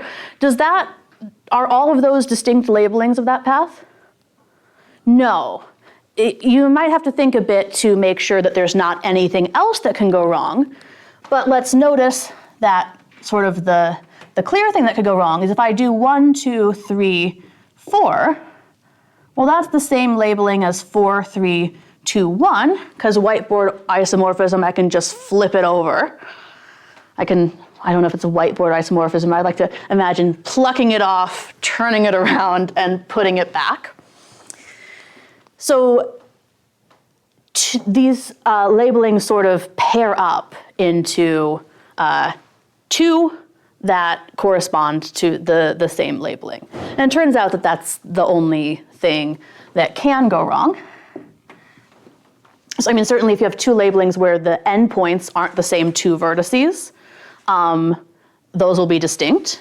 1, 2, 3, 4 is definitely different from a labeling where one of these degree 1 vertices is labeled 3. And then the only other thing to check is that 1, 2, 3, 4 is different from 1, 3, 2, 4. Well, the adjacencies don't match now. So that factor of 2 is all we have to divide out by. So there are 12 labelings of the path. In general, it's going to be n factorial over 2 ways to do that. And how about this guy? Well, I claim that it's really just a matter of choosing which is the high degree vertex. All 3 of these low degree vertices, I could shuffle them around. And so it doesn't matter what order I label these, saying that that's 1, 2, 3 is the same as saying that's 3, 1, 2. But it will be distinguishable which of my 4 elements I choose to be the center of this star. So there's going to be 4 ways to distinctly label this second kind of tree. So that gives me 16 different distinct labeled trees on 4 vertices. Incidentally, how many labeled trees are there on one vertex? 1. So I have 1, 3, 16. Is that an indicative pattern to anybody?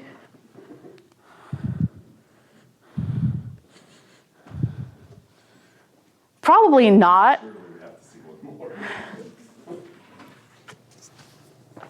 I guess I can figure out what the next one is. I'm not going to do it. Wow. You see that from there? No, I didn't. Okay. I was going to be like, geez. Because what if you do like 1 to the negative 1? This does equal 1 to the negative 1. I think the next one's 125, right? Yeah. I didn't want to. Or I think it's actually just doable on a whiteboard to figure out all 125. okay, this is 1 to the negative 1. Sorry, I forgot 2. This is 2 to the 0, 3 to the 1, 4 to the 2. The next one is 125. 5 factorial over 2 is still pretty big, so I guess you get some of them taken care of that way.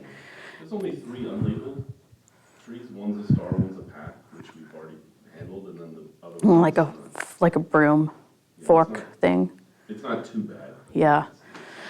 Still don't want to do it. That's not one of my slides. So, but it's not a coincidence. This is 5 cubed. In general, the formula is that if you have n vertices, the number of labeled trees on n vertices is n raised to the n minus 2. Which is crazy, right? Like, why would it be that with such a nice closed form formula? There's no, I mean, sometimes when you have exponents like this in these combinatorial problems, there's some clear like kind of product principle that's going on. It's absolutely not clear to me how you can like take a tree, a labeled tree on n minus 1 vertices and like multiply another vertex by it. That the vertex labeled n could go anywhere. It could be very internal to the tree. So I think this is an amazing formula. it's definitely, I guess if you do the experiment, you can guess the formula, but it's definitely not something that I think you would guess just thinking about like the process for making a labeled tree. But there are many, many proofs of this formula. And we're going to give one that's great today. And as I said, it's going to combine all these great techniques that we've learned in these 24 hours. But there's, if you don't like this or you want a formula, you want the formula by a different way, I know at least like 5 other proofs of this that all have their own merits. So We are at the 23-hour mark now. you can check those out. I think this is about, I think it's about an hour. We might be a little under. I'll try to stretch it maybe. You can just ask a lot of questions if it seems like I'm going too fast. I will need my notes for this. This is treacherous, this specific one. Not to spoil it, but we're going to get a recurrence relation. It's going to involve induction, and we're going to have multiple changes of index and variable over a complicated summation. So this would be bad if I had not slept for like 7 hours in the last 48. And if there is time, we can determine 125 by hand. That will take us a minute. Wonderful. I'll volunteer you to do that. I'll do it, yeah. I'll find one of them. I think this will probably take the hour. I know those index shifts are no joke. The worst one is not the index shift, but the flipping, re-indexing like backwards. The Yes. J is Yes. n minus I or whatever. Okay, so.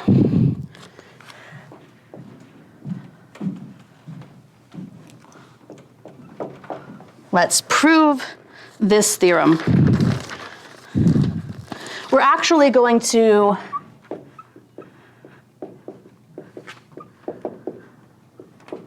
we'll solve for the number of something more general.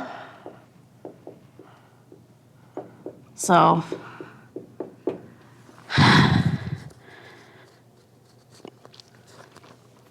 we're going to fix k less than or equal to n and let A be a subset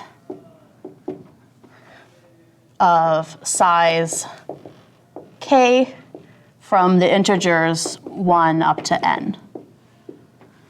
Does not matter what this subset is. It could be 1 up to k. It could be some random grab bag of them, but we'll just fix some subset A there. And now T sub nk is going to be the number of labeled forests. Remember we said what a forest is, not a tree, unless it has exactly one tree in it, on n vertices consisting of exactly k trees, and with the property that vertices labeled from this subset A that we've pre-selected are in different trees. So that seems pretty bad in terms of why would we care about such a thing. Well, let's note that Tn1 is the number of labeled trees on n vertices. So essentially the big picture of this proof is that we're going to get a recurrence relation in these T and Ks for this one thing that we care about. but sort of in the process of solving, we'll actually understand the a formula for any T and K. Okay, I've done an example because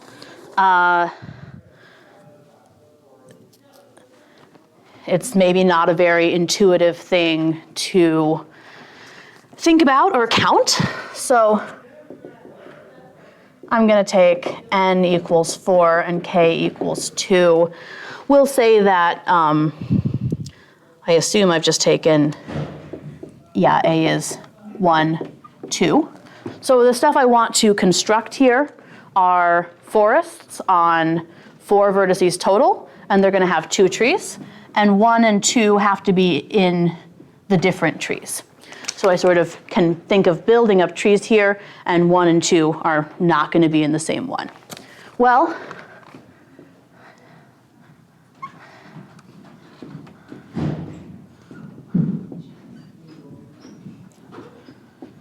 if I divide the vertices 2 and 2, I could choose to label 3, 4, or 4, 3. So I guess there's 2 forests like this. If I divided the vertices 3, 1, well, then I know that my vertices on this side are 1, 3, 4, and I've got to make a labeled tree on those. I already know that there's 3 ways to connect those up into a labeled tree on 3 vertices. And there would be 3 ways if instead I had 1 in the tree of size 1 and 2, 3, 4 in the tree of size 3. So you can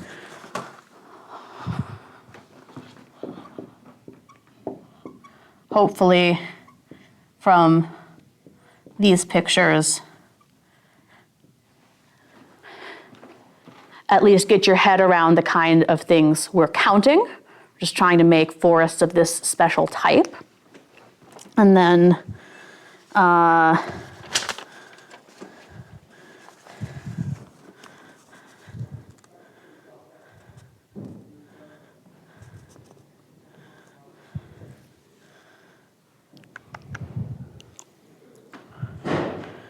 okay, we're just going to jump into figuring out how to find T and K. So this is the recurrence relation portion of the proof. I don't know if I don't want to just erase an example that I just did, but I kind of, word space is going to be tight here. So, how to find T and K.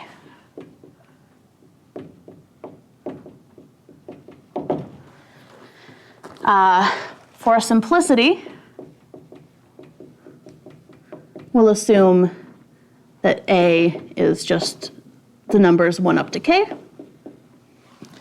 And we're going to consider F counted by T and K. So just like in the example, this is one of these forests that T and K enumerates. So we're going to have one tree that includes 1, another one includes 2, up to a kth tree that includes vertex K.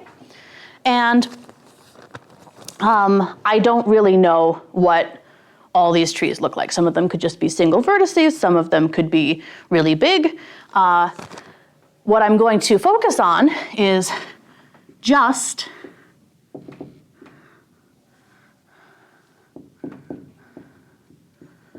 the tree containing the vertex labeled 1. And I'm not even going to look at the full tree, I'm just going to look at how many neighbors the vertex 1 has. And let I be number of neighbors. That's the degree of 1. So what we're going to notice, the way we're going to get a recurrence relation, is to delete 1 And that's going to break this tree into potentially a bunch of smaller trees.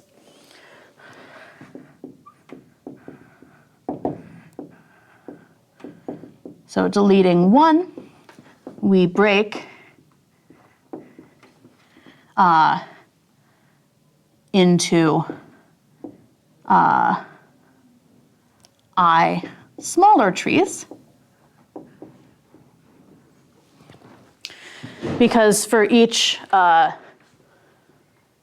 neighbor here, maybe it extends far down, but you can't ever have something like that, right?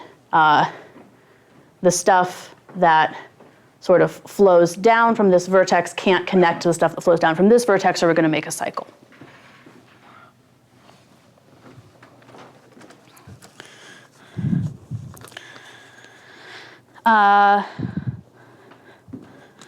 Okay, so in total, I'm going to say F minus 1 is the forest we get by deleting vertex 1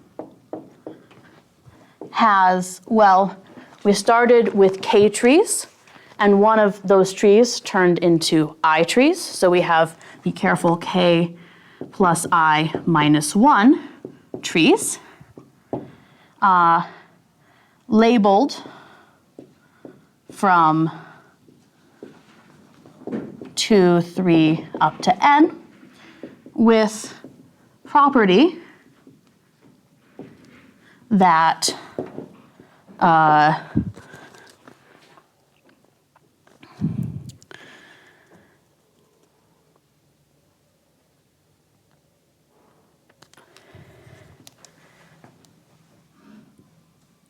vertices from,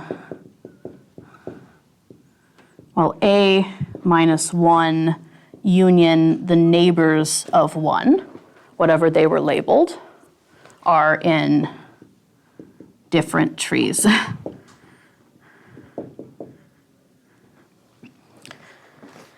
Okay, so that starts to sound like something that's going to be counted by a different one of these T and Ks. Now we have to understand, okay, taking out this 1, we get a forest of K plus I minus 1 labeled trees and a set of size K plus I minus 1 that are distributed across those labeled trees. But it's not going to be quite so simple as saying that there are T n minus 1, K plus I minus 1 of these trees counted by T and K, because if we choose a forest that looks like this, there's going to be different ways that we could connect vertex 1 back to the forest that we got when we disconnected it. So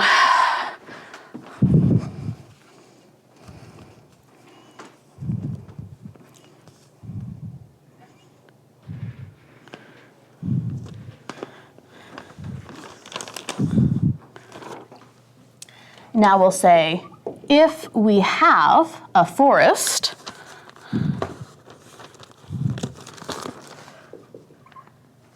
the result F minus 1 of deleting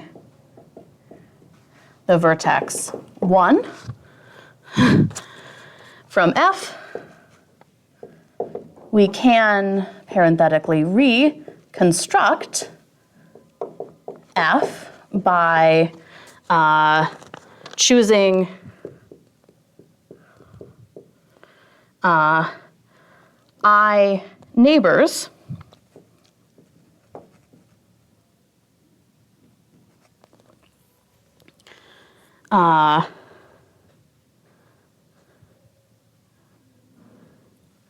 which are not equal to 2 up to K.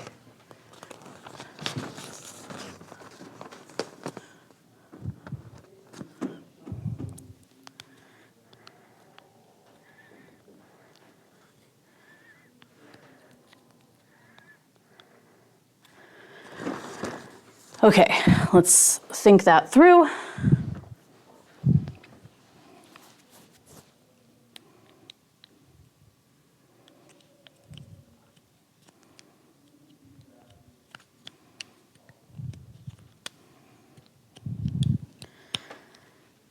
I think so.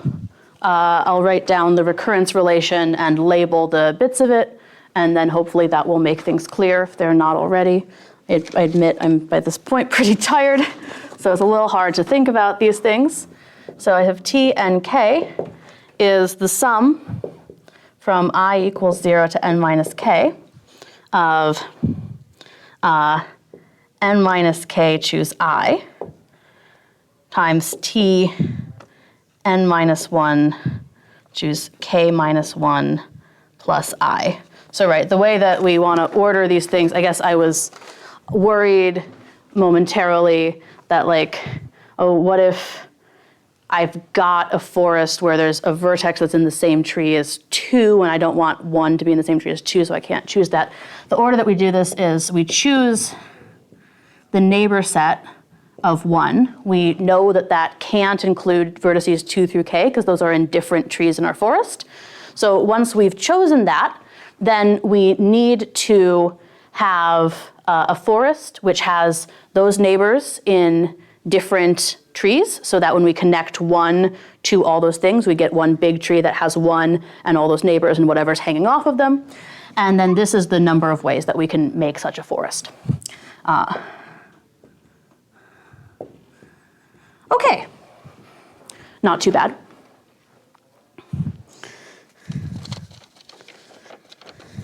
You're just making me feel a lot better about the way I lecture.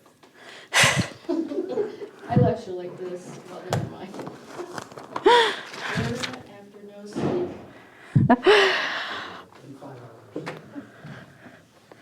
Equals the rest of us with well rested. Okay, so we have a recurrence relation. I guess one thing I didn't say is, normally for recurrence relations, we need to really be careful about which indices does this hold for.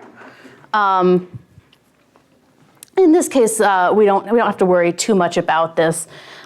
This sum makes sense. Well, we're going to need k less than or equal to n. Wouldn't be able to make a forest with more than n trees. I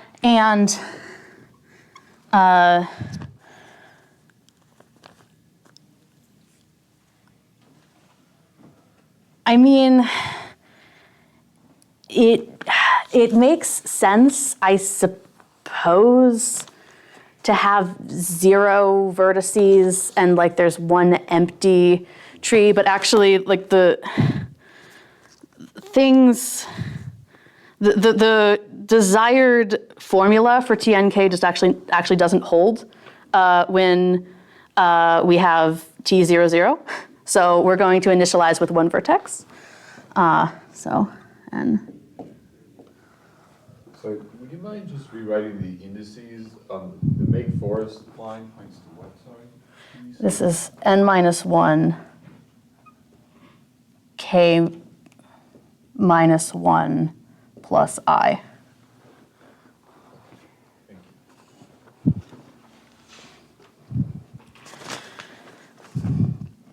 Okay, so we have this recurrence relation. And again, we're just not going to worry about the sort of trivial empty case. You'll see in a second, I'm now going to use induction, another one of our big ideas from this lecture, to prove a claim about the value of T and K, and you just plug in 0, 0, and you'll see it doesn't work. So, claim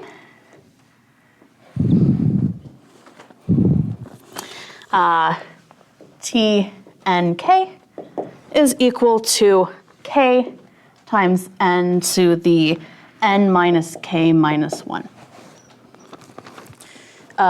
If I tried to put in n and k equals 0, I'd have 0 times 0 to the negative 1, which might be equal to 1 if you're an analyst, but I don't think so.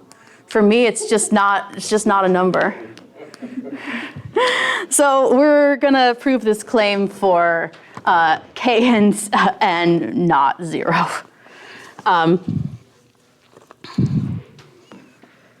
But note in particular, well, we've said that Tn1 is the number of labeled trees on n vertices. So what happens if we plug in 1 for k? This would say that Tn1 is n to the n minus 2, which is exactly what we want. So if we have this thing, I guess it's a stronger statement, but we only care about the one instance. So let's prove this. Well, T10 is 0.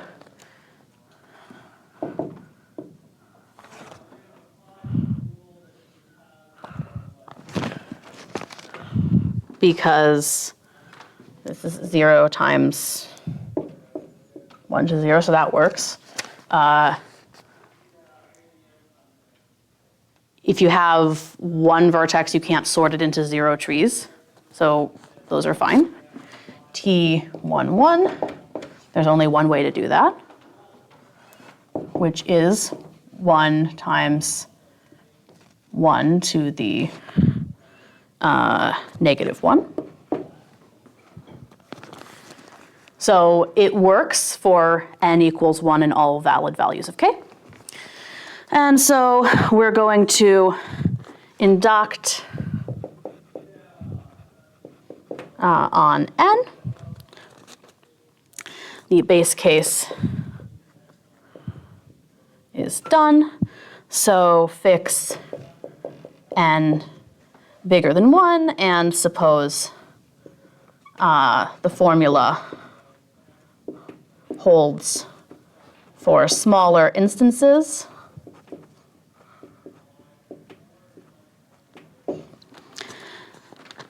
Well, we have this recurrence relation, so we're going to take this, use the inductive hypothesis, and then manipulate it to get what we want. Okay, let's go. T, N, K, just copying. This is the sum from I equals 0 to n minus k of n minus k choose I times T n minus 1 k minus I plus 1. So by the inductive hypothesis, n minus 1 has dropped below this instance, and it is a positive integer, so we're not in the case where n equals 0, and this is not a true equality. So I can replace this with my claimed formula. So equals by the inductive hypothesis, the sum from 0 to n minus k of n minus k choose I times k minus I plus 1 n to the, make sure I do it right. Well, okay, it's n minus 1 minus k plus I minus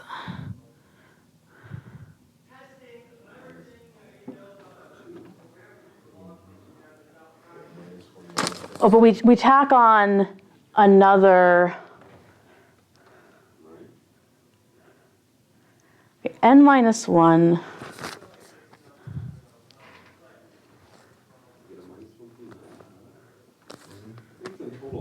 I'm sorry, this should be a plus I minus 1. I copied wrong.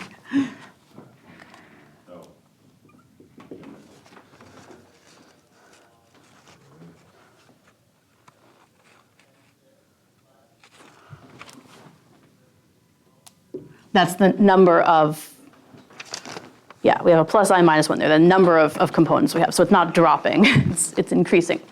Okay, sorry about that. Okay, so this exponent, we have a plus 1 and a minus 1, so it's n minus k minus I.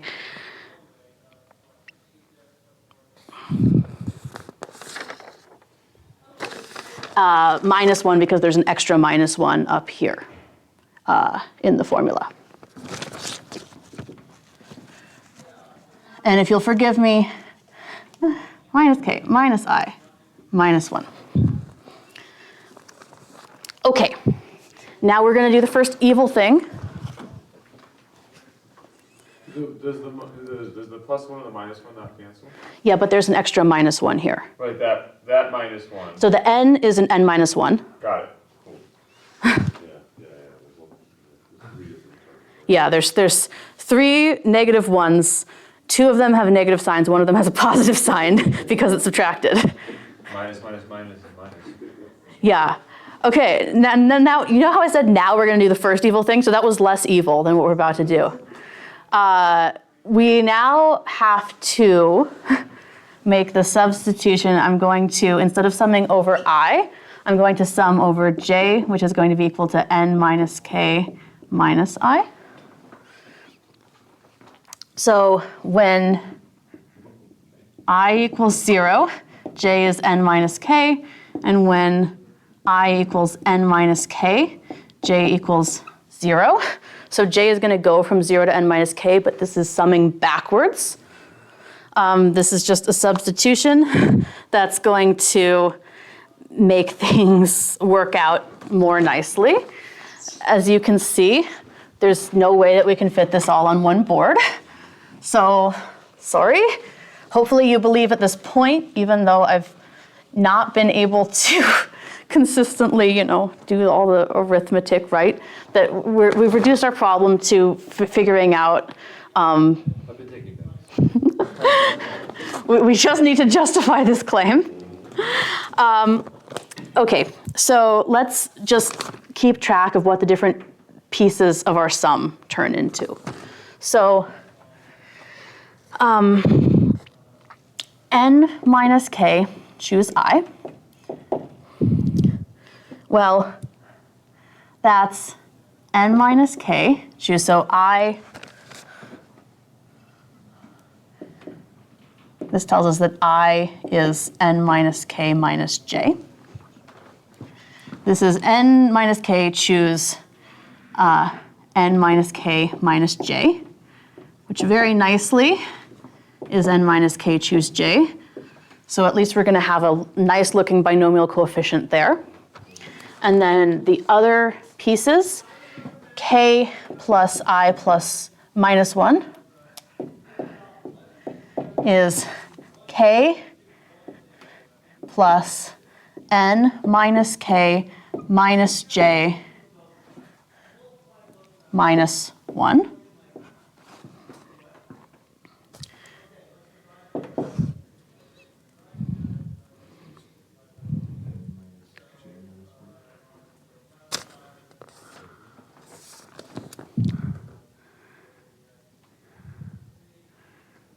Yeah, n minus j minus 1. Just got to make sure that everything agrees. And then finally, the exponent here is going to change. So n minus k minus I minus 1 is n minus k minus n minus k minus j minus 1. So my n's die, my k's die, that's a j, and I have a minus 1. So I just get a j minus 1. So this is going to be the sum from, if we go from j is n minus k to 0, I'm just going to do it the other way. J is 0 to n minus k. N minus k, choose j, times n minus j minus 1 times n to the j minus 1. Okay, now I want to deal with this stuff. Note n minus j minus 1 times n to the j minus 1. Well, I'm going to think of grouping that j minus 1. So I'm going to get an n to the j minus a j minus 1 times n to the j minus 1.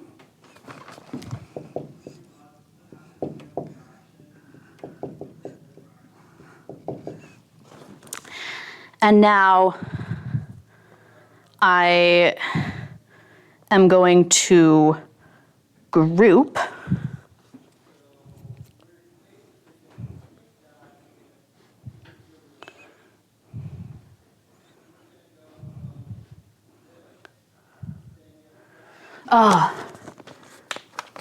the base of this is not n, it's n minus 1.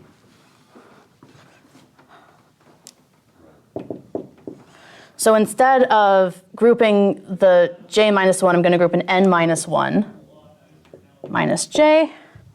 So this is n minus 1 to the j times j n minus 1 to the j.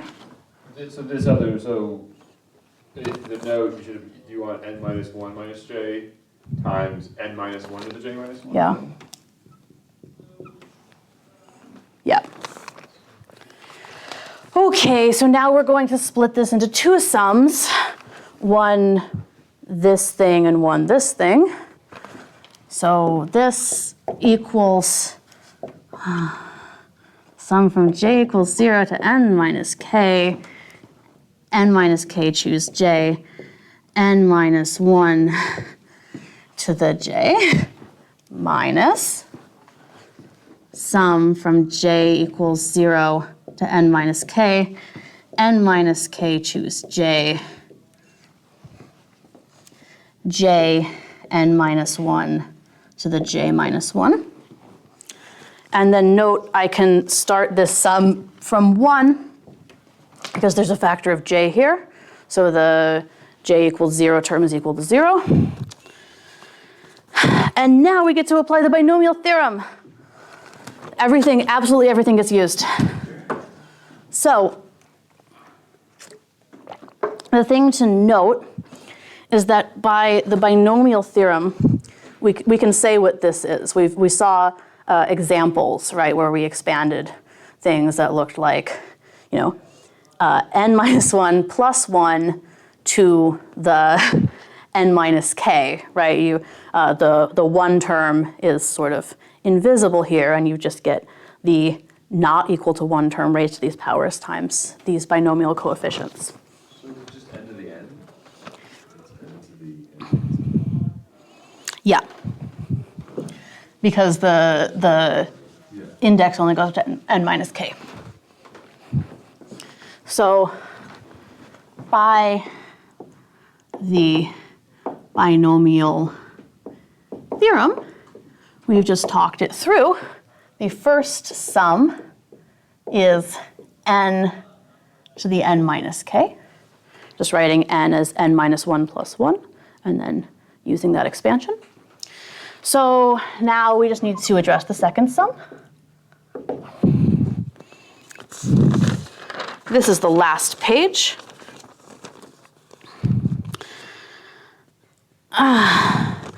And I decided just to do some binomial. I want to simplify n minus k choose j times j. I just did some arithmetic because I was not interested in figuring out if there's a clever way to see what it's supposed to be.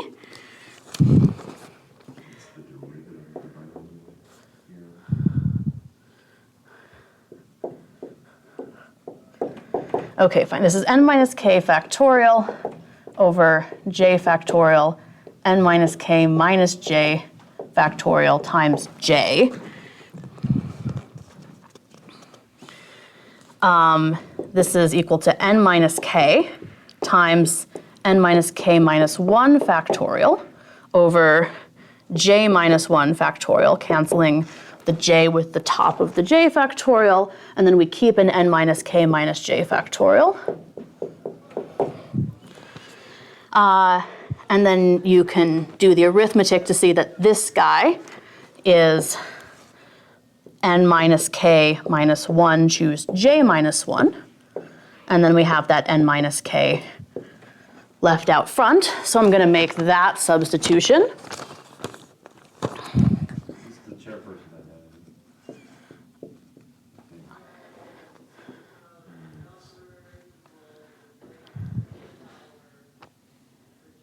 N minus k, choose j times j, choose 1 is n minus k, choose 1 times n minus k minus 1, choose j. I mean, I think it is. I think when when the numbers you're starting with or the letters you're starting with are that ugly, like, I don't know how illuminating it is. Certainly. Either way, it works. The second sum, we're going to do that substitution. We're almost done. Is the sum from j equals 1 to n minus k of n minus k minus 1, choose j minus 1, n minus 1 to the j minus 1. And then notice this n minus k. I can bring that outside. That's no longer dependent. That's why we want to do this switch. So I'm left with, I'm just going to do that so I have a little bit more space. Did you not use the chairperson identity? It was just being identified as such? I just did the arithmetic. Oh. Okay, sorry, I'm lost. I looked at the wrong line. Anyway, remember we moved our index up to 1, but now I see j minus 1s everywhere. So I can shift back down to 0 and turn these into j's. So I get n minus k, sum from j equals 0, to now n minus k minus 1, just a small index shift, that's not so evil, n minus k minus 1, choose j, n minus 1 to the j, and then we can binomial theorem again, right? This is now in the right form. So this is n minus k times n to the n minus k minus 1. And now the only thing to do is subtract this guy from that. So we're so close to having enough space. You need to look like a steps. I'm going to do it in a cloud. N to the n minus k minus n minus k n to the n minus k minus 1. Well, this is n times n to the n minus k minus 1. So this is n minus n plus k, n to the n minus k minus 1, and we're done.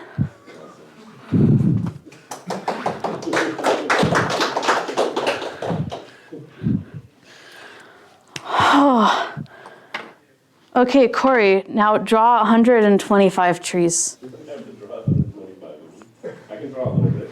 I think it's worth finishing trying to get 24 hours. What do you guys think? We have to, right? But we should let that off, right?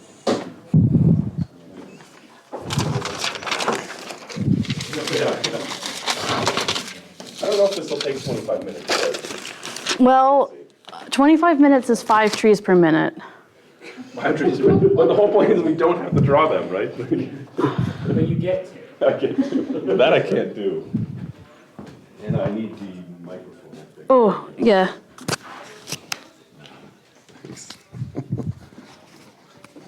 All right.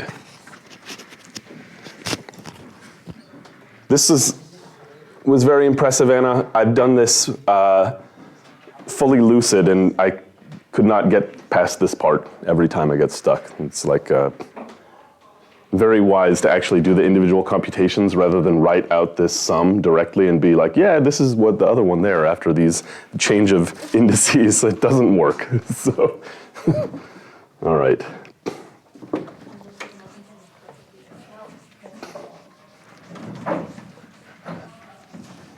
Okay, so I mean, I'm going to need your guys' help to figure this out.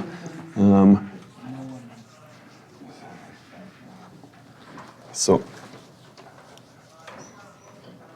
now that we know the theorem, I will check it for particular cases.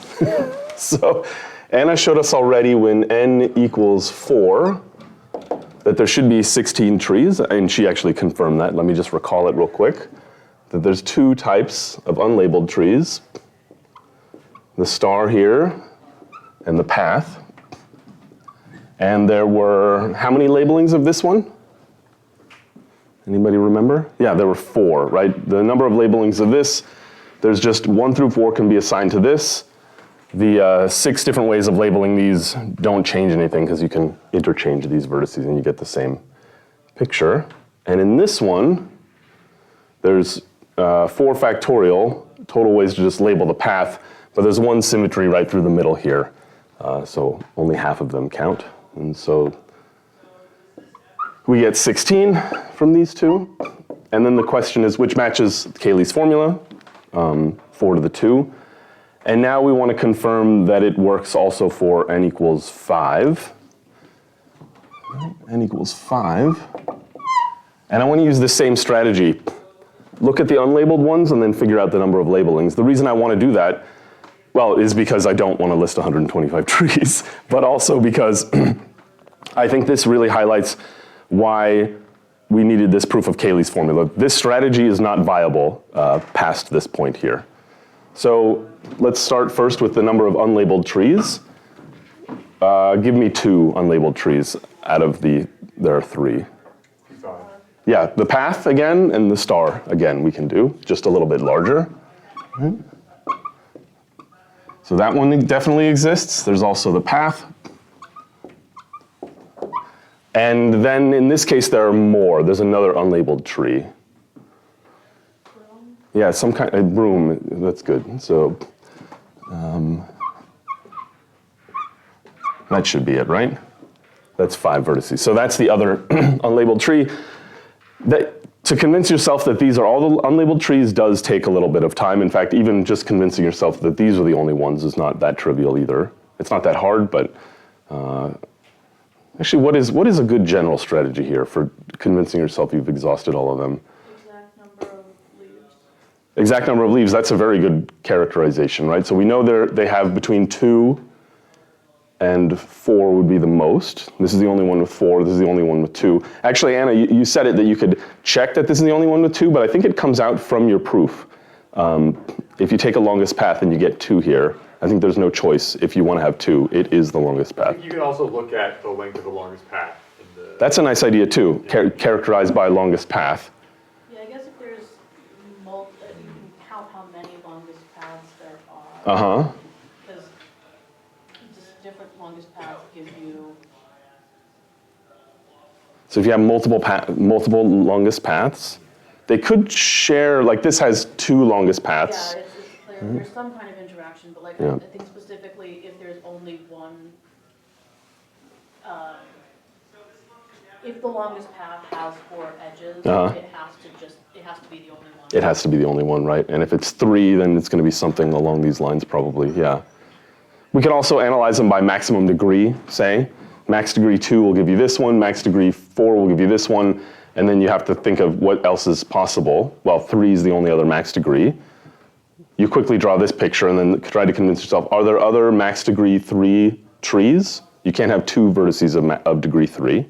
That'll be too many edges. So then quickly you can exhaust here, but still you do have to do some thinking. All right, but what's the strategy, right? You get your unlabeled trees and then you need to figure out the number of ways to label them. And this is the hard part. Or actually, this is not the hard part. This is the easy part by comparison, I think. They're both hard. How many ways can we label this one? 5. Yeah, 5 again. All that matters is what label this one gets. The remaining 4 labels to these are totally interchangeable. So there's 5 of these. And what about this one here? 60. How many? 60. 60. And what's 60? Yeah, 5 factorial over 2. You can flip along the middle there. 60, okay. So we got like almost half of them. In fact, how many more do we expect? This is handy. No, having the formula in hand makes life easier for solving the last one. We should use just 60 more, right? And so we just need to convince ourselves that there's 60 different labelings of this one here. What's the easiest way for us to see that? The vertical symmetry. Right, so just take all 5 factorial labelings and flip here. These two are or just see that of all 5 factorial, you can just flip these two. I mean, it's exactly that symmetry. So, okay, there's 60 here as well. Oh, that was easy. Okay. And so we get 125, which does match 5 to the 3. Okay. Should we look at 6 for a minute and not actually solve it? I mean, we have time. We need to do something. Or I could give you guys another induction proof, but I don't really want to do that. I think we should keep talking about graph theory. Or what else could we talk about in graph theory? Proof of code. Yeah, I can't possibly do that on the spot. Good one. Yeah, a different proof of Cayley's formula. I'm trying to remember. I can't do another one. My proof's in the book, but it has 5 others. 5 others, yeah. Let's see. So of those, there's like the branching tree one, but that's tough.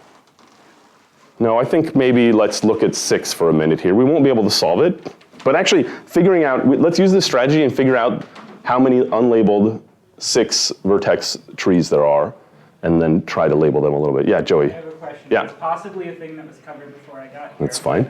Why can't we just take a broom with 3 coming off the bottom? Like this? That, but like, Yes. place the vertex at the top and draw it. Amazing, excellent, perfect question, Joey. Once I've drawn it like that, do you see why not? Don't spoil it, Anna. Perhaps.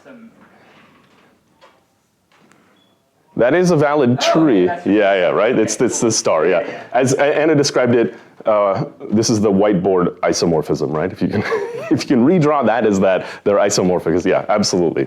Very good.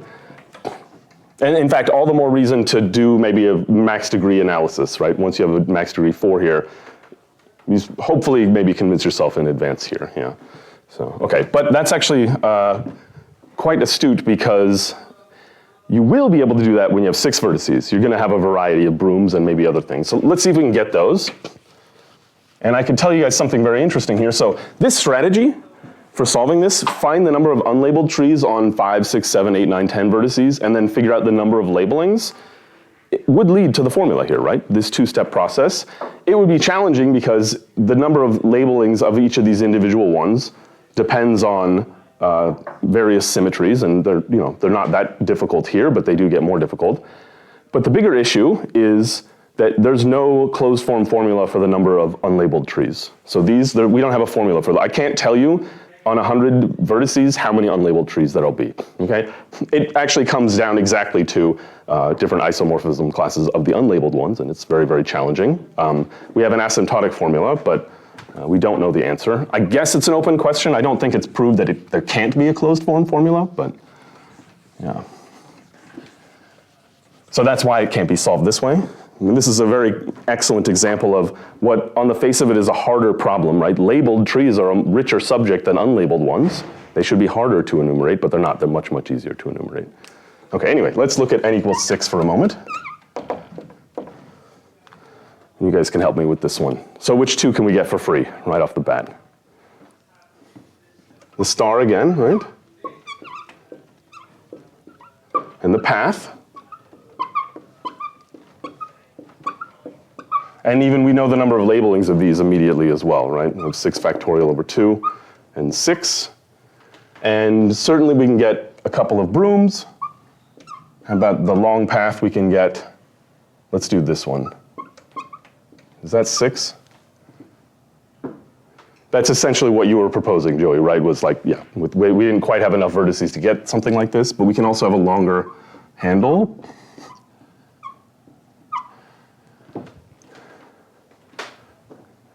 That's not everything. Anybody see any others? Do the 5 path and then take an edge off the middle vertex. Oh, okay, great. And something like this. That has 6. That hasn't been listed yet.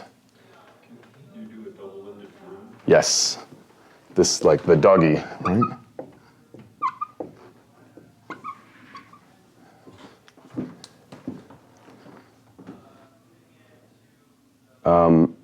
I don't know how many there are in 6. I don't remember. Anybody see any others?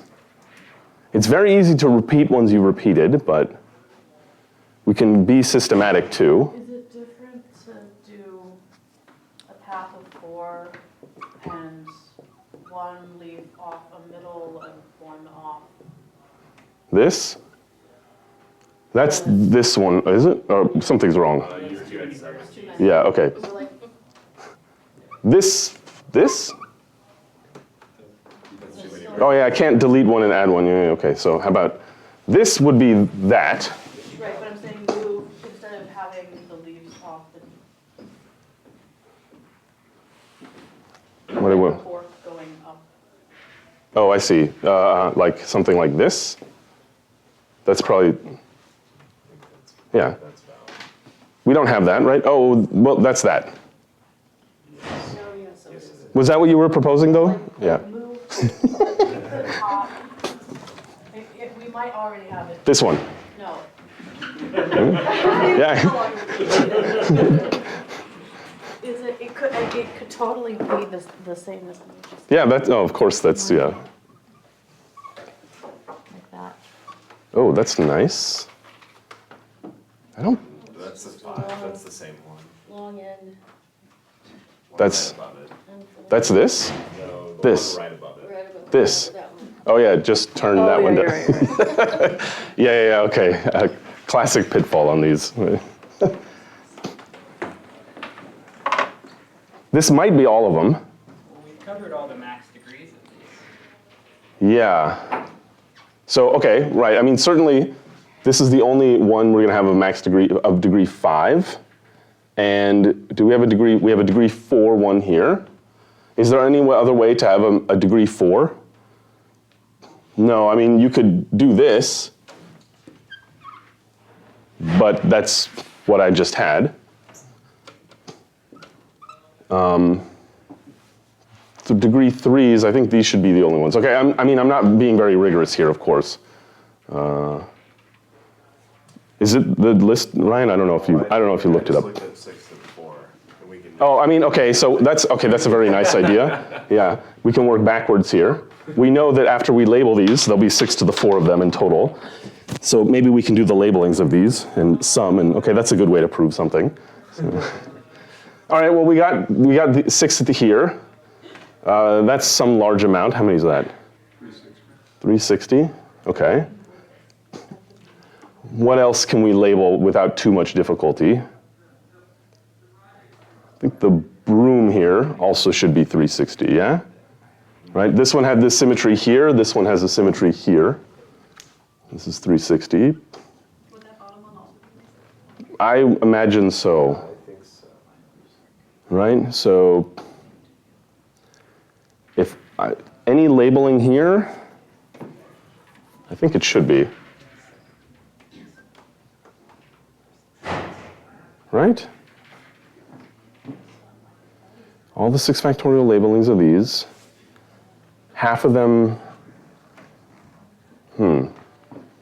I mean, okay, I agree, if this one's 360, this one's gotta be 360, right, so. What about this one here? This is not gonna be 360. Would you divide it by 4 because you can flip it? I believe you divide it by 4, yes, yes. Right, I can here and here. How did we end up doing algebra at the end of the whole thing here? But, so maybe this is 180. This one here, now we want to be careful with symmetries here, because there's an artificial symmetry to draw here, right? These 3 vertices are totally interchangeable.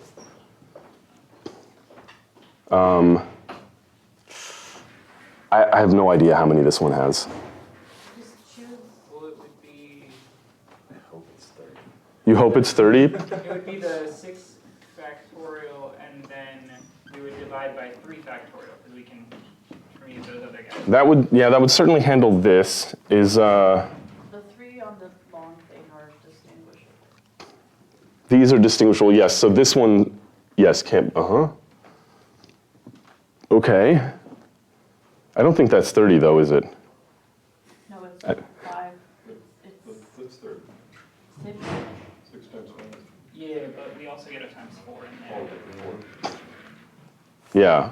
So tell me why it's rather divided by 4 factorial. I'm hoping. I'm not like, yeah. We're missing something here.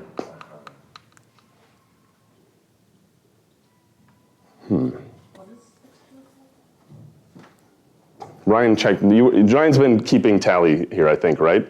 And what was this? It's 1296. 1296. Take the center of the degree tube and the leaf attached to it. That's all. These are all the labeled trees. Yeah, yeah. Oh yeah. No, Right? Mark's saying Unlabeled? Mark says we have all the unlabeled. Okay, good. So he can tell us also then where we've gone wrong in labeling, perhaps.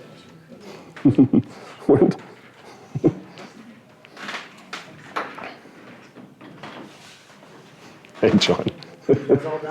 More or less, we're just doing a little homework together here in the class for the last 5 minutes, so we're trying to solve. Yeah. There, we got one when Anna finished. That was sort of the canonical correct finish. We were a minute or two early, so yeah. And now, yeah, like I was saying, we somehow got into the realm of looking at symmetries of trees, which is like I see now why Anna wanted to escape. This is actually a funny thing. This is something, as graph theorists, we almost never think about is these types of symmetries. But this is very natural and nice stuff, right? It's like, what are the symmetries in these drawings?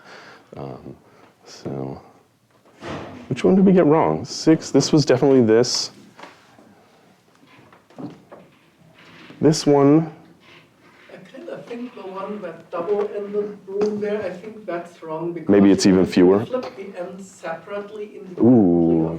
Yes, Nicholas. Yes. That should be the 6 factorial divided by 4 factorial? Maybe. Yes. So. Oh, it's hard to enumerate them here, but you can flip here, but you can also interchange. Like when I flip here, that's not the same as interchanging these two, independently of one another. Yeah, Mark does say 180 should be 90. So This should be 90. We're off by an extra turn. Yeah. Yeah, divided by 8. I think you have 8 symmetries. Okay. That's pretty good. And then this one comes out to 90, and then we were okay here. Does this add to 1296 then, Ryan, in this case? Okay. we got it. Yeah. Nice. Well, this is awesome because I think it really shows that despite how, the challenge of this proof here, you see this is a hopeless general method, right? For 7, forget it, it can't be done. And then in general, I mean, especially if I don't have a formula for these, and then I can't predict what they'll look like, it adds up. Yeah, it adds up, so that should be 120. This is 120? Yeah. That's cool. Yeah. Right. Huh. And then labeling these as individually challenging, right? Imagine we get to like 7 or 8 vertices. You're going to have some of these whose symmetries are going to be very hard to predict, of course, right? These still were pretty nice and pretty symmetric, but 100 vertex tree, you can have all sorts of weird sort of outbranchings here that are not symmetric with one another or have some certain symmetries and so on. Okay? I don't know. I don't want to talk for 4 more minutes, I think. Should we call it? I mean, the stream's already been on for 24 hours and 2 minutes, so. Maybe, do you know a 4-minute song you can sing? No, no, I don't. That's great, Patrick. I mean, even if I did, I probably would say no, but I literally, I don't. What's your favorite proof of the Pythagorean theorem? My favorite proof of the Pythagorean theorem. There's this one that's it's like a physical proof. There's like water in the squares on the sides, and you rotate the circle and all the water pours from the 2 small squares into the big square and fills it up completely. It's not really a proof, but it looks extremely cool. Other than that, my favorite proof, I don't know. There's just too many to choose from, right? That's a way of getting out of it. I mean, that's true, right? I think in the undergrad seminar once I presented probably half a dozen of them at one point, right? And I can't remember which one I would have liked there. Thank you, Joey. It was, yeah, I can't, yeah, about, Okay, we should stop, right? So thanks very much, you guys. This was awesome. I'm very tired, so. Yeah. Or you should have everybody come up and say goodbye, right? Yes, of course. Yeah, Van had to hop out, but Anna and Ryan, if you guys would come out up here for a second and say goodbye. And I spent most of the waking time beaming with pride over how the grad student, you guys were totally awesome. Yeah, it's it wasn't totally fair, right? I've taught this course a dozen times, and I wrote a bunch of the notes with their help, but I knew the material, and I got the beginning, counting, and induction. It was the easiest part, and then Ryan took stuff that he knows, of course, but had to prep. Was wait a minute, this is a hard problem to solve, and Anna gave us I don't know, a third of a semester of graph theory in 6 hours. So, I mean, it was a remarkable performance. Anyway, so hi Twitch chat. Thanks very much, you guys. Great job. So, all right. See y'all next year, I hope. So.